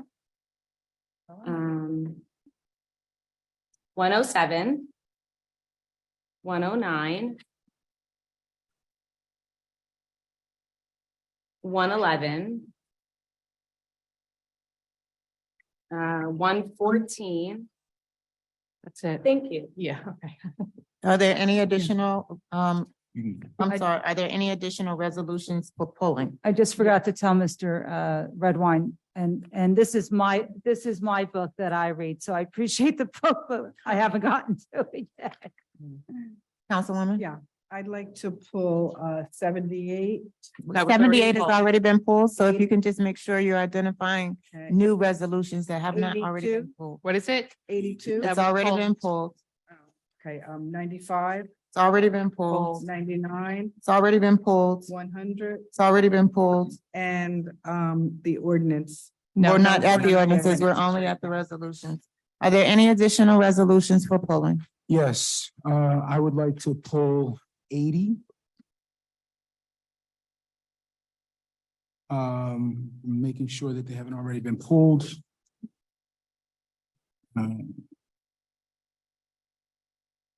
Has 89 was not pulled, right? No. No. All right. I just have a question on that, so I could probably do a question. I won't pull that. I'll just do a question. When was this funded? Was that funded in our capital budget from last year? When was that funded? We're talking about 89? Yeah, Jenny Dunkel? Yes. Thank you. That's my only question. I think someone said 92 was pulled. 92 was removed. pulled by the 92 was administration. removed from the agenda. I gave you a revised agenda. Sorry, I just saw. No, I just want to make sure you Yeah, have it. It was here, but I'm still going. with the one Okay, that worked on. okay. So, let's see. And 107 was pulled, correct? Yes. All right. Was 112 pulled and No. 113? No. Pull those, and that's it. for me. Okay, thank you, Madam Clerk. Just to reiterate what has been pulled, just so that we're clear. We have 75, 76, 78, 80, 82, 84, 95, 96, 98, 99, 100, 101. I'd like to pull 102,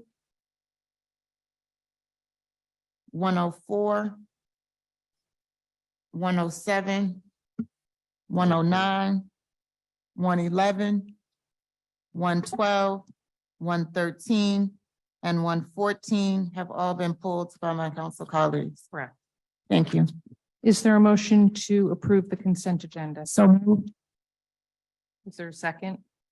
Second. It's all right. All in favor? Aye. Any opposed?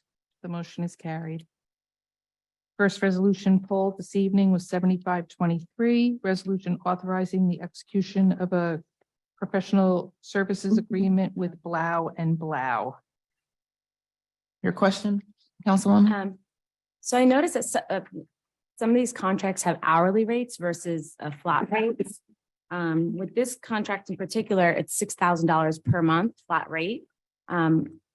I guess just for my general knowledge, and I guess for the general public who may not be aware, are there enough tax appeals in town each month to warrant this flat rate? More than that. Okay. Historically, Just we, wondering. there were Yeah. many years ago, we used to pay by the hour. Okay. And we ended up spending 3, 4, 5 times as much as what we end up spending with this particular fixed contract. Mr. Trank took the initiative to go out and find someone who was willing to do it on a flat rate basis. We've been doing it ever since. It's been extremely successful and saves us a ton of money. Thank you. So that's my first question. My second question is general with most of the resolutions that I pulled. Is there a way that we can get language in here that says not to exceed for the resolutions that don't have a flat rate that are hourly? Like put a cap, and then once the cap is exceeded, then they can come back and say, now we need more money for X, Y, and Z, just to kind of keep. So part of that is if you put a cap on and then there's a need in between, we have to say, no, sorry, you can't represent us, you can't defend us, you can't, whatever it is. What I do is I issue a purchase order and submit it to them with an amount. And then they know what that amount, and I control that in accordance with the demand and with our budgetary limitations or concerns. Now, that's not an absolute thing, and it does, but at least it puts a somewhat of a throttle. I only ask because I know that there are other government entities that do that, and then they come back to the governing body requesting. Look, is it done? Yes, it is done. It's really something that has not been done here. But like I said, as chief financial officer, I put my own limitations on it to control it. And what is that control the number? cost. I'm sorry? What's that number, the limitation you? Well, it depends on what it is. I mean, I evaluate it based on how many cases the cases that we have, we get something new, then we have to, we have to be reasonable with getting our defense costs. And again, forgive all my questions. I am new to this. I want to you make have to- sure that yeah. I have an understanding on Yeah, all this. sure. The other thing too is some of these resolutions are very detailed. It'll state that, we've been in service with them since 2013, for example, one of the resolutions.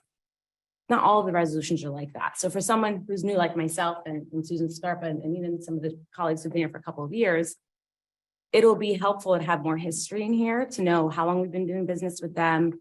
And there's other lingo as I go through the resolutions that I'll pull and ask for an example of going forward. This is just helpful, I think. Sure. We'll look to the people that write them and try to give them more information and get so that they can get that into the resolution. Thank you. And with this specific resolution. Which one are we on? 75. the very beginning. That's all the questions I have. Is that for 75? For 75. Does anyone else have any additional questions regarding resolution number 75-23? Just wanted to add a comment to that. Mr. Gross and I spoke about this, and going forward, we're looking forward to getting additional information when these resolutions are going out for awards based on an RFQ. Additional information from the RFQ, the other respondents, and any financial information that may be able to be included. I did speak with Mr. Trank about trying to develop that information.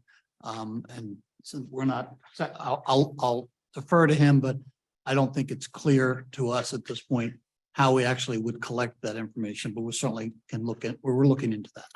All right, so just so that we're clear, with the information that I would be looking for is the information on the other respondents to the RFQ.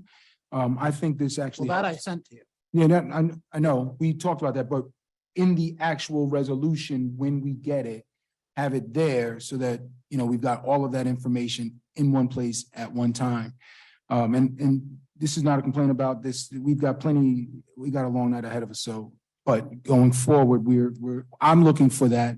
I think it'll help me and my colleagues make more informed decisions. And I'm looking for the same thing. If we have an RFQ, I want to know what all the bids were, and I want to understand the differences between them. Okay, thank you. Are we ready to vote on 75-23?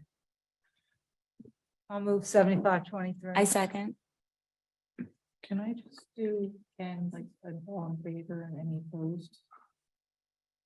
To move it along? Yeah, I think so. No, Richard? Vote? A resolution. Who seconded that? I'm sorry. I did. Well, you did? Yeah. Oh.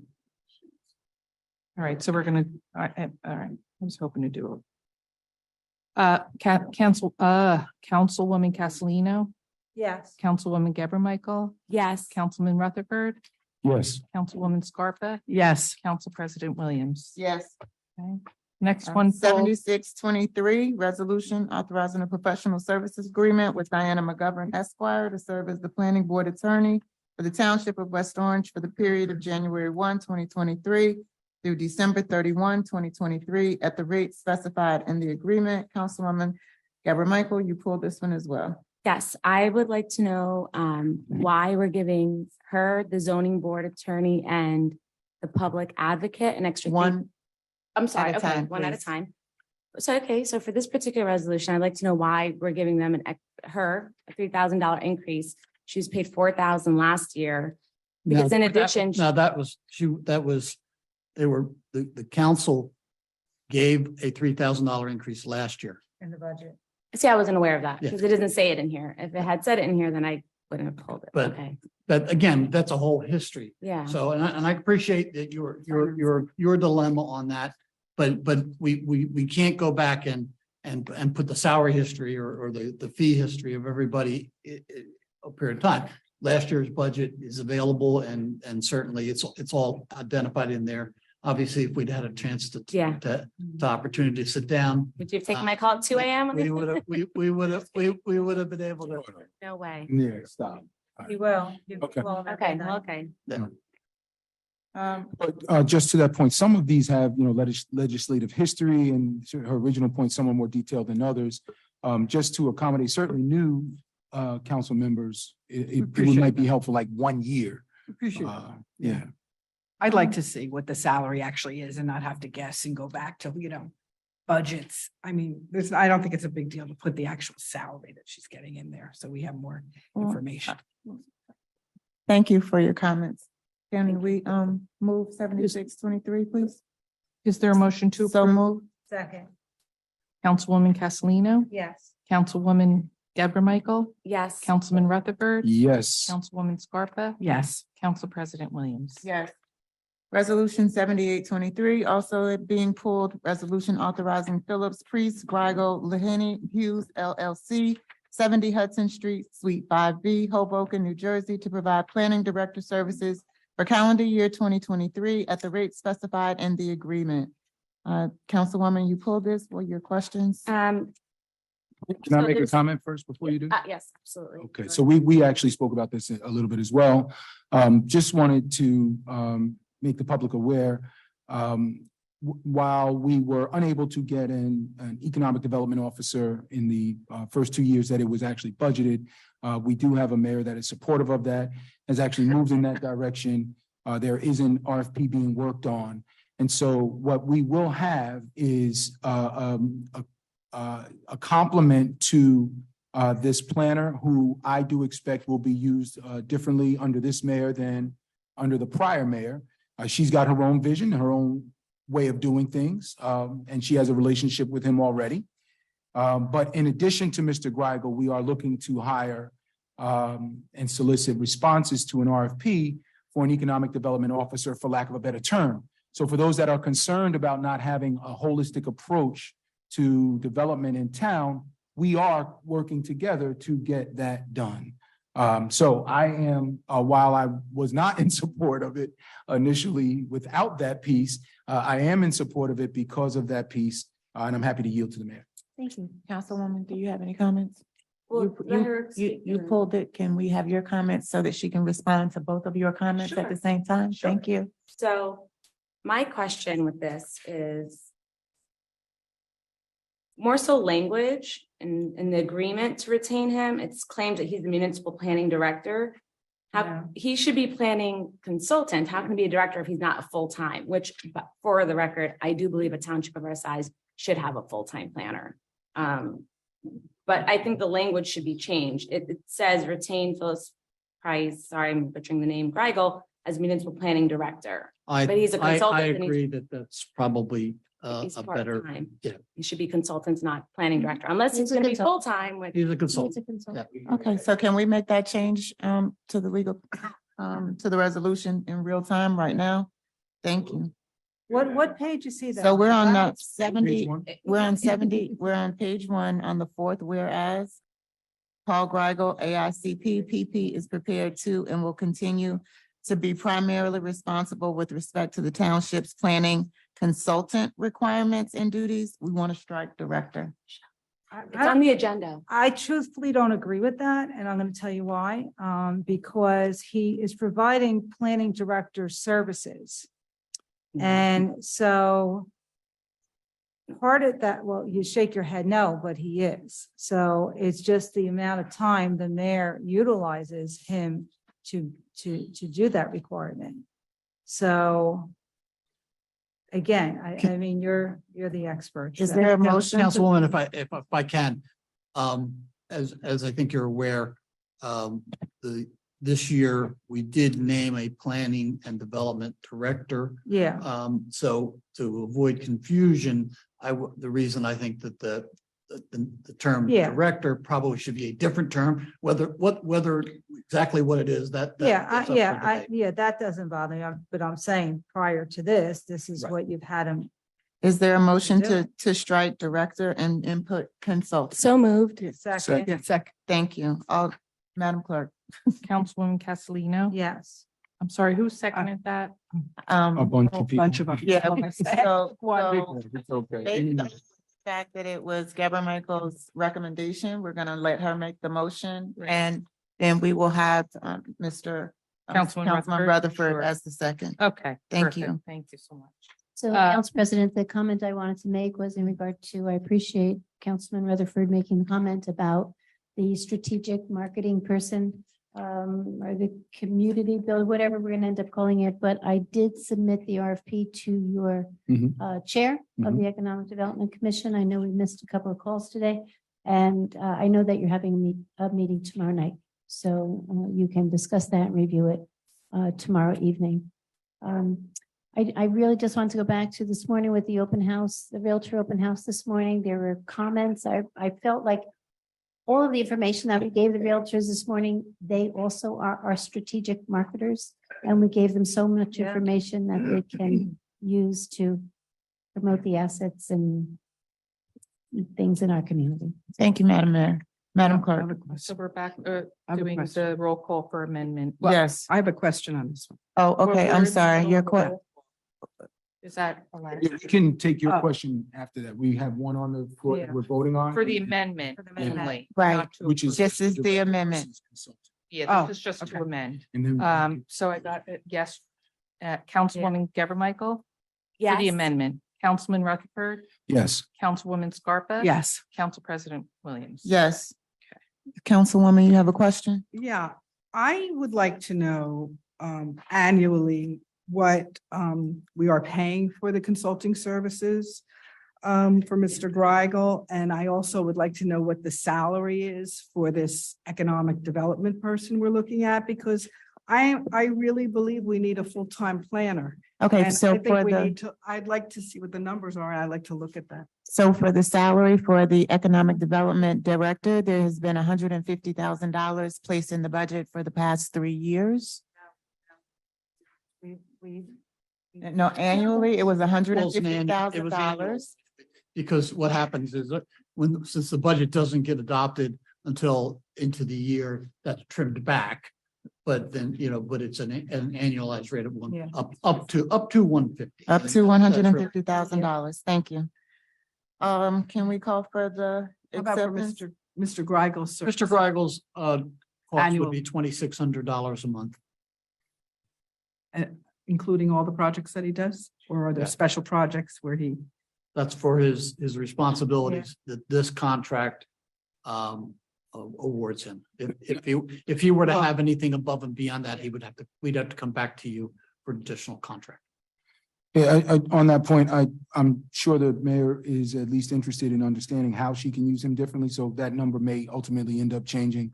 Right. That's what it is based on what he has done. Exactly.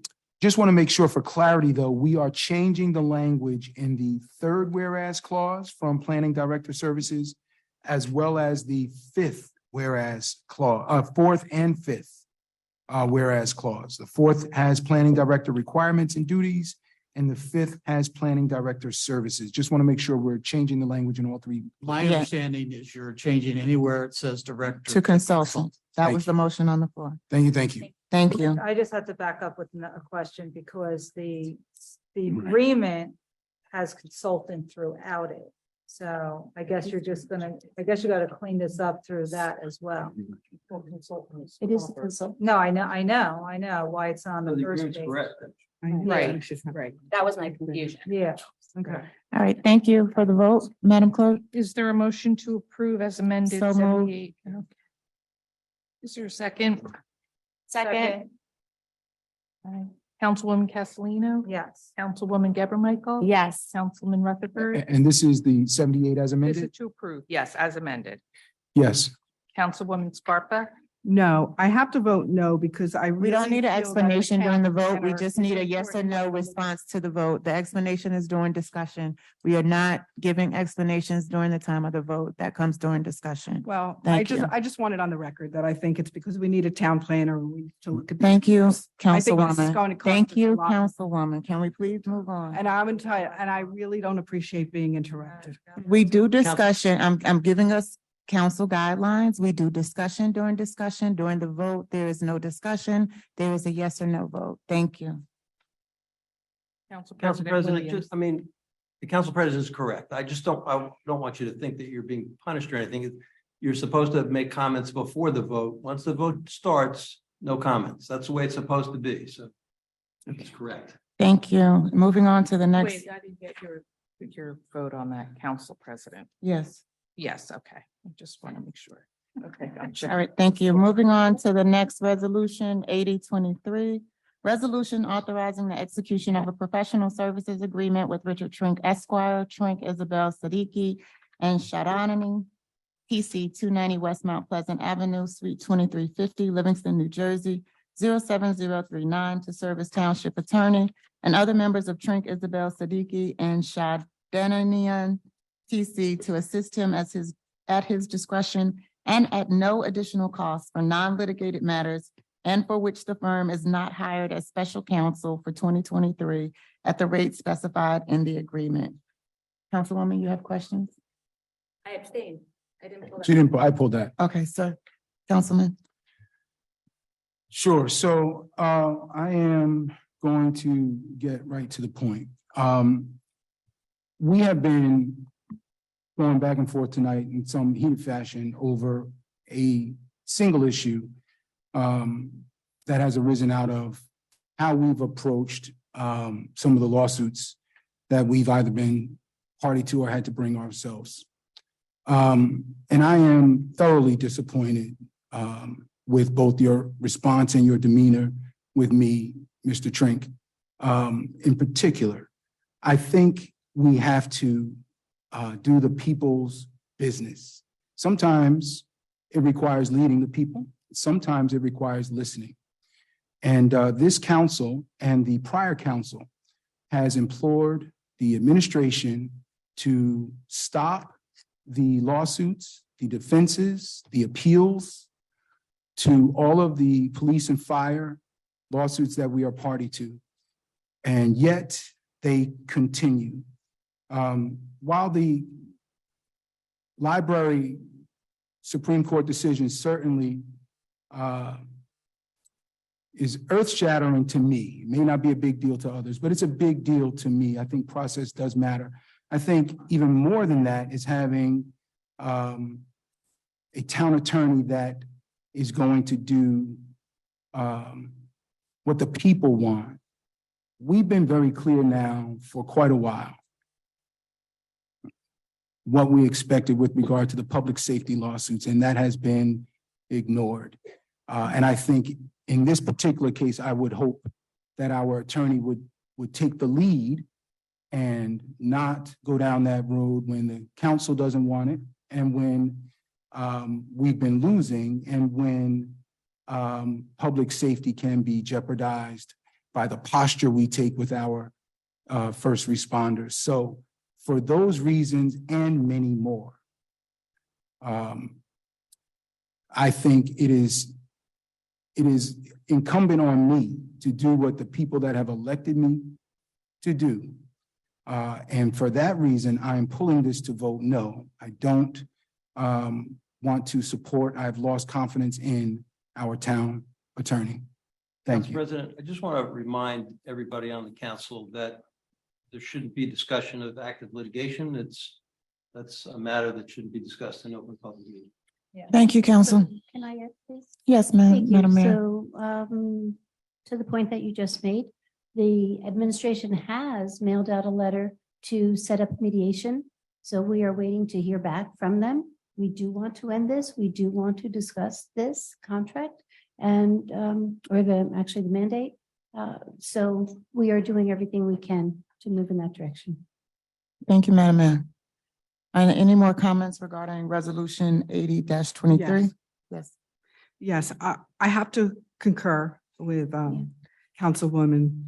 I think it's unfortunate that you're placing blame on someone where this is negotiations, not.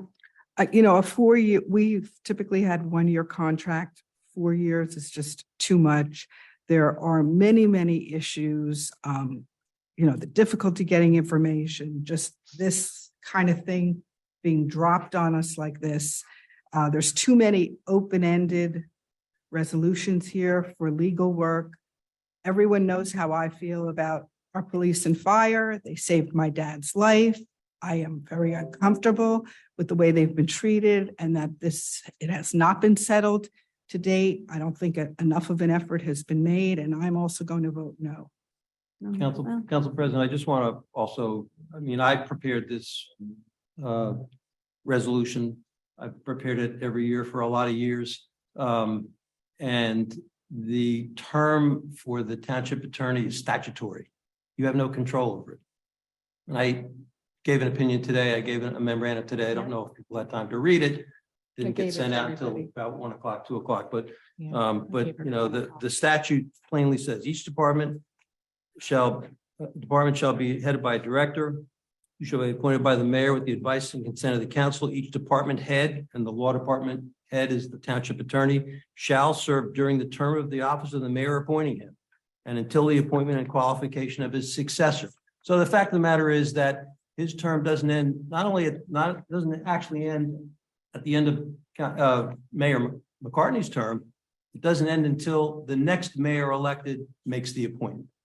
So that's statutory. It's not something that I have a choice about or you have a choice about. So I just want to make that clear. In response to that memorandum, Mr. Kaiser, and I do appreciate that, it certainly has given some context to what we're doing tonight. And I'm not confident that this will be the end of it based on your memorandum today. But I do want to just make one comment about what I read in there tonight. And again, I just read it tonight. While the mayor may have had consent of the council in January, tonight, I don't believe she does.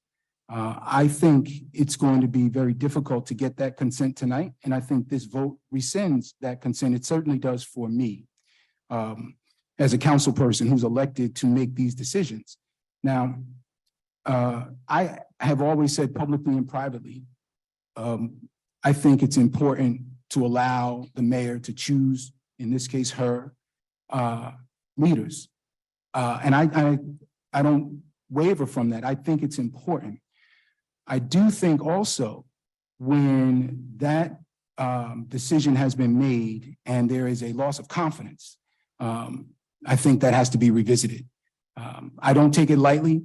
I certainly don't want to tie your hands. I think you should be able to choose the people that you would like to, and I support you in that. And honestly, I'll tell you, Madam Mayor, I am rooting for you. I recognize the issues that you have on your plate right now. Many of them are conflicting. Some of them cause additional ripple effects and other problems. So I understand where you are. I think you will be better served. I think West Orange will be better served with a fresh pair of eyes that haven't been here for 25 years, that isn't trying to do some things that at least I find a challenge with. Yeah, I wanted to say this, that I respectfully disagree with what you're saying, first of all, but a comment that you made before too about the whole library issue and area needed redevelopment. I served on the planning board during that hearing. The planning board heard the study and the planning board determined that the study, that the library was an area needed redevelopment based on the criteria that we had at that time. And it met 2 out of the 8 pieces in the provision at that time. It was just changed recently. So I don't appreciate that you're again placing blame on someone for that, because the planning board brought that to the council and then the council had to vote on it. It was determined at that time that it met the criteria. That wasn't Mr. Trank's decision. That was planning board's decision. The decision was made to continue down the road the conversation that we just had in the presentation that we just heard. And it met exactly what was in the presentation, the same scenario from the Rena House, the Degnan House, Jewish Federation, and Woodland Valley. So it met the criteria at that time. And I think it's crazy that I feel it's a liability now to say that we are not going to be able to redevelop anything unless it's harmful to someone. That's absurd. And that's a liability for the community. I'm not making the connection, and I disagree with, respectfully disagree. Thank you, Madam Mayor. Councilwoman, do you have any comments? Yeah, I respectfully disagree too. This vote, if you don't have confidence, I have full confidence. Mr. Trank has served this community well. I'm really disappointed tonight. The innuendos,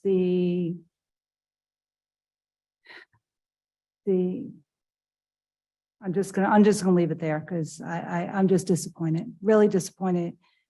This man has served this community well, and you don't have to agree with that, but I am really disappointed.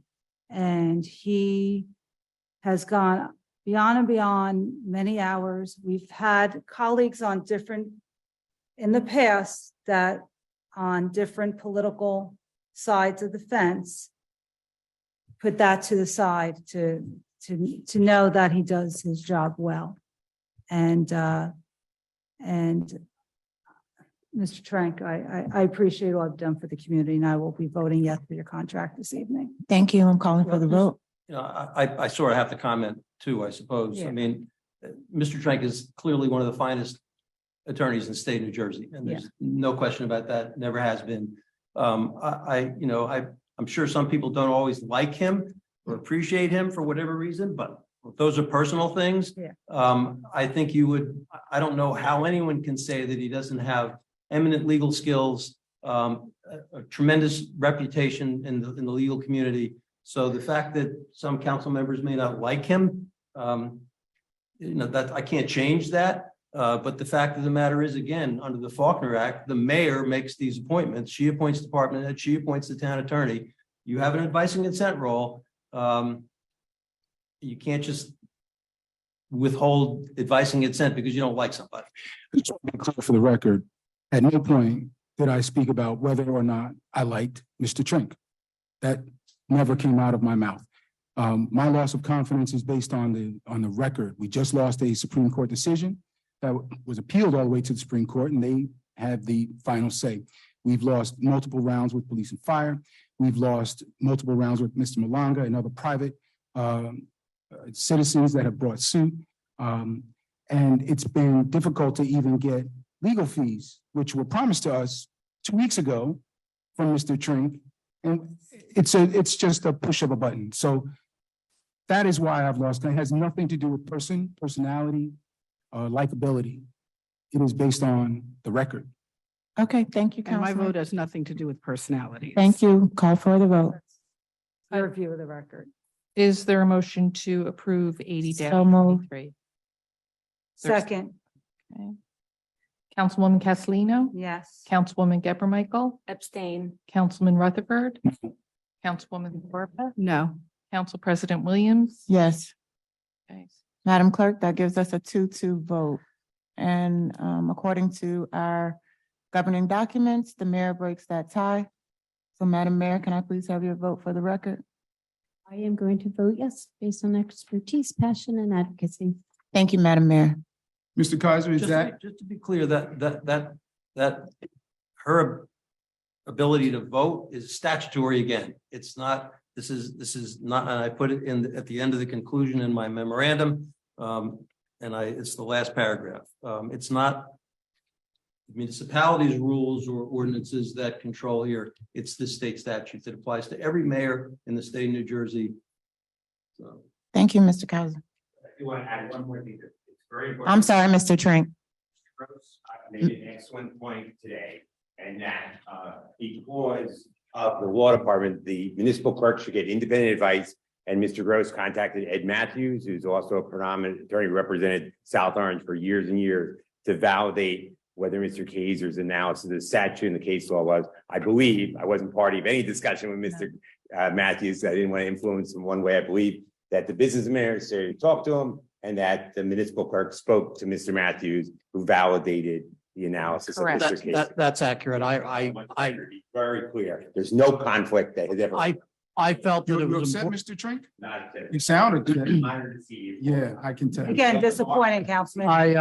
Order. We're not going to continue to debate or have additional comments. The motion has passed and we're moving on. So we're going to calm it down and we're going to move on. And the next resolution for discussion is 8223, resolution authorizing the retention of Antonella Cantor, PC 354 Eisenhower Parkway, Suite 1000, Livingston, New Jersey, as Labor Council for the period January 1, 2023 through December 31, 2023, at an hourly rate of $200 for attorneys and $85 for paralegals. Is there questions regarding this resolution? Yes. Please state your questions. So I noticed throughout all of these many resolutions that there are 4 labor councils. And I was wondering why 4? And again, all the hourly rates are different. And again, I bring up the cap. And how much, I would like to know, as Councilman Rutherford stated, in a spreadsheet, instead of having to go back and look for it, because I tried, and it's time consuming. How much we spent in litigation since 2020. And it goes back to the whole firefighters and PD. There was a unanimous decision I'm Oh. sorry, please don't talk about pending I'm litigation sorry. on the record. Um, It's hard. There are so many different contracts. And they state hourly rate of this. So this one specifically states hourly rate 200 for attorneys, plural. Do we know how many attorneys? There's some resolutions that state a specific name. I mean, is it 10? Is it 5? Just for idea of terms of finances. How does it, just explain to me how it works. I don't know. Mr. Trey, you're gonna have to go to the microphone. I'm sorry. Just a flat rate. Okay. So rather than, as you know, like when I'm not doing West Orange work, I get $700 an hour. But when I do West Orange work, I only get 150. When we hire special counsel like labor, they get $200 an hour. Okay. So my question is there a cap on how many attorneys? Like, is it normally like 5 or 10 attorneys from a firm? Just out of curiosity. This is something that I asked for, Okay. was, you know, we've had, you know, a certain level of labor exposure. I asked and wanted to bring in somebody new and different so that when, you know, we have some questions to get a different perspective than we've had before. Got it. So this is a that, new, this is new. this particular one is new. I was unaware of the history of it. So, you know, and to answer your question, you know, number one, there's different aspects of labor. Okay. There's contract negotiations, there's day-to-day, you know, and then there's litigation. So there's so many different aspects of it.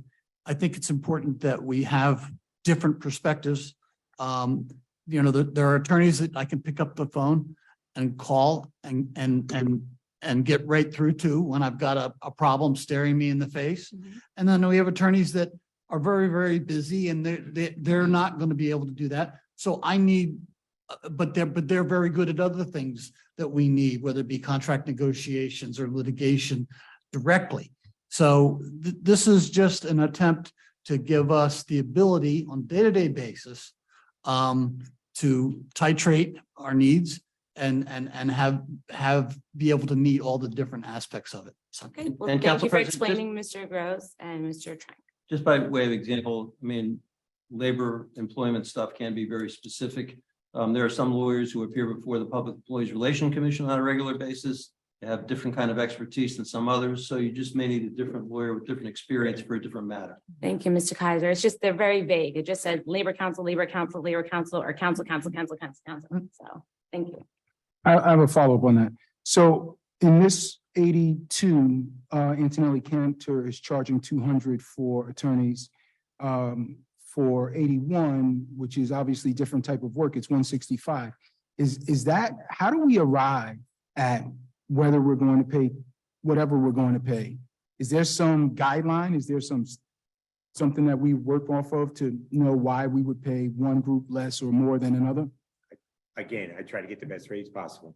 And these are incredibly low rates. You can't find any other government entity that gets this rate. So again, I see Councilwoman Michael nod her head. I assume the county's probably paying more now. So, but again, the short answer is we try to get the best service, which is why Mr. Gross says, you know, when I have a labor issue, I want to get the response as quickly as possible so it doesn't metastasize.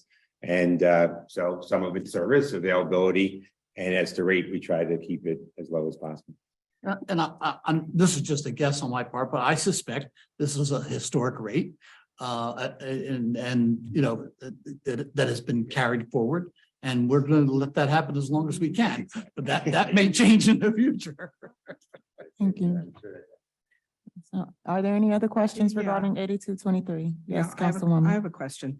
Like, what amount of money, do we have any forecasts of what amount of money we need or want to spend on this kind of litigation? I have a real problem having an open-ended contract here with no not to exceed.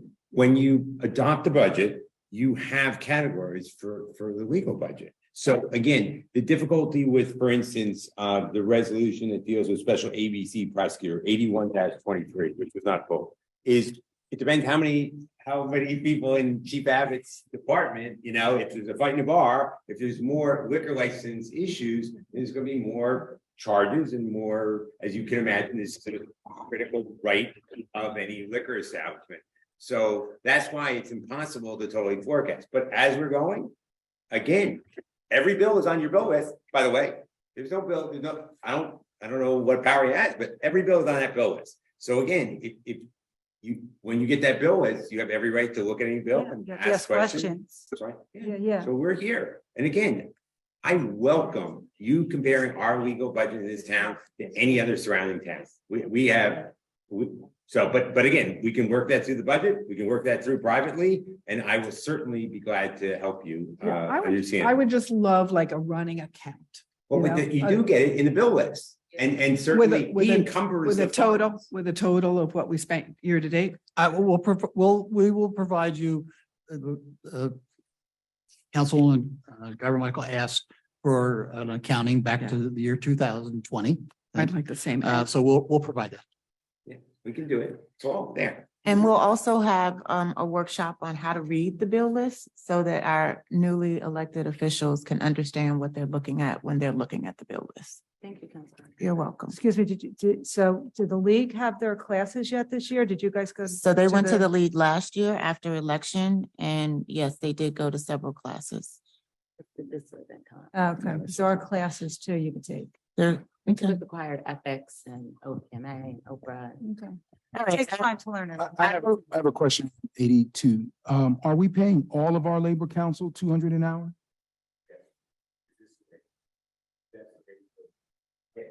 Yes, I know that's for Mr. Rosenberg's rate is 200. In fact, I just signed some of his bills and handed them up.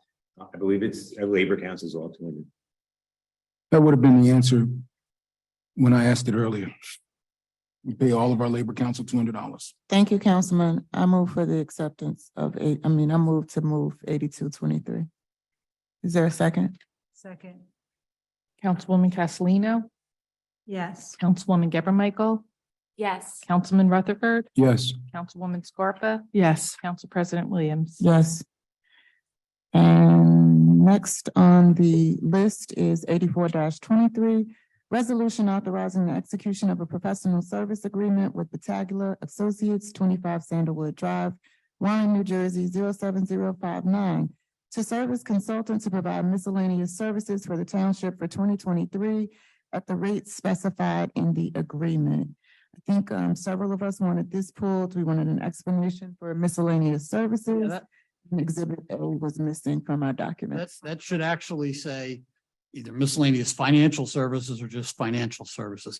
This is a firm that we use when we have shortages in any of our financial departments. For instance, this firm served as our tax collector for a year when we had a vacancy and until we made a permanent appointment for someone else to replace it. When we have other vacancies or needs, I'm sorry. Yeah, but it says municipal engineering on that. It does. We talked about that. I couldn't Yeah, find we it talked when we about sat that there, but says municipal engineering services. Not financial. Yeah, well, this needs to be corrected, but it is a service that we need. So I mean, it's a matter of substituting financial for those in those places. And can we also, so in addition to striking the agreement for municipal engineering services, we want to change that to agreement for financial services? Yes. So we want to strike municipal engineering. And then with my council's consent, we would also like to add language where it says financial consultant as opposed to just consultant to provide miscellaneous services. We would like that to indicate consultant to provide miscellaneous financial services. And if I can. Where is that? Can Before we you even vote on say where this, that is? I have a question. I'm just making some Okay. suggestions that we change language. So the language, again, at the beginning, in municipal engineering services, we're striking that to say financial services. And then my other recommendation is in paragraph whereas on the first page. There are two of them. Yeah. The first paragraph, whereas on the first page, that we insult consultant to provide miscellaneous financial services. Can we put a not to exceed on there? I have a hard time with these open-ended Thank you. I can't. I think I think can't the explanation that our counsel, legal counsel, as well as our business administrator has advised us that the safeguards are the budget that we approve. So each item has a line item in the budget. So there is your not to exceed. If the budgetary line item is ever met, that we have to vote on any additional expenses or funds being expended for that particular line item. So there is no capacity for the administration to exceed what has already been budgeted and what will be approved by this governing body. I have a question. What did we spend for this last year for these financial services? I can provide that for you. But before I vote on it, I would like to know. So this would again be one of those things where I would say. Again, that's why. You have to We call. discussed that, I met with Right, you, right. I had an hour and we ended up in I know. a meeting for 2 hours and so, I try very hard to try to make myself available to address any questions up front. I can't, give you tonight and go look that up, but I appreciate that. But I can tell you that again, these are services that, when we have deficiencies,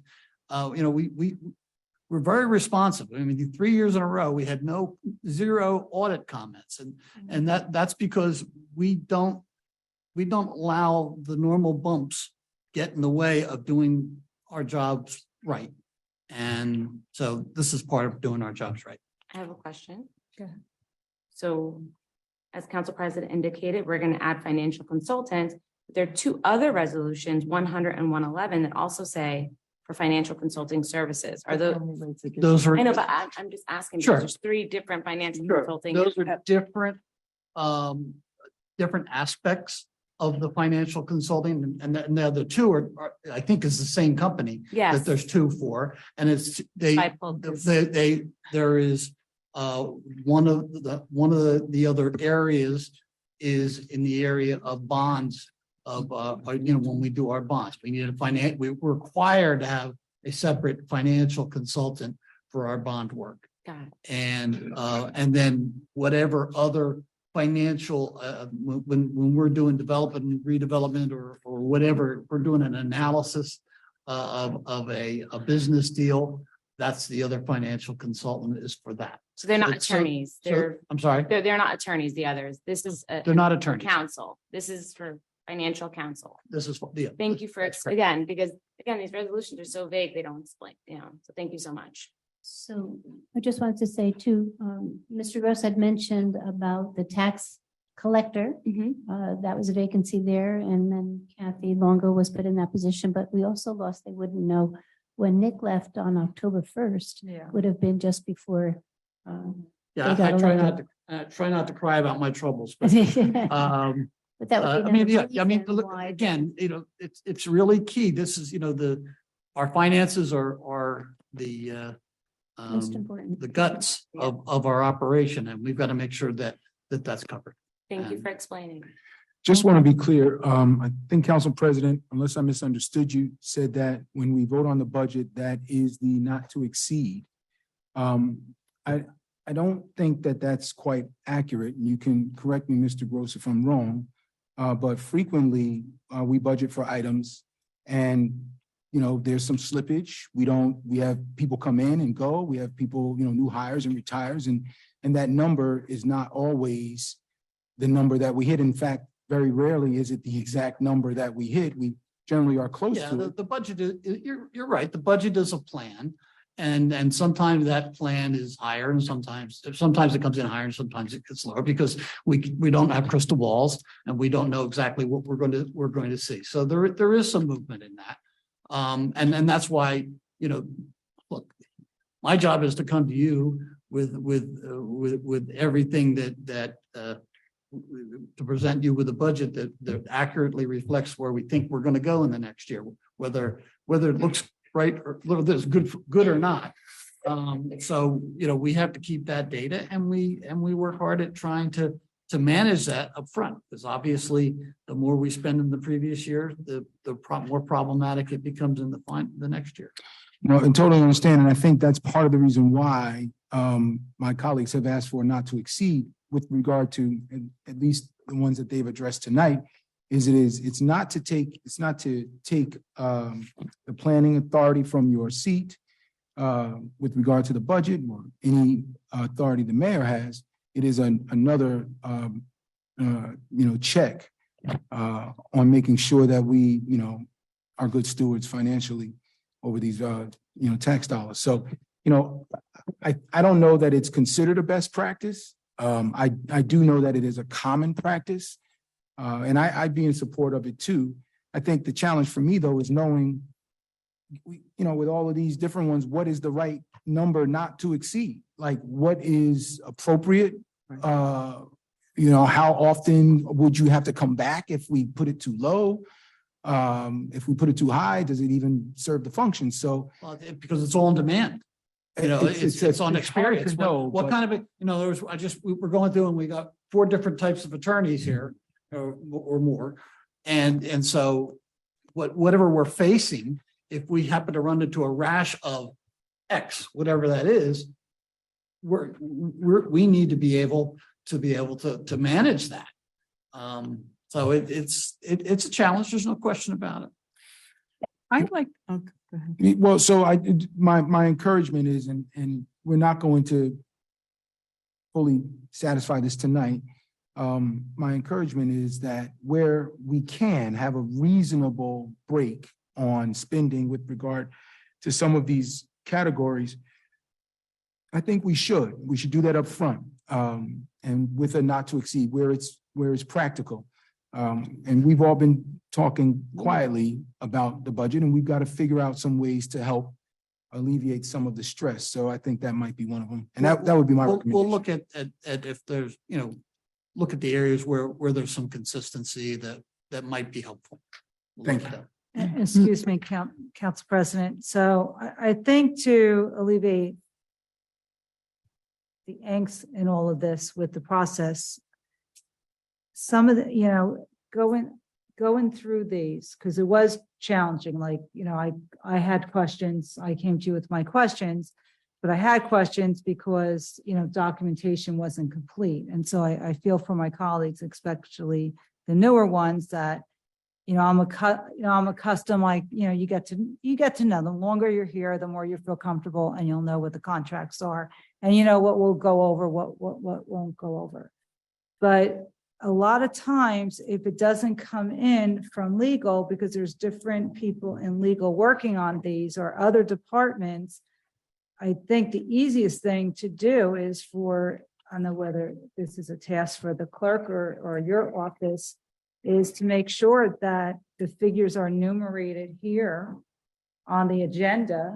So, we'll just save so much. We'll work with extra legal reporting. we'll work with legal to clean up certainly, usually the what's on the agenda is related to the title.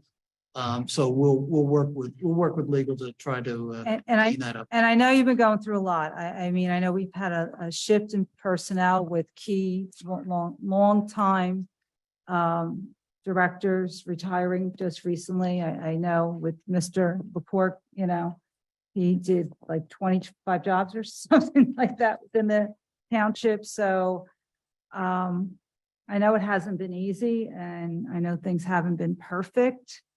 But on the other hand, I appreciate the patience, and I'm sorry if I haven't been as patient as I usually am.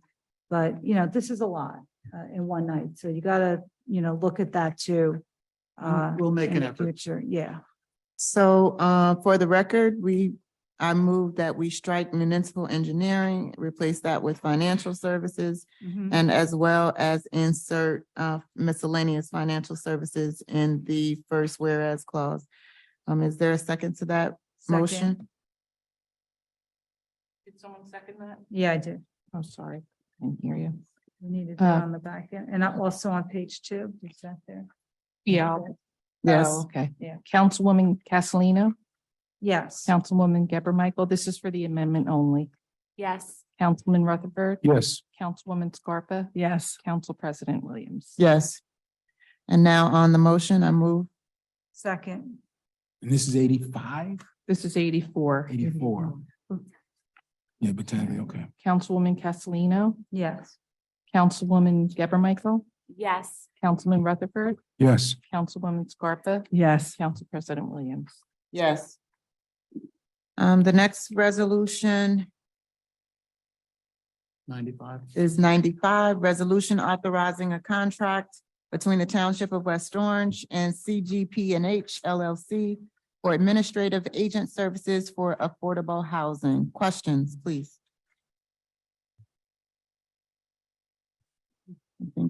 I think that was you, I'm sorry, Councilman Rutherford. Yeah, I don't think I pulled it, but I know that exhibit B, at least in mine, wasn't there. That's why I pulled Yeah, I didn't Yeah. get it either. Exhibit B wasn't in there. I feel really uncomfortable not having had the information to. This is a professional service for our COA units to manage. Moving forward, any new COA managers are required to have a manager. The manager is paid by the owners of the property. The township, there's no township money that goes into this.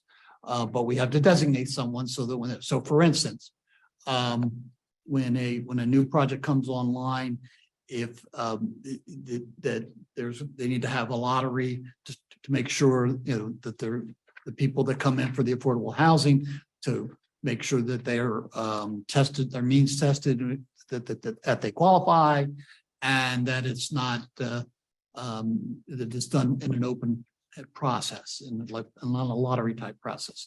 So that's their responsibility. We have not had any units come on board since we started doing this 2 years ago. But for instance, when Executive Drive is finished and the units that are there, this company will manage those on behalf of. Thank you for that explanation. I And- do have a question, well, more so of a comment with this one. The 1, 2, 3, the fourth whereas, that's an example of how, you see how detailed it is. It says issuing and advisements or request for proposal, evaluation, scoring proposals, submit it blank. It would be nice to have language like that and language I indicated earlier in one of the previous resolutions, just to have some history for the newbies. And my concern was the blank date on the fourth whereas paragraph. Can you provide a date for when the request for proposal was submitted? Our request for proposals were in December.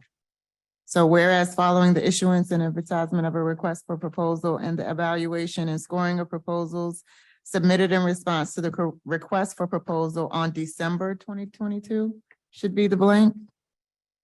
Yes. It would be a day, right? You'd have to do the day too, but that's the point. We'd like the date in there. The date and the other. Madam Clerk, And the other. And the additional information additional from the other information. respondents. Yeah, we'd like to know what the charge. Now, we said that earlier with RFQ. Right. It would be nice with RFP as well. Yeah. And we usually get it with RFP, and I don't know why we didn't get it this time. Or we have gotten it in the past. I won't say it's usual. Yeah. That was a relatively new practice as well, because that's when Ms. Reynolds took over. She started doing that. Doing the RFPs, yeah. She started The other providing the respondents. information. Yes. Yes, exactly. and tell her we said thank you. Yes, please let her know. Yes. Yes, Shout out, Ms. please. Reynolds. Absolutely. We do appreciate that. Let her know that. And I just wanted to put on the record as well, I think we've said it enough times, and we're just gonna continue to ask the administration for grace and as much information as we possibly can. As things continue to grow, develop, and change, it just makes our lives a lot more simpler when we don't actually have to come to you and ask questions if the information can be provided. So thank you so very much. Now, I have a concern based on, this is still 95, resolution 95. My colleagues indicated that they did not have the supporting documentation. No. Okay, so 9523. Was it provided today? Was that? I don't get it on the same day. I didn't get it. Yeah. So not, I You're talking don't, about the date was, there was an omission. I guess there was a. right, and then on, An The exhibit was sent preparer out? left a space open and it didn't come to the top to Right. ask for what was the date when they put it in. So that's just an omission. I'm gonna move. Exhibit B. Is there an exhibit B for resolution 9523? No. It's not. why we pulled it. Yeah, can we table But does that? it suggest that there's a exhibit? Yes. And number 4 Yeah. on page 3, it says contractor shall also provide, et cetera, and next here too, as exhibit B. All right. I'm gonna recommend that we table this Table until that. we can get Table. additional I information. All the I information. second. Hold on, hold I- on, hold on. Okay, Absolutely. no All problem. right, so you're tabling, right? Yes, we're All gonna right. table 9523 until we can get exhibit B and have the blank spaces filled in. I don't have exhibit A either unless I'm misreading this. We need A, Is B. exhibit A the contract? need, Can like, someone the- confirm that? the red Yes. line. Yeah, so it may be, but I don't know. We want it tabled. I knew this was Yeah, but gonna we be- still need to know what we need. We're gonna get it. Mr. Gross, can you confirm that exhibit A is the contract between the township? It's that. Yeah. Second set of- Second set of paperwork? No? I'm sorry. There's It's a- lots of conversations going on. I'm sorry. I'll do Well, one well, thing. you're gonna table it, so we'll submit. Just for answer his question, I wanted to confirm that the contract, the second document is exhibit A, correct? That's what the contract is, the agreement? He's not certain. That's what he's trying to tell you. Oh, Well, I mean, before I say yes, I'd like to actually look at the documents, Right. go through it and, Okay. I'm. So there's a motion I to think- table on the floor? Exhibit A is the RFQ, is it? Yes, exhibit A. RFP, rather. RFP. Right, Oh, exhibit A is- Yeah. right. Okay, And there's the a motion. contractor's proposal I have one last should have been question on exhibit B. Okay, There's also an exhibit B. Correct. table is not available. Second, Okay. so we'll have to do it. Yeah, I'll do. I'll ask my question next. All right. So we have a motion to table resolution 95-23. Second. No. second. We already You- have it. Yeah, We it's already already have been moved those. and I just properly need a seconded. vote. Yes, thank you. Hold on. Councilwoman Castellino, Yeah. Councilwoman Geber Michael, Yes. Councilman Rutherford, Yes, Councilwoman Scarpa. Yes. Council President Williams. Yes, thank you. Next resolution that was pulled was 96. 96 is resolution authorizing the execution of a professional services agreement with Alice Byrne Esquire, 111 Northfield Avenue, Suite 202, West Orange, New Jersey, to serve as zoning board attorney for the township for 2023 at the rates specified in the agreement. Questions, please. More so a comment. I pulled this because again, I inquired about the $3,000 price difference, which you guys have already explained to me. So thank you very much again for your patience in answering all my many questions. Thank you. Are there any additional questions regarding resolution 9623? Can we have the vote, please? I'm move for the vote. Is there a motion to approve 9623? So moved. Second, Councilwoman Castellino, Yes. Councilwoman Geber Michael, Yes. Councilman Rutherford, yes, Councilwoman Scarpa, Yes. Council President Williams. yes. Next resolution is 9823, resolution authorizing the execution of a professional service agreement with Bourne Nolan Kenyon, 382 Springfield Avenue, Summit, New Jersey, to serve as special tax counsel residential properties for the township for 2023 at a flat rate of $32.50 monthly. Questions, please. Yes, so I pulled it for 2 questions and a comment. There's a typo on the last page and it has Mayor Parisi's name on it. Oh, I think that was yeah. fixed, but I didn't Okay. recopy everything. Yeah. Yeah, because it's, So I just wanted to share that. Yes, thank you. And You're welcome. And then my question is, how many, so another comment, I love how detailed this is where it says real estate tax appeals since January 2013. Like that kind of history is really helpful. So I want to say thank you. Flat fee basis of $3,250 per month. My question is, how many tax appeals did we have last year? We get about, last year probably was 150. Sometimes it was up, well, every year. In 2 more years, it'll probably be like 800 Wow. because of the revamp. Revaluation. Yeah. So I'm assuming that the $3,250 price per month is a good price. That's a considering- very good, yes. Right? Okay. Again, That- this goes back to the same Yeah. explanation before. Yeah. The other one was more money, but that was for commercial. It's a different animal. This is for residential Mhm. and so. Thank you for taking the time to explain. Colleagues, do you have any more questions? Just a Yes, quick Councilwoman. Yeah, I was wondering, is this something that we would typically bid? And because it says the exception to the standard bidding process, would we normally bid? Also, all of these professional service contracts are all done through the professional service contracts law. They're not bid out because when you, for instance, if you bid out, you're going for price only. So just because you're the least expensive professional X, whatever it is, doesn't mean that you're necessarily the best or the type that you might need. So it's just it is not done that way in New Jersey. And again, I can't speak for other states because I never practiced in those states, but there's no place that I know in Jersey that actually bids out the professional services. And they all say fair and open process on there. Yes, So you- we so do you're the not fair and gonna bid open, it, yeah. so we're, obviously we do the pay to play. And But that information should be provided with the resolution. That's the. by definition, these are all fair and open done because they're done pursuant to an RF.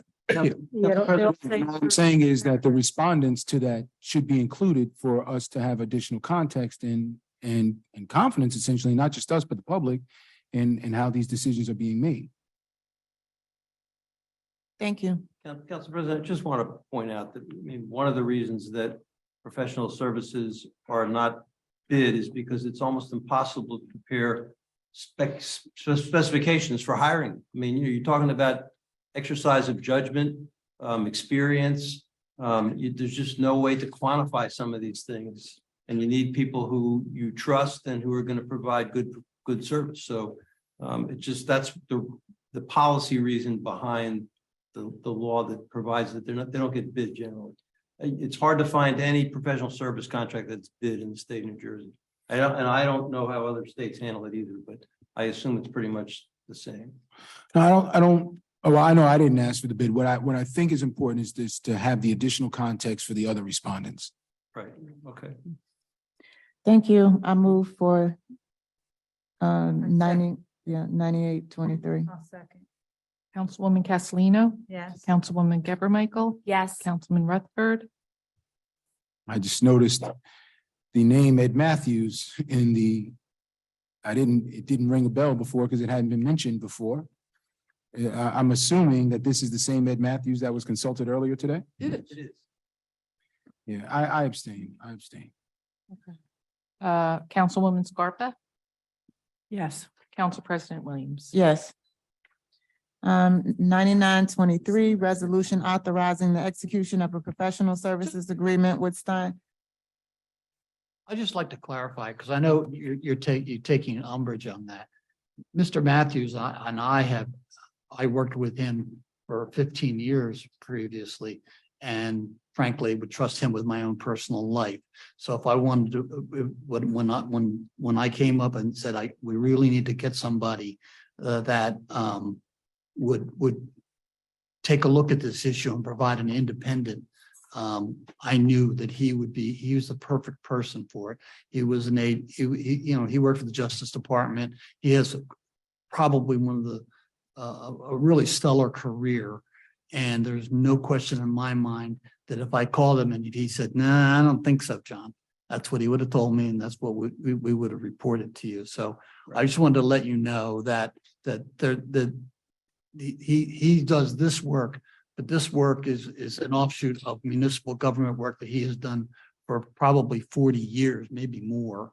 And there's no one, like I said, I would trust him with my life. So And again, I know him personally as well. Have worked with him before. I've worked with two of his brothers, know his other brother. One of them, unfortunately, now deceased. They're all good lawyers. I knew their father. We're talking about really quality people. And again, when you're picking a lawyer, you want somebody you trust, somebody you know that it has a good track record, not the lowest bidder. So I just want to be clear, this is not to disparage Mr. Matthews or you, Mr. Gross. It is just that in the context of that moment, and then to hear that name and then be presented with the same name in a resolution, if I did not have confidence in you or Mr. Kaiser, then my vote would be no. I abstain because I don't know. appreciate it, but I'm not looking for you to reverse, but I saw that it bothered you. I wanted, and I could have just said nothing and let it go because the vote passed. But I think it was important for me to express to you just really what happened here. And I didn't want you walking away feeling that somehow or another that there was some connection or something like that. That's not the case here or anywhere, quite frankly. This is a selection I made. I called him. I don't even know if he'll bill us, to be honest with you. I mean, he's a quality, he's that kind of guy. Thank you, Mr. Gross. All right, next on the list is 9923. Resolution authorizing the execution of a professional services agreement with Steinhardt, Capelli, Tipton, and Taylor LLC, 430 Mountain Avenue, Suite 103, New Providence, New Jersey, to serve as labor attorney for the township for 2023 at the rate specified in the agreement. Questions, please? This is another new attorney for us to have reference to. Again, somebody new, don't know really, we need to experience a good reputation. So we got to figure out, what the right relationship should be. Just want to have options. Okay. I do have a question. So again, as I'm going through all these resolutions, there seem to be a lot of professional services for counsel. And again, I don't know what we've spent on litigation these past few years or 5 years or 10 years or even 20 years collectively. Do you think, and you're the administrator, do you think it makes sense to hire a full-time labor counsel? Will you pay them a salary wage and versus having, I'm just wondering, versus having. The answer is, I don't think so. Okay. I'll tell you why. Because number one, I used to think I saw a lot of stuff before I came here, and I did. I learned a lot of stuff in a lot of unique places. And just when you come to West Orange, you see everything, which means you see every type of labor problem that, it's just the nature of this beast. And in my opinion, if you hire someone on a full-time basis, first off, whether you get the right person with the experience to come on that basis or not is certainly a question. But the diversity of the needs so great here. I'm not sure that one person could be able to give you the right services you need. Or even several people. I understand it would still be outsourced, right? Like things would still be outsourced. Well, that's what we do. That's what this is. I didn't know, again, because I don't have those figures of how much we spent in litigation over the years, if it would make sense to have a couple of in-house attorneys at a salaried rate. Well, in-house is not a consultant. No, I'm not saying a consultant. I'm saying You an would have employee of the the township. specialties, you would have the different specialties that is We can look at it and if it's something that the council wants us to pursue, we can look at it. But you asked me my opinion. Yes. My opinion is that certainly a single is not, and I don't know, and I'm not, in no way am I attempting to be disparaging to anybody. I just don't know that scenario will provide us with the level of service that we need. Thank you. You guys, you probably. Any better additional questions? I do. So I asked a moment ago, and I believe Mr. Trink answered in the affirmative, said, are all of our labor council being paid at the same rate? It appears that this labor council is being paid at 175, which is less than the other. And if he's at 175 and he's qualified and competent enough to even appear on this agenda tonight, why not save $25 an hour? I'm sorry, Why not save $25 an hour and use him instead of the other two that are charging $200 an hour? Well, that's what we're asking you to approve, and like I say. Well, you asked us to approve the 200 also. Right, and we, as I said before, these are new people, we're gonna have to establish relationships with them and decide, where they best fit in. And if somebody fits in really well and happens to be the least expensive, that's where, that's something that I'll pay attention to. And remember what Mr. Trank said, he always is trying to negotiate the lowest rate that he can. And he's frankly been pretty effective at doing that for a long time. And he did it honestly with me when I got hired to do this job a long time ago. So, I mean, I don't know these particular lawyers or exactly what they do. and I'm sure Rich knows much more in terms of that kind of detail. So there's probably a reason for this. I just don't know what it is. But if Rich can get somebody to work for him for less, he does. Thank you. Any additional questions regarding Yeah. this resolution? I just want to say thank you, Mr. Gross. I came in with a completely different understanding, obviously. I was thinking about not even authorizing any of these labors because, I feel like I want this settled and I feel like we're just perpetuating the situation by bringing on all these different labor lawyers with no not to exceeds, and this could go on for years. But based upon what you've been telling us, I have confidence that you're trying to find an array of people that can do the job and that you will do that. But I have to tell you, I came in here thinking this has got to stop. We can't authorize any more of these. Again, they have different. And I understand that, yeah, and that you're going to need to pick and choose and. Your school district doesn't change that. The council is asking the administration to look at this differently. Right. So, in order to do that, it helps to have some Options. different voices. Right. And so. Right, and so since, I will give you the opportunity to work with everyone, but I do want to reiterate that I would like the numbers that we've all asked for on what our legal costs have been to date, broken down on all of these. Absolutely. Thank you. Is there any? Council President, just to give them some, the school district also pretty much does the same practice. I haven't followed it recently, but that was always general practice because you want to make sure with different specialties and different situations that you have the right people in place. Thank you. Thank you. Are there any other questions, council colleagues? All right, we're ready for the vote. I move for the, yep. Second, Okay, Councilwoman Castellino. yes. Councilwoman Geber Michael. Yes. Councilman Rutherford. Yes. Councilwoman Scarpa. Yes. Council President Williams. Yes. Thank you. 100-23, resolution authorizing a professional services agreement with NW Financial Group LLC to provide financial consulting services for the calendar year 2023 at the rate specified in the agreement. Questions? Yes. So again, there are two similar resolutions. Why not just have one versus two? Can you just, because again, these are very vague, these resolutions, when you read them, it just says NW Financial Group to provide financial consulting services. Well, the other one's very specific in terms of bond services. And since what we like to, I guess I'd I like to have just a separate, assumed that bonding would go under financial consult. I'm No. sorry. Okay, never mind.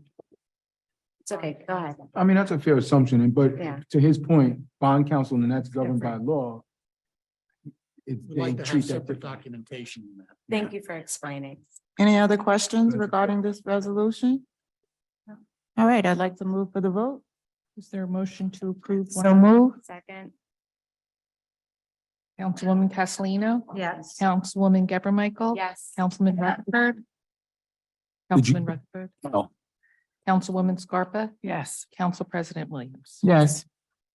Resolution 101-23, resolution authorizing a professional services agreement with PKF O'Connor Davies, 20 Cranford Drive, Suite 301, Cranford, New Jersey, 07016, for appointment as the township auditor for the period January 1, 2023 through December 31, 2023 at the rate of $56,000 per audit. Questions? Yes.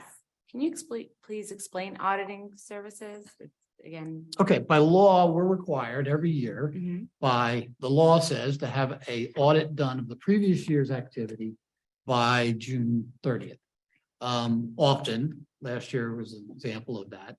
The life gets in the way of everybody, and the state says they push back the date until September 30th because there's certain standards they have to measure against that the state provides every year. So if the state doesn't provide it on time, the auditors can't get their audits done on time. So but basically the auditor sends teams in to inspect our operations. They inspect all my offices. They go into different departments and check their money handling procedures and basically just go through an audit to make sure that, to look for context clues of problems that may exist. And so that they can report them in the audit, not just to you, the governing body, but to the investors of our bonds. So it's a very thorough process, and that is what this is. Thank you for explaining. And the 56,000 per audit, is that considered normal? I mean, with Town how this do you size, assess that's it? low. How do you set it? That's low for a town this size. That's Okay, thank you so much again. Any additional questions? Yeah. I move for the vote. Is there a motion to approve? So move. Second. Councilwoman Castellino? Yes. Councilwoman Geber Michael? Yes. Councilman Rutherford? Yes. Councilwoman Scarpa? Yes. Council President Williams? Yes. Regarding 102-23, I realized that we did not pull it, but I would like to bring it back to my council. It was pulled. 102? Yeah. Okay, so for 102, I would like to ask the question on the third whereas clause. The mayor has recused himself from the renewal of the agreement, including execution of the agreement. But Susan Yeah. McCartney's name is here. I think that was from our previous Yeah. mayor, Yeah. Mayor Parisi, and so Yeah, I we don't need think to it's- strike that language. No, I don't think she asked. That's a vestige from. Yes, with from the previous where mayor. The resolution was turned over. I did question that, and it was sent back that way after I questioned it. And I didn't ask why, but. Okay, so can we strike that from the resolution? The mayor has not recused herself. So this whereas clause needs to be stricken from the resolution in entirety. Whereas the mayor, the third whereas clause. Oh, I see, okay. Yeah, So I move that we strike the third whereas clause. They didn't remove that. Maybe they thought they removed it because they. And is there a second to, Second. thank you. all right, that's to amend it. Mhm. Sorry. Okay, Councilwoman Castellino? Yes. Councilwoman Geber Michael? Yes. Councilman Rutherford? Yes. Councilwoman Scarpa? Yes. Council President Williams? Yes, Okay, and then we need a motion and a second to approve. I move to approve. So moved. Okay, Councilwoman Castellino? Yes. Councilwoman Geber Michael? Yes. Councilman Rutherford? Yes. Councilwoman Scarpa? Yes. Council President Williams? Yes. 104-23, resolution authorizing the execution of a professional services agreement with Ellen O'Connell Esquire, Price, Meese, Schulman, and D. Arminio, PC 50 Tice Boulevard, number 380, Woodcliff Lake, New Jersey, to serve as the hearing officer for the township for 2023 at an hourly rate of $185. Questions? I think at this point, you guys have answered many of my questions, so I thank you for your patience. No. Okay, can we move to approve 104-23? Second. Second, well, you make the motion? Are you making? Yeah, I thought you made the motion. Well, okay, I will move to approve 104-23. Second. Thank you.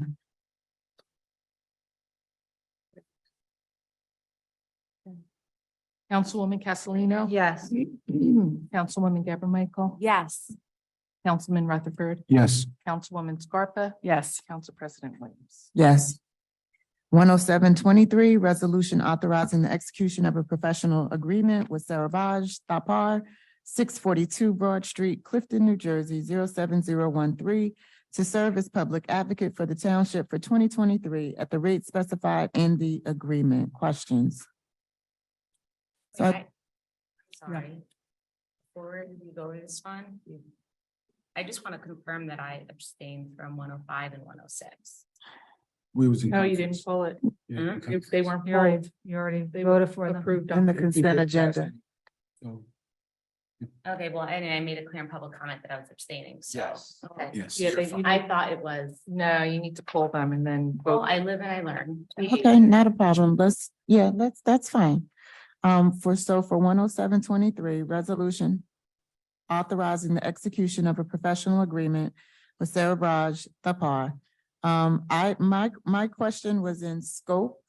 And I didn't pull this, but the question was in scope with his requirements. There have been comments from the public as well as communications that were delivered to all of us about his advocacy or their interpretation of his lack thereof. I'm just concerned, what are the requirements? I do see him in attendance at the planning board meetings because I am a member of the planning board, but we don't always and often see him at the town council meetings. Is there a requirement for his attendance to be at the town council meetings? Can somebody explain how that advocacy works? It's an independent position, as I understand it. The council nor the administration does not direct the public advocate. It's that person. If they're contacted by some member of the public to get involved, it's their decision to how they handle it. It's completely independent.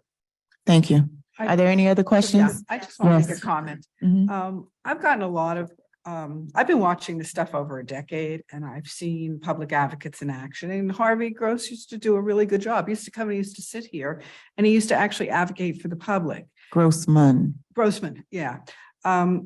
This advocate is, you never see him. And I know that there have been residents that have gone to him for things, and he really is not very effective, and I just can't vote for him. Thank you. Any additional comments? Yes, I do. So we received many emails from residents. Councilwoman, can you talk into your mic? Sorry, Thank yes. you. So we received many emails from residents and, you know, they're the public. So I'd like to know, what is the justification for keeping him based on the emails that you guys also saw and their comments? Can you please reply? Because I don't know who he is or what he's done with us in the past or how he is as an advocate. I'm just, you know, there's a lot of feedback from members of the general public. So I'd like to get your take on it, on those I'm not sure emails. that, I'd be happy to have a conversation with you about whatever issues there are. It's certainly not something that I would like to discuss here. Yeah. Again, I don't know, and I don't, because I don't know, and I won't know, to be honest with you, even from a claim, what the actual facts are. So I'm not going to project Well, that. then if you can't answer it, then I can't support or vote for this based on the emails from the general public. 'cause, So- I'm you gonna know, make this a is the people. suggestion if I Yes, can. council, Uh, yes. I honestly can't weigh in on this. I don't know Yeah. him. My sense from the people who have commented are that they don't see him as being aggressive enough. I can't make a judgment about that because I haven't seen him work. I haven't, you know, I don't know what the circumstances are. I suggest what you might want to do is table this Yes, and learn more. yeah. We can have that conversation. I don't, yeah, I mean, we don't see him. He's never here. Well, neither was the prior. You won't see him here. You won't see him here. Very rare. Planning, Yeah, it this is was, for planning. it was very, very rare that Mr. Grossman ever came Came to to the a council. council meeting. When he came here, I mean, I know Harvey Grossman well for many, Yeah. many years. I mean, he would come here for his own self-interest often, you know, and sometimes, you know, in his position as a public advocate, but he's been a part of West Orange for a long, long, long time, and he's been at many council meetings over that period of time. Yeah, and he's given opinions. Right. So I would like to move to table. Is there a second? Okay. Thank you. Councilwoman Castellino? To table? Yeah, let's table it because I like the administration. I'm sorry, isn't tabling, and maybe that was a misstep Yeah, on yeah, our yeah. next, on our previous table, isn't tabling a motion non-debatable? Isn't tabling a motion non-debatable? I'm asking council. I believe it is. Yeah, so we don't need a vote. Okay. We need a vote. we need a vote Yeah, to you I just table? don't need to talk about We it. just don't have to talk about, okay, Yes or no? okay, Any motion. okay, Okay. not a Should be problem. a second and a. Yeah. So it's been moved and properly second, and Madam Clerk is calling for the vote. All right, Councilwoman Castellino? Yes. Councilwoman Geber Michael? No, Councilman Rutherford? No. This is to table. I don't want to table. I Correct. wanted No to table, vote no. table. Okay. I'm sorry, Councilwoman Scarpa? No. Council President Williams? Yes. All right, so the motion failed to table. Hold on a second, just gotta make my notes. Is there a motion to approve? Yeah, Is there- I'll make well, no, I wanted to table it to give an opportunity so the So then gentleman, we don't have to, if you don't want to make a motion, it's just gonna stay here for now. yeah, I want to call for the vote. I want to call for the vote. well, okay, so let me just. So you have to offer it. So make a motion Those to who not say we vote don't have for enough him. diversity in our, You don't make another. on our motion. agenda, do you want to give an opportunity here? So I want to make a comment about that. There, diversity for the sake of checking a box doesn't do us any good. No, The, but the challenge that I have, based on the commentary that I've received, some of which y'all have received too, because it's in our inboxes. The challenge that I have is, when it comes to some of the issues that we would expect the public advocate to advocate for, that has been brought to my attention that it is woefully inadequate. I have nothing from anyone to say any different, even in here tonight. So I offered a different explanation. I said that I have sat with him on the planning board and that he is extremely responsive and that he does advocate. So to say that you haven't heard anything different Yeah. from anyone tonight is not true or Well, accurate, because I what provided that. heard from the residents is that his advocacy in the planning board is not adequate. And I've heard the same. Same. Okay. I guess the question then is that accurate, good judgment on the part of the people complaining or not? And I don't know, I certainly can't make that judgment. I don't know who here can make that judgment. But the reason I had suggested tabling it is so you could all find out more. And I think- the decision is up to you, but. Yeah, I think some of the commentary that we've received in our inboxes with the complaints are from primarily one organization, one grassroots organization. I would caution each of us to make a decision if you have a lack of experience. We have almost 50,000 residents, and we may have heard from 55 from one specific group that complained that his advocacy in the environmental arena was not adequate and or sufficient. It has already been explained to us that Mr. Grossman, as the public advocate, did not always attend meetings. So I'm just questioning where your information and how accurate it is if you've never had an opportunity to witness him at work, see him at work. If you've never attended a planning board meeting or a zoning board meeting, I would encourage you to have a conversation with him, set different expectations before just dismissing him without accurate knowledge or full available knowledge. I find it interesting that you characterize anyone's position that way. I'm sorry. I Well, I'm apologize. entitled to characterize how I You see certainly it. are. Just like everybody else who sits around this table does. So- I would echo the idea of tabling and I would suggest that everyone, if you haven't read the code, where not actually specifies all of the responsibilities of the position, what they can and can't do. And then then after you've done that, maybe reread the complaints to see whether or not, and I don't know, because I haven't read the complaints. Reread the complaints to see whether or not that meshes with the responsibilities. So point of order, weren't we voting? Yeah, I'd You already voted. We already voted. No, we They didn't did a vote. motion to We table voted a and motion to voted. table, which failed, and we have not voted again. Nobody has brought the motion to the Correct. floor. Okay, well, I call for the vote. I call for the vote. You have to. We'll call for I the, make a motion to vote on resolution 107-23, and I do believe this is 107. We've had so many before us. 107-23. I agree. Is there a second? Yes, I second. Okay, and this is a motion to approve. So, okay, Councilwoman Castellino. A motion to approve. Yes. Yes. Councilwoman Geber Michael. No. Councilman Rutherford. Councilwoman Scarpa. No. Council President Williams. yes. Okay, so that, I think having not sat on the planning board to see for yourself and I've to make that decision is unfair to that person. So You have to witness it for yourself. Okay. Next, we have Resolution 10923, resolution authorizing the execution of a professional services agreement with Fox Rothschild LLP, 49 Market Street, Morristown, New Jersey, to serve as labor attorney for the township for 2023 at the rate specified in the agreement. Questions, please. I don't have any more questions. You guys have answered them all. Thank you. Thank you. Move for the. What is the rate though?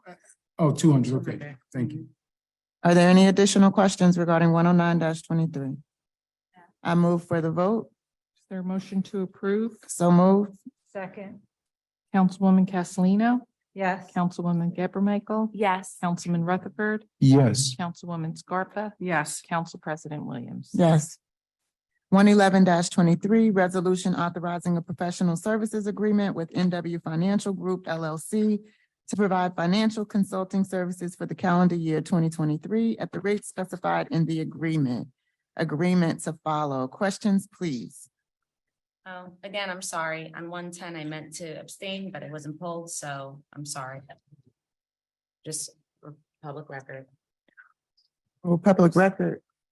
I'm just putting it on the record that I meant to abstain. We have so many we're going through, and I was trying to keep track of all the ones that we had pulled, so. As I mentioned earlier, I meant to abstain on that one. Okay. That's it. We'll continue with 111. Thank you. Questions on 111? I think this is one that was pulled because of the other one. And I think we've answered the questions on But this. I do have one other question. Sure. On the actual document, which is why I pulled this. It says agreement to follow. So how can we vote on something when we don't have a full agreement? They're right here on the very top. I circled it. It says agreement to follow the resolution. And I had the same question. And The same there is- concern. Yeah, there's no, You never got the agreement? yeah, No. there's no exhibit A. It's table. I second. Second. Thank you. This is a motion to table, Yeah. and who made the motion? Tammy. Thank you. Second. Okay.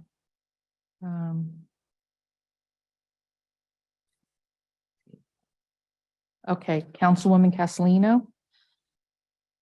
The table, yeah. Yes. Councilwoman Geber Michael? Yes. Councilman Rutherford? Yes. Councilwoman Scarpa? Yes. Council President Williams? Yes. To table. 111-23 has been tabled.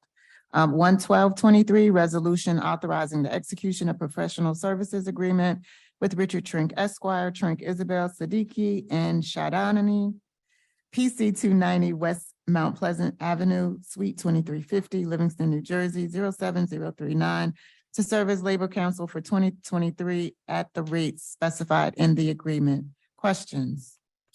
So I pulled it for the same reasons enunciated earlier, which have absolutely nothing to do with politics and everything to do with the direction we are taking our legal, for lack of a better term, department.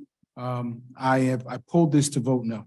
Thank you. Any other questions or comments regarding 112-23? Council President, again, I'm going to reiterate that we did make the move to submit that letter to request mediation so that we can try to resolve this. So thank you, Madam. I understand and am certainly pleased that it is coming out now. We've been asking for this for over a year. And even without that, there are so many other issues that we could talk about. And my mind is made up. I think the direction that we've been going in is the wrong direction. And I think we need new leadership there. Thank you, sir. Is there any more comments regarding this resolution 111-23? No, 112. I'm sorry, 112-23. If there are no more comments, I move to approve. I second. Councilwoman Castellino? Yes. Councilwoman Geber Michael? Abstain. Councilman Rutherford? No. Councilwoman Scarpa? No. Council President Williams? Yes, Madam Mayor, it's a 2-2 tie. Can you please break the tie? I vote yes. Thank you. The motion passes. Next resolution, 113-23, resolution authorizing the execution of a professional services agreement with Richard Trink Esquire, Trink Isabel Siddiqui, and Shadanian. Shadanian, thank you very much. PC 290 West Mount Pleasant Avenue, Suite 2350, Livingston, New Jersey, 07039, to serve as litigation counsel for 2023 at the rate specified in the agreement. Questions, please. For the same purposes as already enunciated, I pulled this to vote no and will vote no. Thank you, sir. Any additional comments or questions? I move for the acceptance of the resolution 11323. Is there a second? Second. Thank you. Madam Clerk. Councilwoman Castellino, Yes. Councilwoman Geber Michael, Abstain. Councilman Rutherford, No. Councilwoman Scarpa, No. Council President Williams. Yes, there's a 2-2 tie. Madam Mayor, if you'll please break the tie. Oh, yes. Thank you. The motion passes.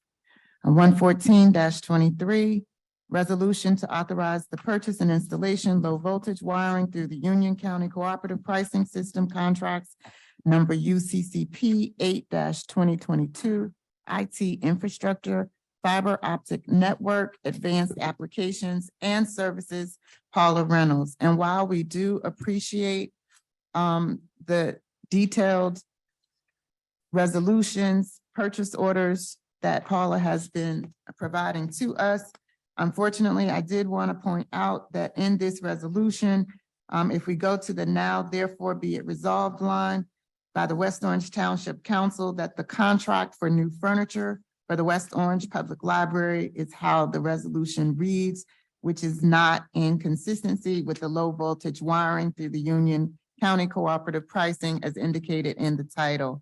Can we please move to strike and insert the appropriate language for this resolution? Yes. Thank you. We Can you agree. please provide that to us? Yeah, it's, what they're actually. Low voltage wiring. Well, low voltage wiring. So we will strike for new furniture for the West Orange Public Library and insert low voltage wiring. Is there a second for that amendment to this Second. resolution? Thank you. Madam Clerk. Councilwoman Castellino, Yes. this is just for the amendment. Mhm. Councilwoman Geber Michael, Yes. Councilman Rutherford. Yes. Councilwoman Scarpa. Yes. Council President Williams. Yes. And now on the motion to approve, so move. Question. Question? Yes. Thank you. So I would like to know why there's so many different costs, and why we're having all these different resolutions regarding the library. Like, why not just one set price? Shouldn't this be included in the original budget to build the library? You know, $278,000 is a lot of money. It was, Budget, it's not. budget constraints. And I also want to know is how can we guarantee that this vendor is offering fair prices? Like, do we go out to bid for this versus just believing whatever pricing the vendor gives us? So this is through the Union County Cooperative Pricing System. And this is already a system that has been approved with pricing for a network. So they do go to the low, they give you the best prices. And because all communities have an opportunity to bid and purchase, we are guaranteed the best prices. Thank you for explaining. You're quite So welcome. the answer is, when and this goes back to a conversation we've had before about this particular project. And you're gonna ask me why, and I don't know the answer why, because there's different accounts of what happened. But it was not included in the original bid. And if you look, when we talked to the architect, they submit that has been known from the very beginning. And there are, this was a back and forth with the people from the library. So we weren't really privy to that. So I don't know the exact why it wasn't included. I agree that it should have been included. Having said that, not likely that we would have got a better price than the co-op price. In this, we actually did try, this was all done by the library. They actually tried to get a cost that from a private vendor, and it was comparable or higher. So this is a reasonable cost. for this project, and it is something that's required. For the record, I want to echo my colleagues' concern. This is a library. You admit, I'm not trying to beat you up over it. This should have been included. We should not be coming back with almost $300,000 for something that we should have known up front. And while we may not have gotten a better price, we would have known that that was included in the total price up front. And this is not the first time. We had outlets, again, for a library where people are going to bring phones and tablets and laptops that just should have been included. We had water fountains in a library that just should have been included. And while those were nowhere near 300,000, we had robust conversation over that. And now we're hit with 300,000 that was not included in the initial bid. That is, and for me, I feel like there's literally nothing we can do, right? I feel like if we were to say no, then we would screw up a library project, right? Well, you wouldn't open. Exactly. And so like at the, I'm in complete agreement with so you. I hope we have good notes when it comes to this project, so that when we go forward. We absolutely do have. And we can use that when we consider what responsible is in the bidding. I have a question. How are we going to make sure that something like this never happens again? Never say never, okay? Because the reality is we're dealing with people and we're dealing with situations. Now, in terms of they could fill you in on his conversations with him about it. Well, I was. Well, so hold on one second. For all those who may not know, and especially because we have a Zoom audience in the public, this is Director Dave Kuby of the West Orange Public Library. Thank you. My view is it should have been included from the very beginning. Well, and it was a surprise to me when I found out that it wasn't. So again, and I found out late that it wasn't. And I think we had some conversations, and I expressed privately my feelings about it. But I also wanted to let you know that the first quote from this, we said, give us a proposal for what you would recommend. But what they came to us for JCT in terms of, because when you're talking about tech, I mean, it runs the gamut. So I was like, what do you propose? They came out with all kinds of monitors and everything. And believe me, I sat down with my board president and we cut, and she was head of libraries and technology for the joint school system for Maplewood and South Orange.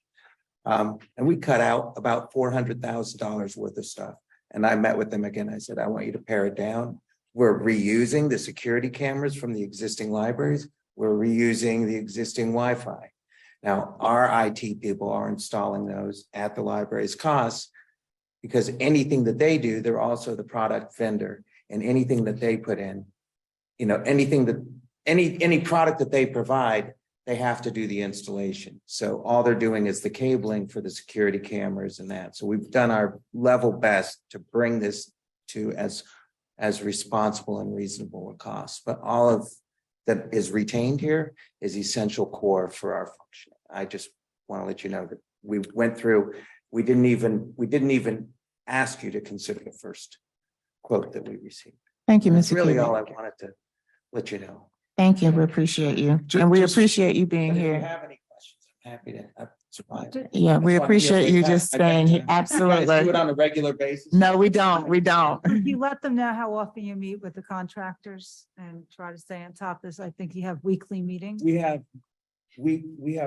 meetings every 2 weeks at Chen Rooney. They're scheduled every 2 weeks, and then there's meetings, there's impromptu meetings. Right, and then there's other things that come up. I'm going around trying to figure out some other things now. Plus, we just completed the move. I'm still setting up my home office. The Albert Group is being very nice in terms of working with us on that. So, Thank you. all right. Just one more thing. In this, we didn't pull 74, which also dealt with Johnson, and this isn't to, point them out, but just when we have awards based on either the co-op or the state approved vendor list, we want to, and Mr. Gross has assured me we would, check that the prices they include in the bid to us match the prices that they have on either the co-op or the state-approved vendor site. So the reason I pulled the first one is that I did promise you that we would do that. We weren't able to get all of that information. So we pulled that in this one. We do have it. It's a percentage off of list. And we have the percentage. So we have that invoice. So that we had it for that. Plus we had, the work that Dave had done beforehand to have a sense of the work. So I felt comfortable even allowing this. And we certainly do appreciate your efforts, your board president's efforts, Mr. Smeraldo, Mr. Gross, in getting this down $400,000. Thank you. Yeah, they've been working hard. All right, thank you. Keep up the good work. I move for the approval of this resolution. Second. Councilwoman Castellino. Yes. Councilwoman Geber Michael. Yes. Councilman Rutherford. Yes. Councilwoman Scarpa. Yes. Council President Williams. Yes. I am going to ask for a 5-minute recess, please. Yes, so we can, if we need to refresh, if we need to get more water. Thanks, David. Thank you all. I appreciate you. Just 5-minute recess. Joe, any people are left on the Zoom? E.T. God bless them.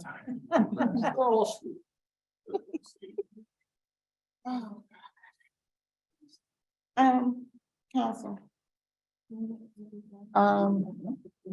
Council. Mr. Kaiser.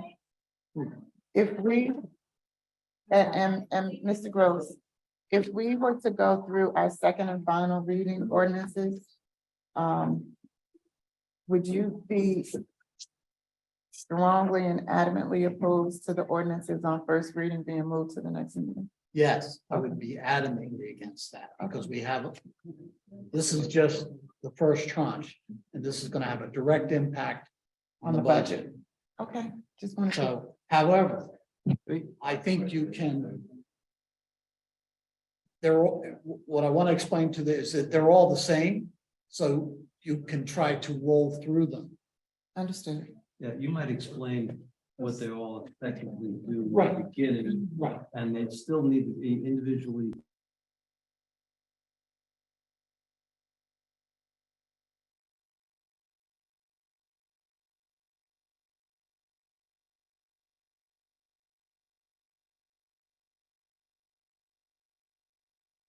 There are, I mean, I don't know about the last one. I mean, Well, there's one ordinance that's not. public event permits is the Right, two. last two probably. Right? Yes. How important is one last one? That's maybe important because you need. That's absolutely. Right, so that's just, But they're just introductions. right, it's not so the only one really, and they don't have to talk about it, they can talk about it the next second reading. And I've told them that was coming. So they've all been explained.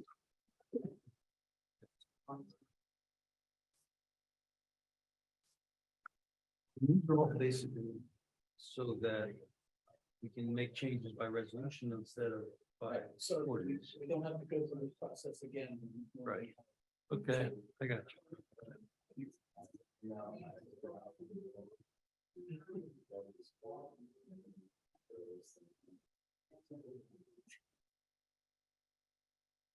The one problem is gonna be cannabis.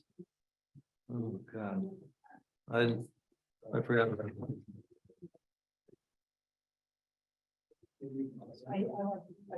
Well, they couldn't vote to postpone. Vote to postpone the cannabis.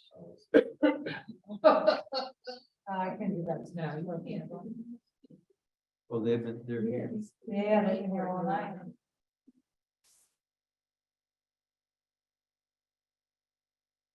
But let's remember, you can put on the record that it was correctly advertised, so that you can make sure that happens. There was they had issues like that, and concerned that it wasn't correct, and but that material change, I thought it wasn't to Okay.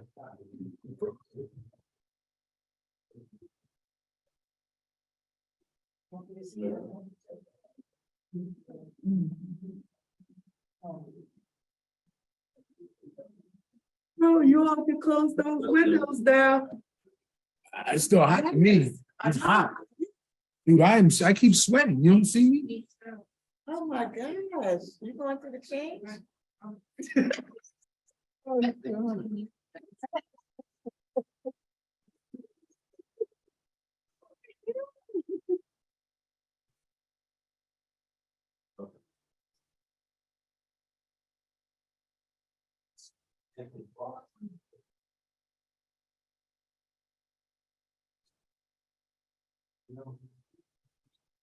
my God, are you kidding? You're putting that on? I'm not putting the rest. Oh, for real? No. It's cold, isn't it? Oh, well, it did get, yeah, it got really chilly. Where my star? She's always. Well, it's anemic in me. She's always. Broke my glass.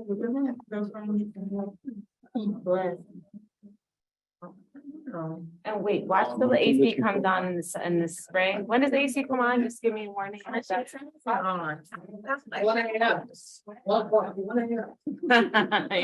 John. All right, let's get back together. Come on, let's go, people. Calling the meeting back to order. Karen, are there orders? All right, next on our, Next on our list are ordinances on second and final reading. 2713-23, an ordinance amending chapter 25, section 47.5 of the revised general ordinances of the Township of West Orange. Is there a motion to introduce on second and final reading? So moved. Councilwoman Castellino, Yes. Councilwoman Geber Michael, No, you don't want to introduce this on, okay. because I don't want to vote. I don't support it. Okay, that's fine. I've never done Councilman, this on second reading. sure. Councilman Rutherford, Yes, to introduce. Councilwoman Scarpa, No. Council President Williams. Yes.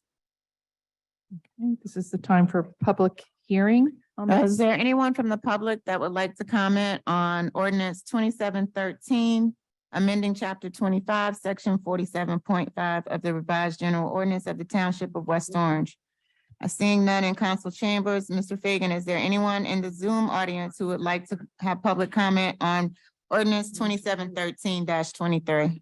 Anyone in the public wishing to comment on ordinance 2713-23, please raise your hand. Yes, we have Mr.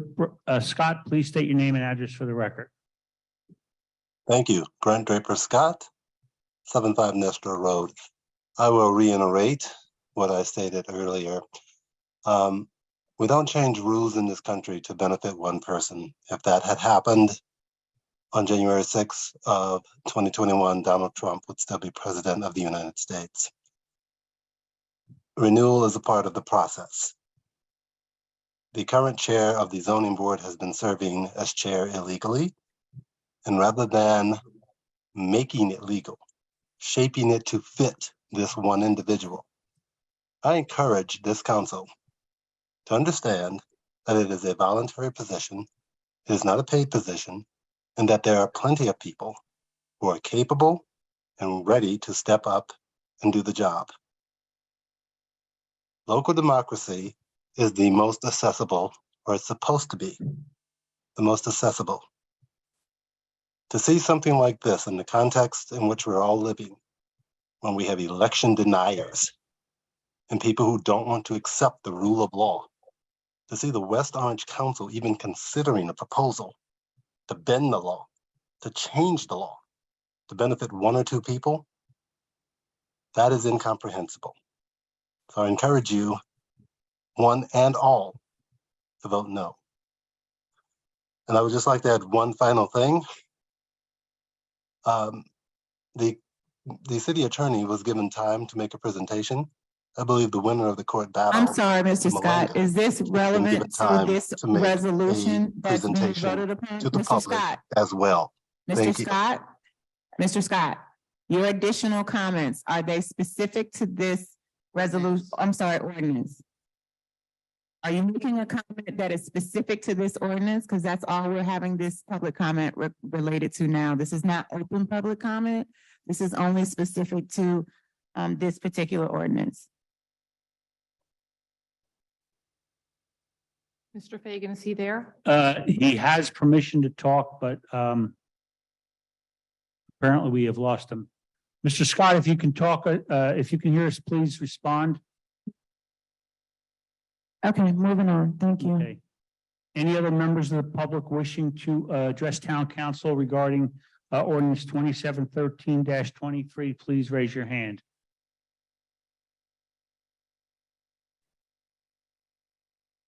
Seeing none, Council President. Thank you. I move for the acceptance of 2713-23. I second. Councilwoman Castellino? Yes. Councilwoman Geber Michael? No. Councilman Rutherford? No. Councilwoman Scarpa? No. Council President Williams? Yes. And thank you very much. Although the motion does fail, I'd like to remind and advise the public that this ordinance, while it does speak to the inability for the chair to continue to serve, the chair must remain in service until another candidate has been voted on by that body. So quite frankly, while it may not be the will of the public at this particular time or this governing body, the chairmanship will remain until someone else is voted and approved upon by that body. Thank you. Just wanted to put that on the record for clarity, so there's no concern or discussion when a vote may or may not happen. Thank you. 2715-23, an ordinance amending Chapter 5, Section 34.3, Section 34.4, Section 34.5, and Section 34.6, and Chapter 25, Section 24.2 of the revised general ordinances of the Township of West Orange, licensed cannabis entities. Now would be the time for Well, we have to introduce on first introduction, reading. Second and final introduction reading. on the second and final reading. Second, Councilwoman Castellino? Yes. Councilwoman Geber Michael? Yes. Councilman Rutherford? I don't want to, and we kind of went through that quickly. I don't want to introduce this on second and final. I would much rather table it. I know I'd that's like to the see it. ordinance that's before us. It's already in motion. So my vote is no, but that is the reason. Okay. Councilwoman Scarpa?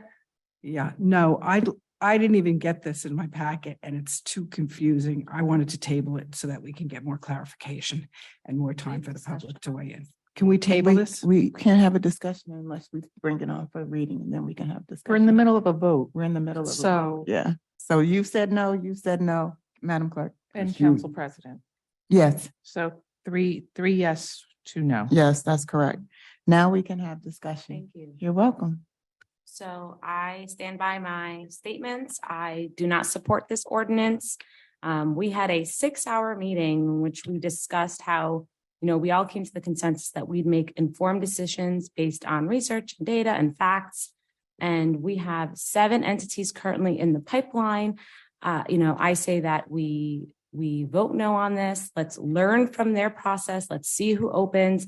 Let's get the facts and data and then go back and change this ordinance to include, whatever the total amount of fee is from schools and worship, because maybe we don't want 200, maybe we want 400, maybe we want 500, maybe we want 800. We don't know until they open and we see how they do once they're in business. So I stand by saying no, let's give them an opportunity to open and see what happens. Let's learn and then make informed decisions based on research, data, facts. Thank you very much. Any other comments?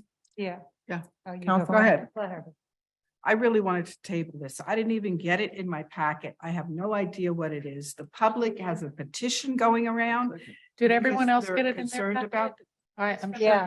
So yes, it's from, So you did. Yeah. Oh, yeah, right. Hold on to it. But I have no idea what the changes are. There are no changes. This is a second reading, so there are no changes from the introduction of the first reading. And it was provided in our March I'm sorry, our February. Well, that's I not still, true. no, I still Yeah. would like to table it. Well, we can't table. We're in the middle of discussion and tabling is no longer an option at this point. So there was a change that didn't pull through, but I was told it's not substantive. I can't even talk with you. It was advertised properly. The change was The change- advertised correctly, the So- one that you voted to amend on first reading. It was So advertised. The language was properly. from the property line for the school to be 200 feet.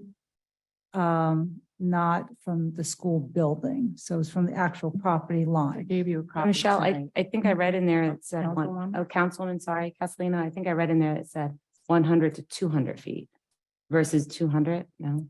Well, that was the cross out. That was the That red was line. crossed out, okay, just wanted to confirm. Well, it's right on the first page, the page 6, which I noted to you in an email over the weekend, was, Did you get your map? so is that going to be, if that's, This, yeah. is that what we're voting on tonight?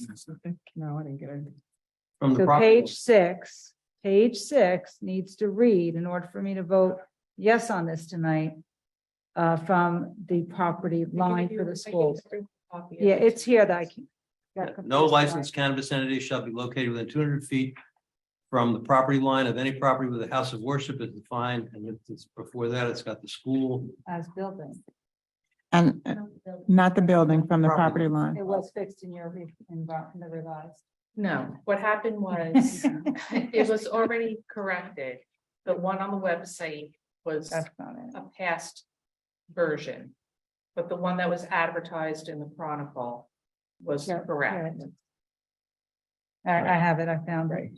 My concern had been that if it wasn't advertised correctly, then it would be material change, but Right. there's, the public has noticed, it was properly advertised with the correct language, so. And I'll just remind my council colleagues, that voting to not change this, ordinance on second and final reading means that we will continue with the same language in the ordinance as it exists. We already have a cannabis ordinance. The current cannabis ordinance limits no houses of worship and only gives a 100-foot radius Yeah. from the building, not the property line, as we have indicated in this change. So I just want to remind my council colleagues that not approving this on second and final reading does mean that we will keep the ordinance as it is currently written without any of the changes that we worked 6 hours to go through and have some consensus on. But my question for, Just to add. So, mean that there would be unlimited micros. It does. but here's my question, isn't there a current moratorium in place? So that wouldn't, It does, but it still is unlimited micros, and that's just a vote that we can do. but no one can apply until we change. That's it. just a vote that we have to do to reopen the process. However, the ordinance states that we will have 4 licenses and unlimited micros. So before we are to make any additional changes, yes, we would have to reopen the application process, but it also means that we will maintain the unlimited micros and the 4 other entities. But we wouldn't because it of the also moratorium. leaves you- It's 7 for right now. It's unlimited micros in the ordinance. That language will remain. Whether we open up the process or not is the question. We put the moratorium in place because we wanted to make some decisions as to what we were going to do. But if we do not approve this tonight, I just am being very transparent and clear. The language in the ordinance speaks to how it speaks. We'll be vulnerable. It would also leave you susceptible to potential litigation. Absolutely. To test whether or not you have the right To put a moratorium in place. on an ordinance that's already in place. Absolutely. My recommendation is to pass this evening. I looked it over. If you want to go further with, and again, I was proponent to go the 1,000 feet. But at this time, I am fine with this ordinance. We already grandfathered the view in, and But they we won't be need- grandfathered. They'll just be. we need to be protected. Councilwoman You Castellino, don't have can't right- we rescind this and vote to table it as the? No, the public- We have an ordinance in place. something in place. We have an ordinance in place. So these changes are the changes that we agreed upon. And they've they've made it clear that they, I understand that, and I'm. so why not table it and give another, Because we need month or to so for get them to something weigh in. in place. we don't have to rush. What's the rush? If you table it, the old ordinance is still in effect. That's okay for Right. another couple of weeks. Well, No, it won't be another Until couple we- weeks. until It's not another couple of weeks, so let's be clear. Again, let's be clear about the process. If we don't approve this, the old ordinance remains in effect. It will be 2 weeks before we have another meeting. That's okay. So what's the The rush? first reading and second Do reading, the budget and we have, at some point in exactly, time. and we have businesses that are gonna open. But even if they open, they're grandfathered in and there's a moratorium no in place. So thing why are being we? grandfathered. Didn't we want to grandfather in? I'll just reiterate, They're and not I think, Let's just- I think That's in this ordinance. This has to pass for them to be grandfathered in. But the original ordinance wouldn't force any of them to move from their current location as it is anyway. they're not the No risk. rush. They're not the risk. It's gonna be Yeah. other people that It's the risk. whether or not we have the right to implement a moratorium on an ordinance where we said unlimited micros. So if I were a micro business and I wanted to come to West Orange, I would challenge the moratorium. And that sets us up for legal. I mean, it's legal certainly, liability. I'm not saying, I'm certainly not going to tell you that any of us know what the outcome of that would be. But having said that, I do, it is, you have an ordinance in place. You're choosing this moratorium is a choice that you're making to not entertain new applications. If I'm an applicant, I might test that and see whether the law. So the bottom So line here's the issue. Here's the issue.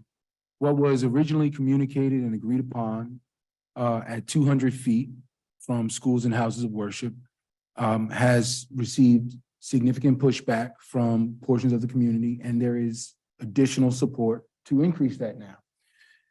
Whether it's Well, make a 1,000. number, put a number tonight. No, we can't put it on If tonight. that would be a because substantive change. But if you want a further distance, Yeah. right? Especially since we're going to be grandfathered. If you adopt tonight and then introduce next week a new one with a further distance, you're gonna come at the same time as if you don't adopt tonight and then Understood. start the process over. So you haven't picked up anything except maybe leaving Leaving you ourselves vulnerable to potential litigation during that period. So I understand and accept that. Is that we're all worried about it, sorry. I mean, if you're looking for more restriction, then take the restriction you got and then come back Yes. and do the more restriction. We have to That put would this make in sense to place. me, but And just clarify, otherwise- if we do this now, we protect the 7 entities. My understanding was that they were already protected because we voted No, on they were it. not protected. That's what we're trying to clarify. They are not protected unless we pass this ordinance. Otherwise, it's 4 entities and unlimited micro businesses. Oh, that's unfortunate. Well, No, that is what- just so we're clear, under the current ordinance, the 6+1 is how I'll characterize it. The 6+1 under the current ordinance, they are allowed where they are currently located, how they've already presented their business plan and all of that stuff. That is currently allowed under the current ordinance. and you have no limit to how many micros. Except that we've properly gone through a process to call a moratorium. Yeah, Yeah. and I, listen, so I do take your point, right? So what Mr. Gross is saying is that if there is additional support to extend the boundary from 200 to 750, let's say, and that would actually affect at least one that I know of, but that one, according to this language, would not actually be affected. They would be grandfathered under the old ordinance. So it would affect any future business that wanted to be in that same location, but not that business. The only difference in your comment or correction rather is it's not that they're protected under the old ordinance. They will be protected under this ordinance. Right. Well, this ordinance grandfathers, but it grandfathers them to what was already in place, right? Which was the 100 or 200 feet, whatever the prior ordinance Well, stated. they have a location. Yeah, and it's been approved, received the letter of support and all that. Except for the Right. one. Right, for the one. except for one. So 6+1. I have a question. So let's say in the interest to protect these 7 entities that, we have been fighting justly for and vote on this ordinance. You could introduce a If new one. we want to introduce a new one, are they still protected no matter what? If Unless we the- change the language in this one. So if we keep the With- same language. But my question is, if we now vote this in and then a month or 2 or 6 months down the line or a year down the line, we want to change it to increase now the distance from 200, do these businesses get affected or are they officially grandfathered in? I suspect it would definitely put you into litigation. No, But well, you so said we're maybe. protecting these 7. If not, then what's the point in changing this? If It's people all want about to what change you it to pass. 1,000. Obviously, you're going to pass something in addition to this that meets your objectives. So you're going to say, well, here's what we're going to pass something that leaves the status quo and protects this, but we want for anybody new, should have come that there's going to be this difference. So you would create what you want, right? Is You that would- already you in wouldn't- here? You wouldn't approve something that threatened the ones you're trying to protect. Yes. You know, I just want to ensure that if it's changed in the future, they will continue to be protected because Once they are they're grandfathered in. grandfathered in, That's they're my question. grandfathered in. Yes, Okay. unless you. Right, and that's No. exactly the same. Unless, They're grandfathered in, you cannot go back I and will make sure rescind protecting them. that grandfather. well, you can't, you can do anything, but you'll be litigated. Well, Right. right, as long as we kept the same language, they would still be protected, even if we moved it to whatever we moved it to. If you want stronger controls, you can't be hurt by adopting this. If you want stronger language, Mhm. you think of it as a middle stop. Yeah. You've moved the goalpost from here to there, but you want to move it to there. So take what you got. Right now, we have the original. Now we need to amend this. And if you want to go further, we could go further.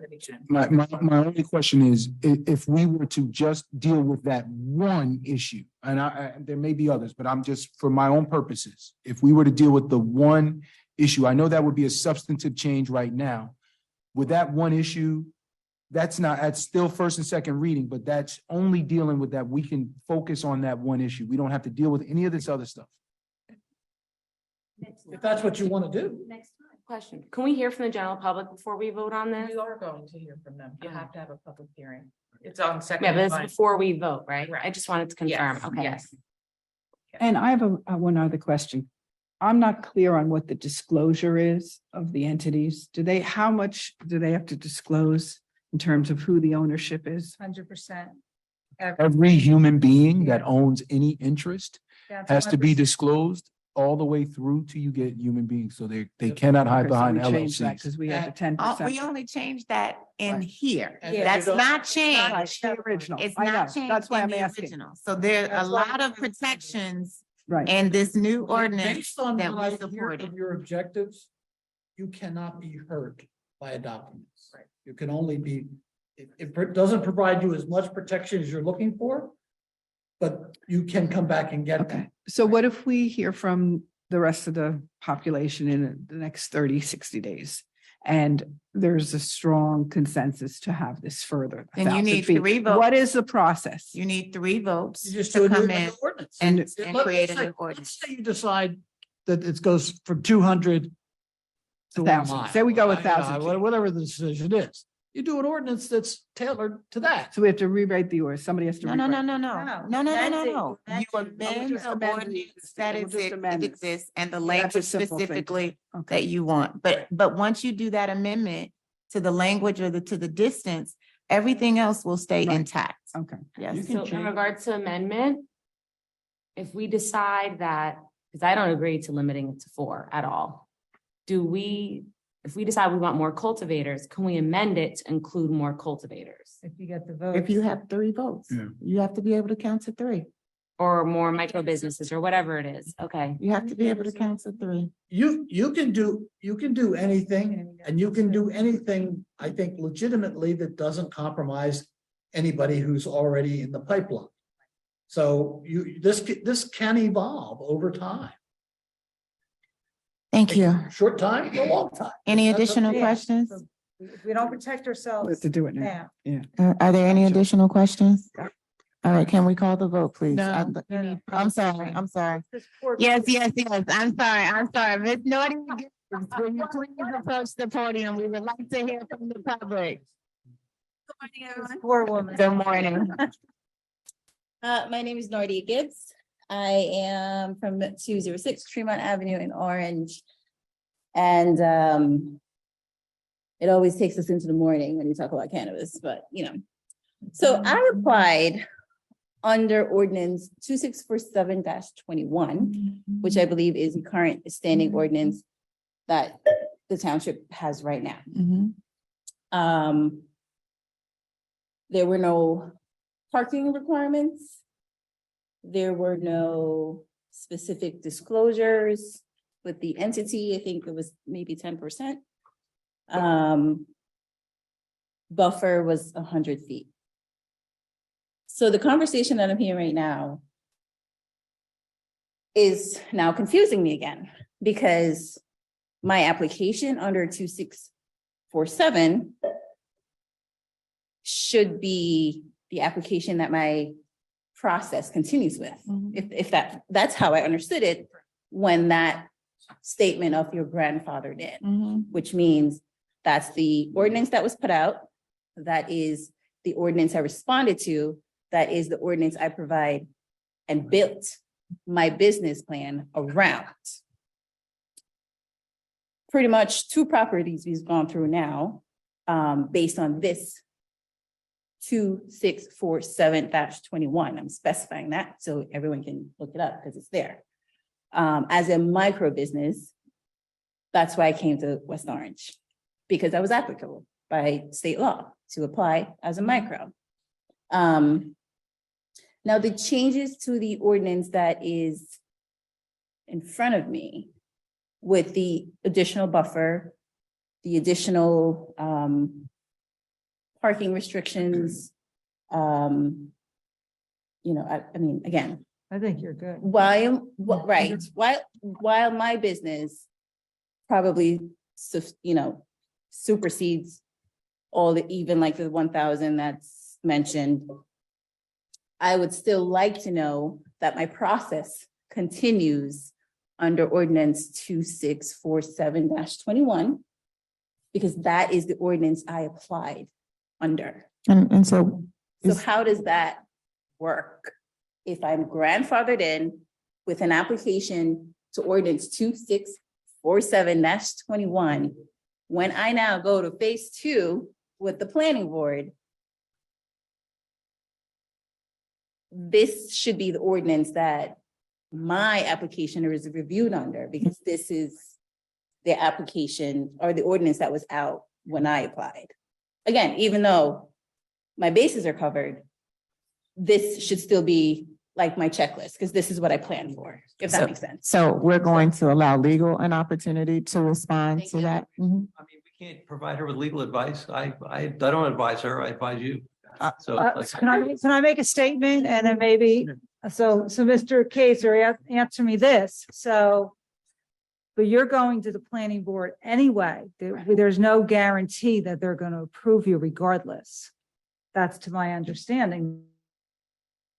I'm not saying.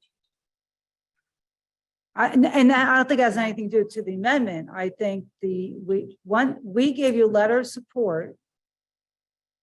The planning board and the other entities, zoning, and I think you're okay with zoning. Am I correct? The planning board, not, they could. Again, Yeah. we can't, I don't want to mislead, anybody. I mean, I don't know the answer and you don't know the answer. No, we And the don't, truth because is- we have the letter of support from the council saying, okay, council said, okay, you meet the zoning part of it in our eyes, but the planning. Councilwoman, she's asking a legal question that we can't answer. can't because We don't answer, yeah. represent her. Okay, so thank you. Yeah, No. So, she is. She is asking so a question. I think, Growing pains, my friend. It's horrible, it's horrible. Council President, Okay, thank you. I think So what we are intending to do with 27-15-23 is update the ordinance and provide protections for those that are already applied. As a council person, when we discussed this concept of grandfathering, that's exactly what it meant to me. Now, what it means legally or whatever, but for me, what it meant was we are changing, I'll use the example of the boundary from 100 to 200 feet. But all of those that have already applied under the 100-foot rule are still judged by that rule. They will still go through the process based on what the process was when they applied. And what we are doing is making sure that when one group or another group, if they decide to move or if they go out of business, that if They have that to space comply. is no longer, if that space is no longer within the updated Then ordinance, they can't move. no, a new company, they would be fine. The new company Cannot come would in. not be able to go to Absolutely. that location. That was, That's really what we're trying to do. But that is the intention. I was Now, gonna say, what you that's the can do- intent. Just one second. What you can do for us, Mr. Kaiser, is give us advice if that intent is actually being met by what we're doing in 27-15. Because we're not trying to make, and it's already one. We're not trying to make this worse on anyone. We're trying to find the right balance between where we are now and where this can eventually grow to. So is that intention being met? And again, this is, I mean, it frustrates me, 1:08 in the morning or not. The person who should be here to deal with this is Mark Moon, because he's the one who's been doing this throughout, not me. You're exactly right. So it's like, I don't know if you can get him at 1:08 in the morning. Hey, Mr. Trink said he's available 24 hours a day. He said, call him at 2. so can you call Mr. Trink and see if we can get Mr. Moon on? For it now, I recall what the direction was to limit it to 4, limit the number of licenses to 4, but to grandfather those licensees who were already in those 6+1. Right. Yes, So but if they then the lost their question- location. And I don't think, No. again, we have to read it. And try to find it. Based- But then, for instance, one of the requirements now is 100% disclosure. Is that your intention for those 7 or not? Well, so that's the point. I thought when we did this, we weren't grandfathering them in on selective portions of the update. They were grandfathered in based on what they applied on. For that Originally. location. For that If location. If their location falls through for whatever reason, and they go to new locations under the new ordinance. But The so what- updated I don't have a problem with Was that. it your intention not to implement the 100% disclosure? So I felt like I lost that, right? I felt like we could implement that for No. new stuff going forward, when we had this conversation about grandfathering, my understanding of what we were talking about was all of that would be grandfathered, not just the 100 feet to 200 feet, not just the parking. That was our intent. That was clearly our intent. That was clearly our intent. So what we're trying to say without having any legal liability behind this dais is, and what Mr. Kaiser is indicating is and to your point, while that was our intent, we're now being asked by Mr. Gross about pulling out specific instances. It was our intent to protect the 7 or the 6+1, however we get to 7, based on what was already in place. It was my understanding, and I think our intent as a body, that if there was a failure for any of the 6+1 to be granted licensing, that we don't then have to allow another entity to come back and take their place. It automatically whittles the number down to 4 based on the fact that they don't get in. Correct. So that was our intent. So for us to say, Mr. Gross, do we not want full disclosure? It's not that we don't want full disclosure, we do, but because we grandfathered them in, they're grandfathered in at the standard that was in place at the time that they filed application. Yes. And so, which is part of the reason why, Council President, I wanted to table this. I know we're not now, but what we should do is be very clear about what, oh, so it looks like we're gonna get Mr. Moon on. all right, are there any other questions until we get Mr. Moon on the line? So, Mr. McPherson, could you please come for public comment? Yes.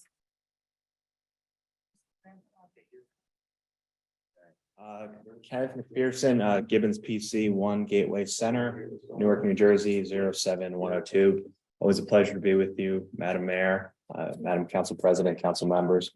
The goal that Councilman Rutherford and the council have been discussing as an intent as to grandfathering, that's a worthy goal, obviously. And let me just say, I represent the library, our firm does, the Library of New Jersey Incorporated, one of the licensee applicants who would be grandfathered, who received the resolution of local support, who has conditional license approval from the CRC, who got a zoning letter under the existing ordinance that Ms. Gibbs is talking about. The way the ordinance is, the amended ordinance is currently written, offers no clarity to applicants as to grandfather. It doesn't say anything about zoning being grandfathered.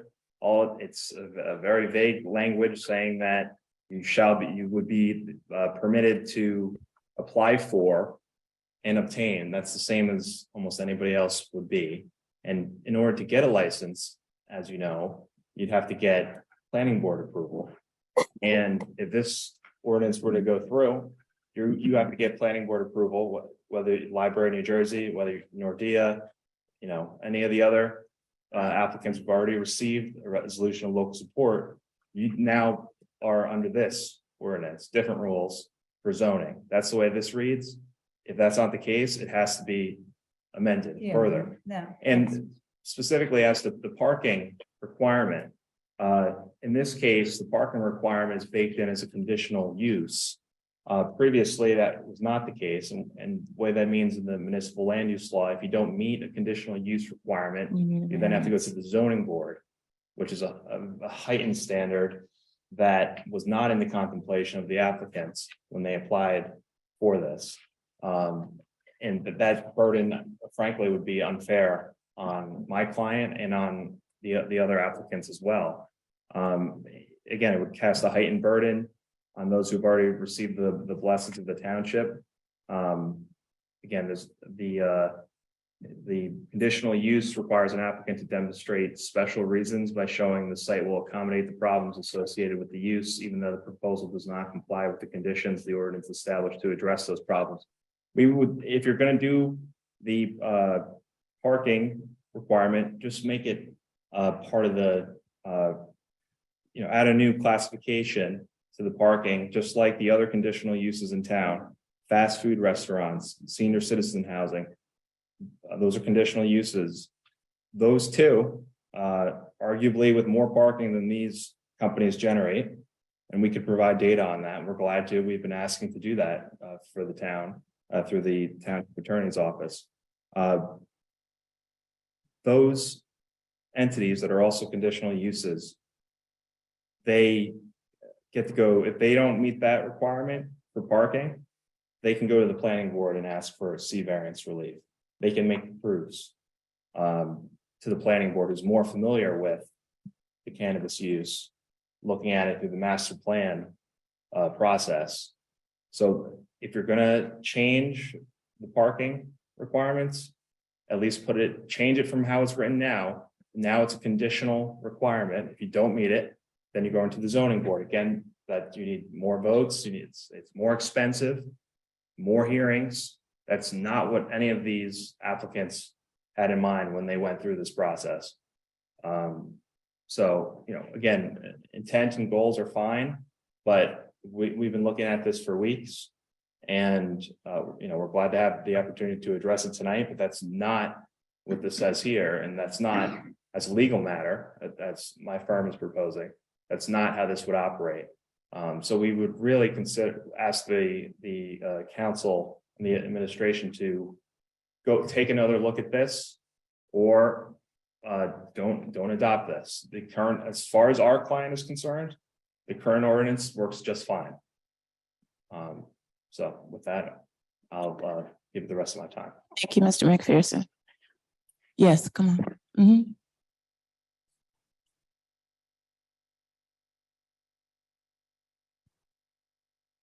James Jackson, 1 Ashley Road, West Orange, New Jersey, CEO and founder of Yorkana LLC. Proud to announce that we received our annual license from the state of New Jersey on February 9th. We are officially the first annually licensed cannabis company here in West Orange. Congratulations. Thank you. Thank you. We appreciate that. And we are ready to, done with our planning board packet, ready to go in front of planning board. Our main concern is kind of what everybody's talked about here tonight.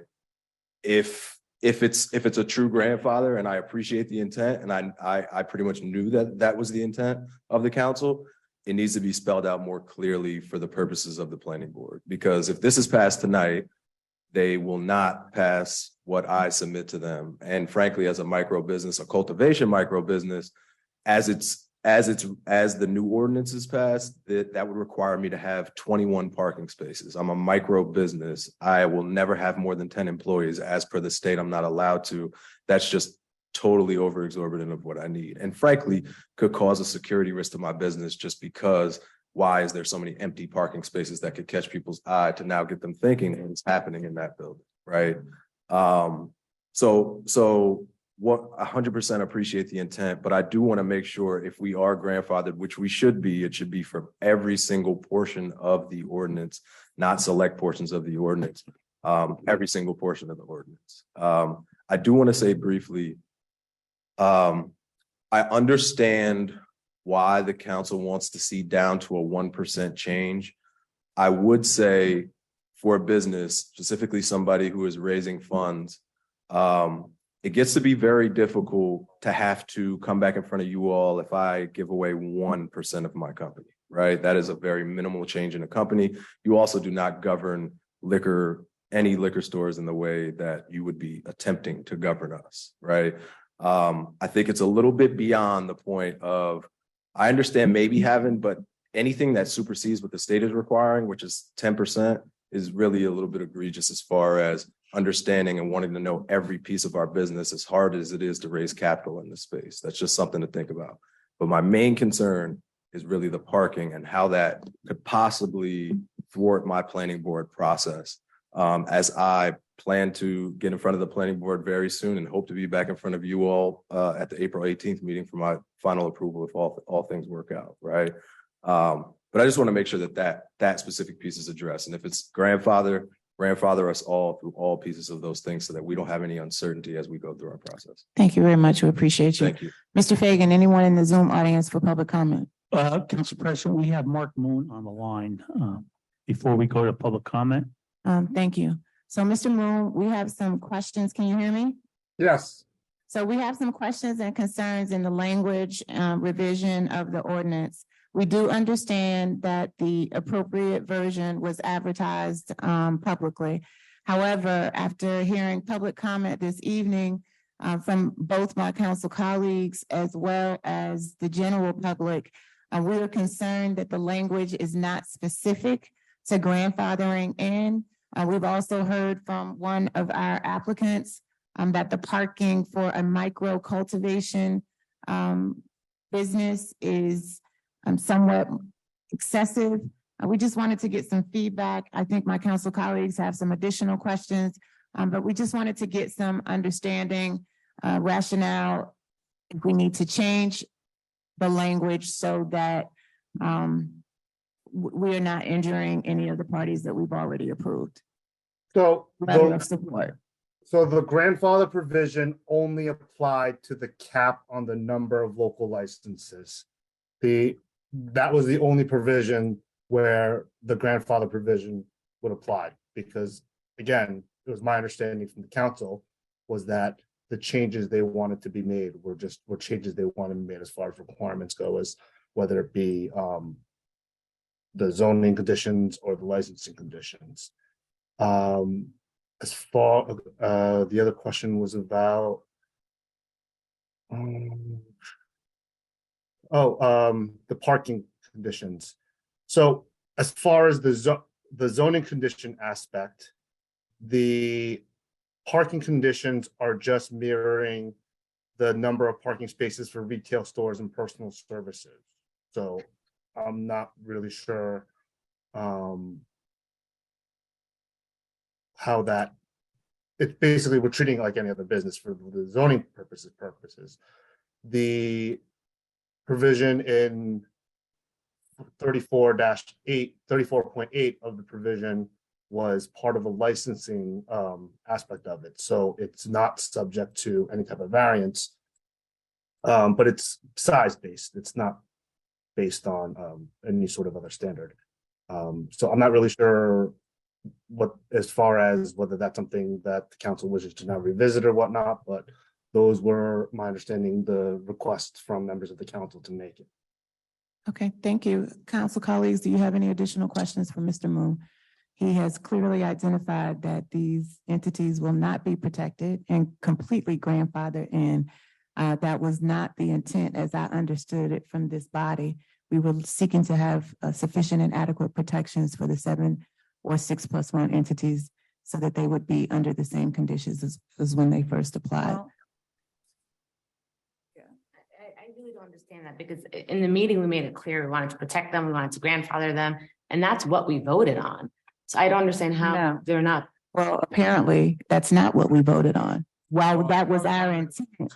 I watched that meeting then because that was my understanding. I think we, I've already said it, our intention was, when we talk about grandfathering, what does, I don't know what that means to other people, but to me, it means these new rules don't apply to you. They apply to your successor. They apply if you move your location.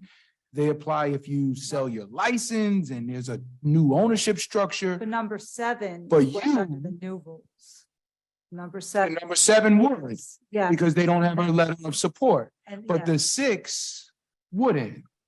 That was what we had discussed as our intention. Now, where that got confused with Mr. Moon or whomever, I don't know. But I know that what we were trying to accomplish was, Except for, excuse me, the LLC, because the LLC, the 10%, to our understanding, was never supposed to be 10%. It was supposed to go down to the 1%. So for that, I could clearly say that we wanted that rule in there. I don't know. I want that to see that I thought they were grandfathered under it. I have a recollection And that when it came down to the verbiage change, because it was a Yes. verbiage change that was done here. And that On site. verbiage change focused only, whether it was the intent or not, the verbiage change was focused on the numbers of applicants Yes. that would be limited. It was 4, except, and again, I don't remember the exact language, but except for the 7 that were, that were already in the pipeline, the 6+1 would not be limited by 4. I don't recall in my memory, I don't recall any other language change being discussed. Now, I suspect each and every one of you had a perception of what that meant, but that may not have been what the verbiage was. Understood. And I think that's the case, Mr. Yeah, I agree with you. My understanding was that it was immoral and ethically wrong. It's to change the process midway when these 7 entities have invested a lot of time and money. They're paying rents already on buildings. They've started construction. They have purchased buildings. How could you, in the middle of a process, decide we're going to go from 7 to 4? You can't do that. And we're open to litigation. We had an executive session about this. And then we all decided that we would, my understanding again, my recollection is that we would protect these 7 entities and that they wouldn't be affected and that it would be based on the first amendment, the first ordinance, that was voted on a year ago, which is when they applied. That's- Not this. So now that we have more clarity, now that we have more clarity, I'm sorry, it's late. But again, the 100 feet was never supposed to be the 100 feet. It was supposed to be the 200 feet. That was changed, And wasn't it? no, and this, Yes. and this one. And I'm So- But let's be say- clear, let's stop, because I want us to be accurate, first of all. And when we say the 100 feet was never supposed to be the 200 feet, then that speaks to some of the other challenges we have when we're talking about facts. We voted and approved as a body 100 feet. Then we talked about that we wanted to change it. And the change then came with the revisions that we have done and gotten to here. So again, it sounds like there is not agreement and unreadiness in order to approve this resolution on second and final reading, that we may need to go back and revisit some of the protections that we intended while they are not here, that we intended. So are there any other questions or Well, because rescind the motion to approve so that we can go back to the. we can just not pass this and it can come back in a corrected form. But we did. Is Mr. Moon still on the call? Then we're going back to, yes. I think you're limited to either pass or fail this ordinance. Yeah. We heard if we pass, then we don't protect these 7 entities, they get screwed. Exactly. And that's not. Okay, can I? No. Okay, those are your two choices. No, and I agree with you. That's why I want clarification that if we do pass this, then these 7 entities unfortunately Are not are not grandfathered as grandfathered we in. were I just, that's the intended. clarification that I They want. don't, they don't have the Protection. protections that each one of you perhaps. Right. I don't mean that like you're. Can I? No. It's like we're not quibbling over that stuff. I think what Mr. Gross said at the start is still correct, that, passing this tonight gives the protection that it gives, and you can add more later. And But that's, I'm sorry. The challenge that we're having, at least 4 of us on this end of the table, is that we had a clear intent to grandfather and protect under the current rules and regulations of the first ordinance for the 6+1 entities that we have already granted a letter of support. So I am personally not interested in harming, injuring, or doing anything to penalize the 6+1 entities that we have granted a letter of support. As I think I hear my council colleagues saying the same, but at this point, we all need to speak for ourselves. So if your intent is to protect these entities, then this has to go back to the drawing board. I have a question for my colleagues. He's still on the call, and I believe he wants to say. Yes, I have a question for Mr. Moon. Yes, there is. Okay. Yes, there is. Go back to the public comment. Now it's 1:30, so, take your shoes off. Mr. Moon, what happens if 2715 fails tonight? If we vote against it, what happens? How does that affect these guys? Well, okay, so basically, none of the zoning conditions that you've all wanted to add exist. There is no cap to the number of micro business applications that we can accept. There's no renewal process for application licenses. For local licenses. All of the parking regulations are no longer part of the process anymore. Houses of worship, no radiuses that exist for them. And the distance from the schools is going to be 100 feet. 100 feet from the building. Yeah, I want to clarify something. So I'm not really sure what protections we're talking about really. Like the number, the cap was always addressed as the primary issue. The changes we made as far as radiuses and one of the things we looked at was whether or not those radiuses would affect the 7 pending applications, and we were under the impression that they did not. So as far as, it was really just the parking aspect of it that seemed to be the controversial. And the LLCs. Well, the LLCs is part of the, well, first of all, no one's submitted an application for a local license as of this time yet. So as far as any of those regulations, any of those restrictions, no one's affected because no one has submitted an application yet. Thank you, Mr. Muller. Mr. Fagan, for those wanting public comment on the Zoom. Yes, Weinberg, please state your name and address for the record. Good morning, Paula Weinberg, 545 Mount Pleasant Ave. Everybody can hear me? Yes, we can hear you. Please continue. Yeah, I'm so sorry for all of you being so late talking this over. I just keep on hearing you say, let it play out, let it play out. Why don't you just keep the ordinance the way it was and let it play out? Let's see what happens. And making 100 feet or 200 feet or 5,000 million feet is not going to stop people or kids or anybody from either buying cannabis or using cannabis. It's not going to make any difference. And you all know that. You know that it's not going to make any difference. It's not going to make kids that are 200 feet away or 300 feet decide I'm not going to smoke now because I'm 100 feet. I'm a 2. So if you just leave the ordinance the way you had it and just leave it and let it play out and don't waste any more time and worry about any more litigations and any more money or anybody have to worry about what they've invested. It's just going to all be done. Just let it play out and leave it the way it is. And if I have to go out and get signatures like that other lady did on how many people in town don't mind cannabis business, I will. I'll go out and see how many people will sign petitions saying that they don't mind a cannabis business in West Orange, 200 feet away. All right. Have a good night, everybody. Thank you. Thank you. We appreciate you.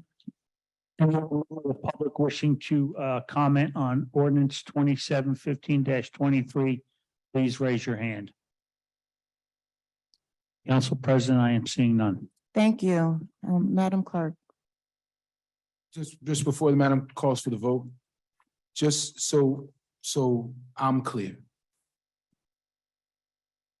If this ordinance fails, the existing pipeline of potential businesses continues as it was unless and until we update the ordinance.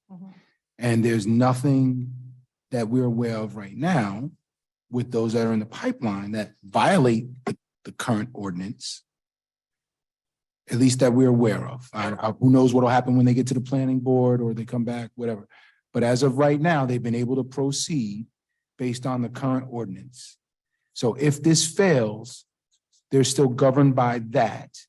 And then if we want to incorporate the changes, we amend it, bring it back for first reading, second reading, public comment, and a vote. Is that accurate, Mr. Kaiser? Sounds accurate. Okay. I have a Councilwoman, yes. So again, my concern, and because I have a concern, because one of the applicants switched their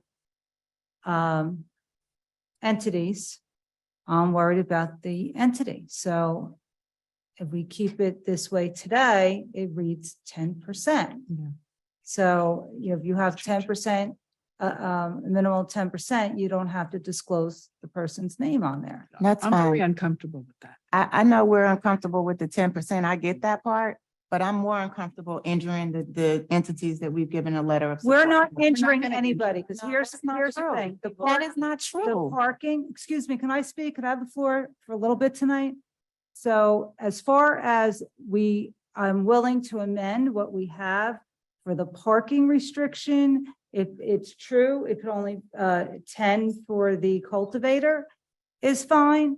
But do we forget all the other meetings we had when we're talking about the parking and the limited amount of parking? The entities we approved, we looked at their parking, they should be fine. So anybody moving forward. So again, they're all protected. We're not protected because we're not going to know who has full ownership That's right. in these That's very entities. important. So that's okay with you. It is. Go right ahead. It is okay It's with not me. okay with me. I understand that. I'd like That's to know fine. who's owning these businesses, every percentage. All right, so I'm gonna call for the vote. So I think, I think your concerns can be addressed. That is an additional disclosure requirement on the part of the folks that would be in the pipeline. I think that can still be addressed. But I think Mr. McPherson was quite articulate. And I want to thank you for not using legalese. If we're willing to, and you know, he's from a reputable firm. Yes. I have every impression of him that he knows what he's doing. He pointed out some things that appear to be accurate. If we're willing to accept what he says and we adopt this tonight, it is possible, it may not happen, but it is possible that some of the businesses in the current pipeline could encounter difficulty with their current application when they go before the planning board. And that would then require some legal clarification. It might require some work on our part. I don't know. But I don't think that was, I know that was not my intent. When we agreed to grandfather, what I thought we were debating, negotiating was the direction of this industry in West Orange going forward. We already got a group in and you know, I think all of us will agree. And there's nothing wrong with saying this because we're all human. We could have done some things differently and better. But which brings us to this point. So now let's actually take the time we need to do those things differently and better so that we don't have to keep revisiting and I think everybody here is ready to be done with cannabis. But if we do this tonight, according to what Mr. McPherson said, we are harming or potentially harming at least one and maybe more of the businesses we currently have in the pipeline. And I don't think that was anyone's intent, even yours, Councilwoman. I think you've been clear in your commentary around where you stood in the beginning of the process and where you are now and how you have brought a level of balance and fairness. And I think that's really what we're trying to accomplish in this moment. So my concern, if this if this gets approved, we're going to harm people. I wanted to make sure that if it failed, we still at least had the same operating procedure as before, because I'm comfortable with the moratorium. I feel like we've got 4 votes at least and possibly 5 to keep the moratorium in place. Are you comfortable with the LLC language that you agreed to last time? So we've had this conversation. Yeah. That was my issue, right? I wanted to know, I did not want people to hide behind LLCs. Let's be very clear. I don't mince words. I don't pull punches so I want to be very clear that we don't have an LLC as a front for someone that has the ability to add new members as they see fit, and can essentially, in contravention of what this body intends and the state of New Jersey intends, hide people in their ownership structure behind LLCs. I don't want that.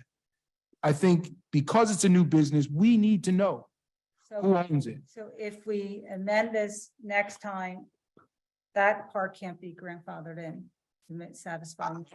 Compromise. Grandfather in whatever we decide, as long as we can count it. Not to your point. Yes. Yeah, and I'm willing to compromise on that. And there has to be some give and take. You know, none of us are all the way right or all the way wrong. Most of us, all of us, I think, are somewhere in the middle. You know, I applaud your advocacy for 1,000 feet.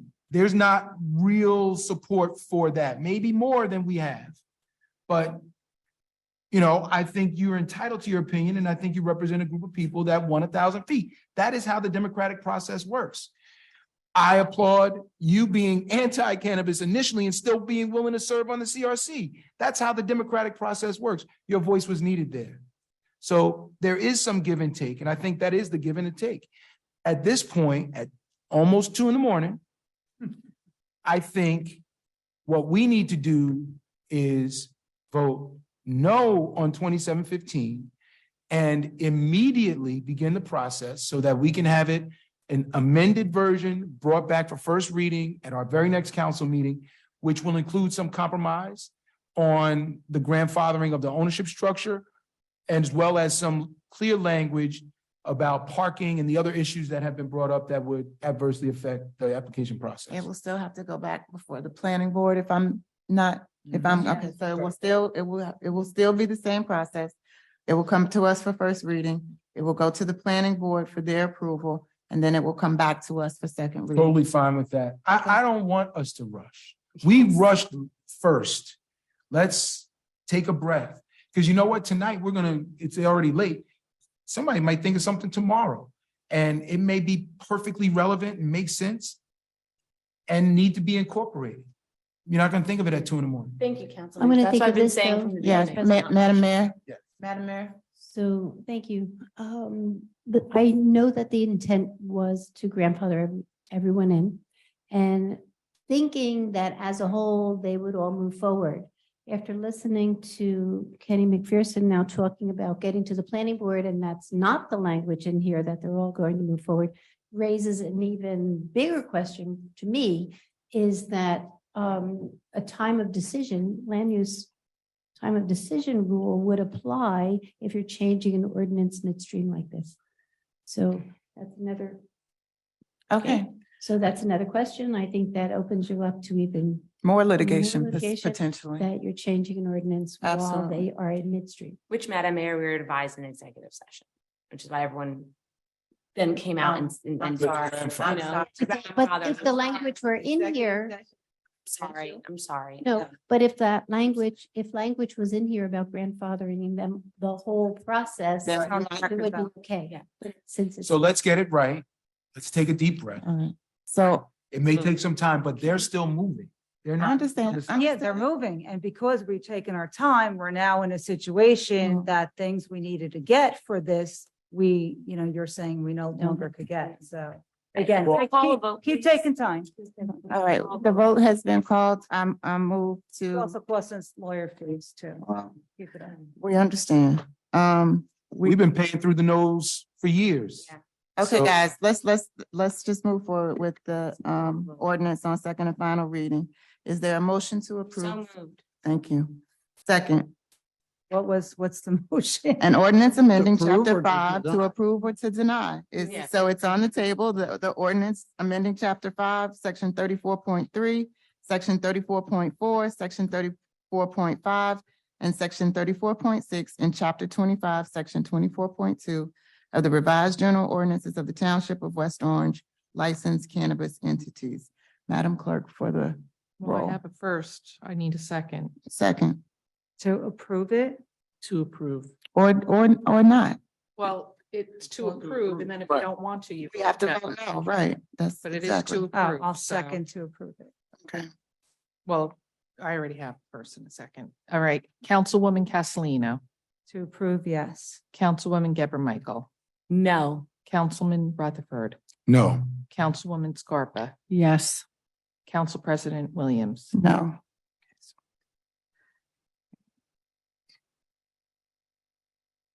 Ordinance is on first reading. Everybody. Council President, Yes. if I might just give a little preamble for this Yes. and a please. suggestion.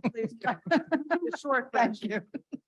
There are 22 ordinances on first reading.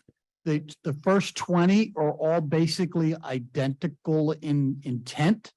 It is taking 20 sections of our code and introducing an ordinance that says that whatever the fees are, instead of being set in this ordinance, they'll be subsequently set by resolution at a later date. So that they're all the same ordinance, just about different sections of our code. So I spoke with council, and given the hour, we came up with an abbreviated definition to read into the record as we go through it. And then have a roll call vote, which we hope that you all will do quickly. And and maybe we can get these 20 done in, 10 minutes or so. I just have one question, Yes. and I promise it's short. Assuming we go through this process, the current fees, and this is just for everybody's information, the current fees remain as they are until a new. Until they're changed by resolution. resolution. Yeah, Thank the ordinance itself doesn't do anything. And when you adopt them on second reading, we will propose fees, whether they be the Whatever. original fees or Yeah. new fees for you to deliberate over, or whatever the case may be. Got it. But nothing changes for a resident until that occurs. And then going forward, you can always change all this stuff by resolution. You don't have to go through the ordinance process. Right. Now, and are we voting on the 20 as a group? Because No, the no, language. read them individually. That's why I say, we came up with an abbreviated Okay. stint and if it's okay with council president, the clerk will read them and try to run through them and get them going. And we have two more that are different. Yes, understood. However, we have one additional question I from. really apologize. There are two similar ordinances, outdoor seasonal sales and outdoor sales. Again, they're very vague. Can you explain why they're not, it's not just. Okay, can we wait till we get? They're actually get to different, the number? they're different sections of our code that already exist.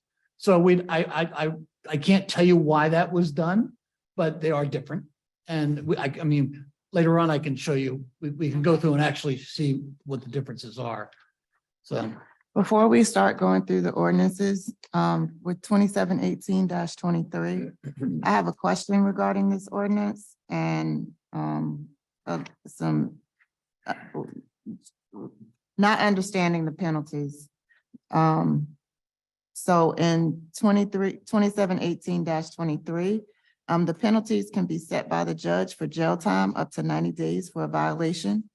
I'm not understanding why filming would have a penalty of jail time as an option for a judge to implement. Some of the other fines I are just can't, fines. we certainly can look that up and try to find it for you, but it exists today. Right. We're So not when would be changing the- anything. I understand. When would be the appropriate time to revise the language so that jail time as a penalty was removed from this ordinance? And it's in several of the ones that we're going through, not all that indicate that 90 days of jail time is a penalty for the violation. And I just want to remove that. I don't want even a judge to have the option for some of these to put someone in jail for 90 days. They're just not that serious. Well, but it may be by statute. I mean, without going through all of these. Again, this is on first reading, so. Okay. So you can identify the ones that are of concern to you. We can do the research and we can come back. It's almost the same conversation we just had about the cannabis. That's We can fine. come back and fix that. I understand. I Because just want to it make exists sure. today. Yeah, I just want to make sure that we recognize that is a penalty that I'm very concerned about. Thank you. Sorry, I do have a question because I echo Council President's sentiments. There are some ordinances in here where the 90-day jail potential penalty is crossed off. So why wouldn't it be across the board and just be by resolution? Why is? I can't answer that. They have to do their research. Okay, to find so- out.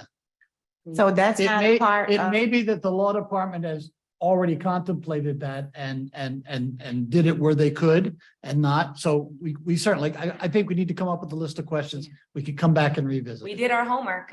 Yes. so what we're concerned about now is, and the purposes of all of these ordinances on first reading is to remove them from the code book in their current location so that they can be fees adjusted by resolution. And that's it. None of the language is being changed or altered. Let me just also, I mean, I'm a criminal defense attorney principally, and I've been doing it for 40 years. I've never seen anybody go to jail on an ordinance violation, ever.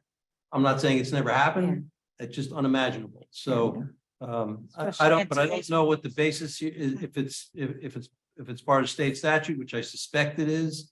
The penalty has to be available. I just can't imagine a judge doing that. Thank you, Mr. Kaiser. All right, let's breeze through. Madam Clerk. 2718-23 as identified on tonight's agenda. Is there a motion to introduce on first reading? So second. Councilwoman Castellino. Yes. Councilwoman Geber Michael. Yes. Councilman Rutherford. Yes. Councilwoman Scarpa. Yes. Councilwoman, Council President Williams. Yes. Okay. 2719-23 as identified on tonight's wait. agenda. Is there, This is just to hear it on first reading. But it's a duplicate of 2718. They're the No, it's same not. exact. no, it's not. It's two different sections. I mean, in the version that I got, I know, It's on I Thursday? sent an update today. but Oh. I didn't see it. Sorry, I was at work. I didn't see it. So my version that I got from Thursday, It's identical. 2718 and 2719 are identical regarding filming fees. We know that, but I already, Okay, I but sent. can you let me, because I didn't, again, get time to look at it, would you let me know what 2719 was? And I can't vote on something that Do you want to abstain? Just abstain, just Just abstain. Just abstain. but could you just tell me what the topic is? I mean, I don't have it. It's on the agenda, you have the agenda?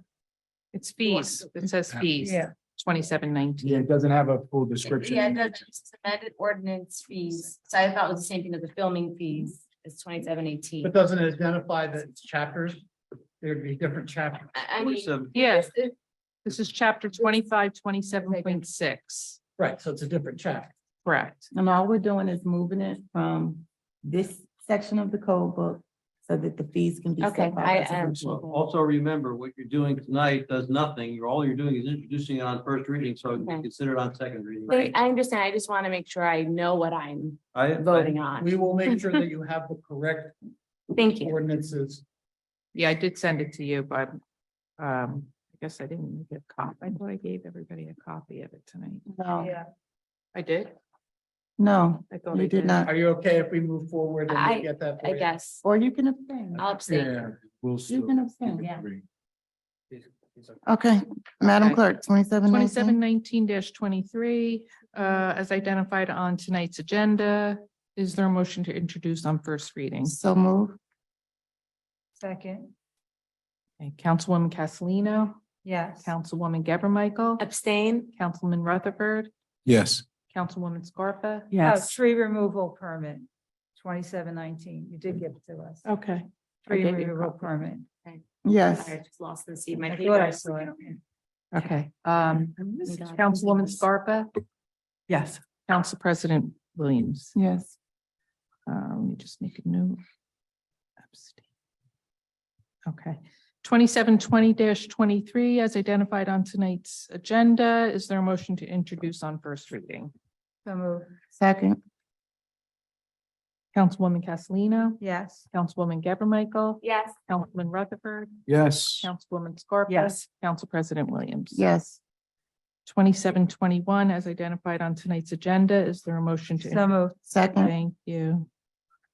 Councilwoman Castellino. yes. Councilwoman Geber Michael. Yes. Councilman Rutherford. Yes. Councilwoman Scarpa. Yes. Council President Williams. Yes.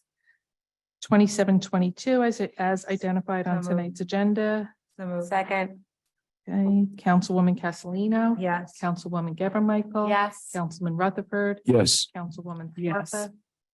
Council President Williams. Yes. 2723, as identified on tonight's agenda. So move, Thank you. Second. Councilwoman Castellino. yes. Councilwoman Geber Michael. Yes. Councilman Rutherford. Yes. Councilwoman Scarpa. Yes. Council President Williams. Yes. 2724, as identified on So tonight's moved. agenda. Second. Councilwoman Castellino. Yes. Councilwoman Geber Michael. Yes. Councilman Rutherford. Yes. Councilwoman Scarpa. Yes. Council President Williams. Yes. 2725. So move, Second. As identified on tonight's agenda, let me just at least say that part so I could get it on the record. Thank Sorry. you. And who gave you the first motion? me, Castellino. Thank you, dear. And second? Sammy. Okay, thank you. Councilwoman Castellino, yes. Councilwoman Geber Michael. Yes. Councilman Rutherford. Yes. Councilwoman Scarpa. Yes. Council President Williams. Yes. 2726, as identified on tonight's agenda. So move, Second. Thank you. Councilwoman Castellino. yes. Councilwoman Geber Michael. Yes. Councilman Rutherford. Yes. Councilwoman Yes. Scarpa. Council President Williams. Yes. Uh, Can we ask if there are no objections instead of calling out a roll call by I name? asked that. They said roll call. Mr. Kaiser? Mr. Trank said roll You call. have to read the law here. Don't. Yeah, don't yeah. Mess it up. Don't take. I did ask that earlier tonight. Thank you. 2727 as identified on tonight's agenda. So moved. Second, Councilwoman Castellino. Yes. Councilwoman Geber Michael. Yes. Councilman Rutherford. Yes. Councilwoman Yes. Scarpa. Council President Williams. yes. 2728 as identified on So tonight's moved. agenda. Thank Second. you. Councilwoman Castellino. Yes. Councilwoman Geber Michael. Yes. Councilman Rutherford. Yes. Councilwoman Scarpa. Yes. Council President Williams. Yes. 2729 as identified on tonight's. So moved. Second. Councilwoman Castellino. Yes. Councilwoman Geber Michael. Yes. Councilman Rutherford. Yes. Councilwoman Scarpa. Yes. Council President Williams. Yes. 2730 as identified on tonight's moved. agenda. Second, Okay, Councilwoman Castellino. Yes. Councilwoman Geber Michael. Yes. Councilman Rutherford. Yes. Councilwoman Scarpa. Yes. Council President Williams. Oh, hold on, sorry. 2731 as identified on tonight's So agenda. moved. second, Councilwoman Castellino. Yes. Councilwoman Geber Michael. Yes. Councilman Rutherford. Yes. Councilwoman Scarpa. Yes. Council President Williams. yes. 2732 as identified on So tonight's moved. agenda. Second, Councilwoman Castellino. Yes. Councilwoman Geber Michael. Yes. Councilman Rutherford. Yes. Councilwoman Scarpa. Yes. Council President. Yes.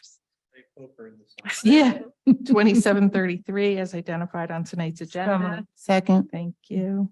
Councilwoman Castellino. Yes. Councilwoman Geber Michael. Yes. Councilman Rutherford. Yes. Councilwoman Yes. Scarpa. Council President Williams. yes. 2734 as identified on tonight's So agenda. moved. Second, Councilwoman Yes. Castellino. Councilwoman Geber Michael. Yes. Councilman Rutherford. Yes. Councilwoman Yes. Scarpa. yes. Council President Williams. 2735 as identified moved. on Yes, tonight's second. agenda. Hold on, Sorry. going too fast. Councilwoman Castellino. Yes. Councilwoman Geber Michael. Yes. Councilman Rutherford. Yes. Councilwoman Scarpa. Yes. Council President Williams. Yes. Thank 20 you. Thank you. 2736 as So moved. identified on tonight's agenda. Second, Councilwoman Castellino. Yes. Councilwoman Geber Michael. Yes. Councilman Rutherford. Yes. Councilwoman Yes. Scarpa. Council President Williams. yes. 2737 as So moved. identified on Second. tonight's agenda. Okay, Councilwoman Castellino. Yes. Councilwoman Geber Michael. Yes. Councilman Rutherford. Yes. Councilwoman Yes. Scarpa. Council President Williams. Yes. That wasn't too painful. Kind of like counting. No, they're not, they're different. They're not the same. They're not the same. So you need to understand what you're voting on. Yeah. The next one is 2738, and that is a bond ordinance to pay for the reval that we're required to do to go into effect in 2025. So this finances the cost of doing the physical inspections of every house in West Orange, as well as the preparation of our maps and our documents in electronic format so that the inspectors can have all the data that they need in order to do a proper job. Just a quick question. We do this every 10 years? Last time was 2010. It's supposed to be 10? How long is it supposed to be? be 10. Well, it's Yeah. supposed to be, it is not time driven. Actually, it's about when your the ratio gets to a certain point that the difference between the assessed value and the value of the property widens. So it's generally considered to be about every 10 years, but there are towns that Maplewood had to do one in 5 years. Because they just had such a big, back in, I'm gonna say 2018 or something like that. The only thing I would like to know is what it cost us in 2010. I know you don't have to I tell think me it was now. $1.5 million. Okay. Thank you.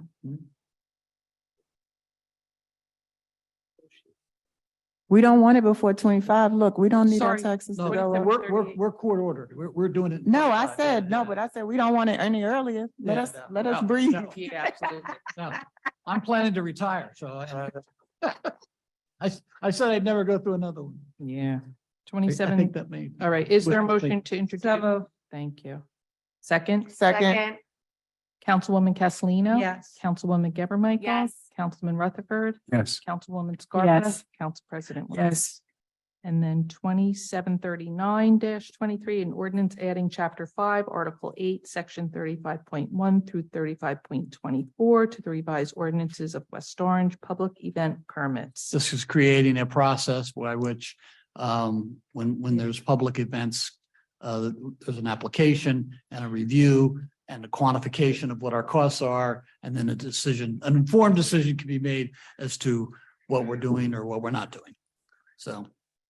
I did have a question. After reading this ordinance, there's a 21-day requirement for application process. Yes. In the event of an emergent, urgent event like we had with George Floyd, how would a group, entity or individual apply for a permit in less than the So 21 days? demonstrations. Demonstrations, you can't use that 21-day limit will never apply on a demonstration. Okay. So, and certainly any of those provisions within that, the mayor or the business administrator can waive. certain Okay. requirements. Thank you. I just wanted to make sure. Okay. Is there a motion to introduce on first? Second. Councilwoman Castellino. Yes. Councilwoman Geber Michael. Yes. Councilman Rutherford. Yes. Councilwoman Yes. Scarpa. Council President. Mr. Williams. Fagan, is Yes. there anybody left on that computer? Wow, nice job. I wouldn't know who they are. All right, So we unless if they're asleep, they don't have to raise their hand. Pending matters, new matters, council discussion. Council members, are there any pending or new matters at 2:03 I'm sorry, just. Oh, just- 3 I think it's. a.m.? I'm sorry. I know you guys don't look at me like that. I got one too. I have one, and it has to do with our budget meeting on April 3rd. I would like to put a motion in place to reschedule it, and we can worry about the date in 2 weeks, because we need at least 2 weeks, because I haven't seen the budget yet. We were supposed to get it last week. Okay. John said Mr. Gross, I'm sorry, said he needs time, and I'm fine with that, but then we can't have this meeting on April 3rd because I need time. Okay. I agree, because I think that's I'm important. gonna be away next week. Exactly. And so I'll I'm be good coming with back that. that Yes. Sunday. So if Okay, you can get we don't me- need a motion for that. We're just canceling the meeting and we'll reschedule it. I'll do 48. I have one issue for new matters. Sure. So given some of the conversation we had tonight with regard to the lack of clarity and what our intentions were with some things and what our understanding was of other things, and my votes with regard to our town attorney in particular, I want to gauge my council colleagues' appetite for having counsel for the town council that gives us advice on these various legal matters, that we are their primary client. And they can clarify these things for us. They can help make sure that we're not, missing something legally. I think if we had that going, back a ways, we probably would have avoided some of the challenges now. That's what they are. That's what Mr. Case was there for. Well, no, I mean, actually, that's not what I do, but, and I have done it before and frankly illegally. The problem with it is that there's a couple of cases that say you can't do that, that it's a misappropriation of the council of the township attorney's funds. And I remember one of the cases is Robertson versus, I can't think of the township, Washington Township, I believe. And it cites a case with the name Indick, INDYCK, not the same case that I cited in my memorandum today. But I'm familiar with the subject matter. And basically the law says you can't do it. I'm happy to revisit, do some research again, but I know that's a pretty long-standing law. In their council form of government, the council doesn't have the ability to hire its own. So there are exceptions to, if you were to enter into litigation with the mayor, for example, or then, and James versus Newark talks about that, then I think the council can have its own lawyer in litigation in which it's an adverse party. But you can't have your own lawyer sitting at a council meeting giving you advice. So and I recognize that there are multiple forms of government in the state of New Jersey, so it's entirely possible that another form allows it. I know that other municipalities have that. They may not have it legally. Well, that may be the case as well. I confess, I did that job in effect. My title is legislative counsel for the city of Orange Township. And I did a bunch. That's one of them. Right.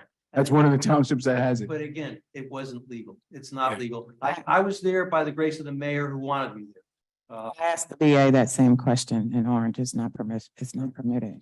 All right, well, please provide the legal basis for that, send that to us, because I think, I feel like I'm at a disadvantage. And I'm gonna go home too. I haven't even had dinner.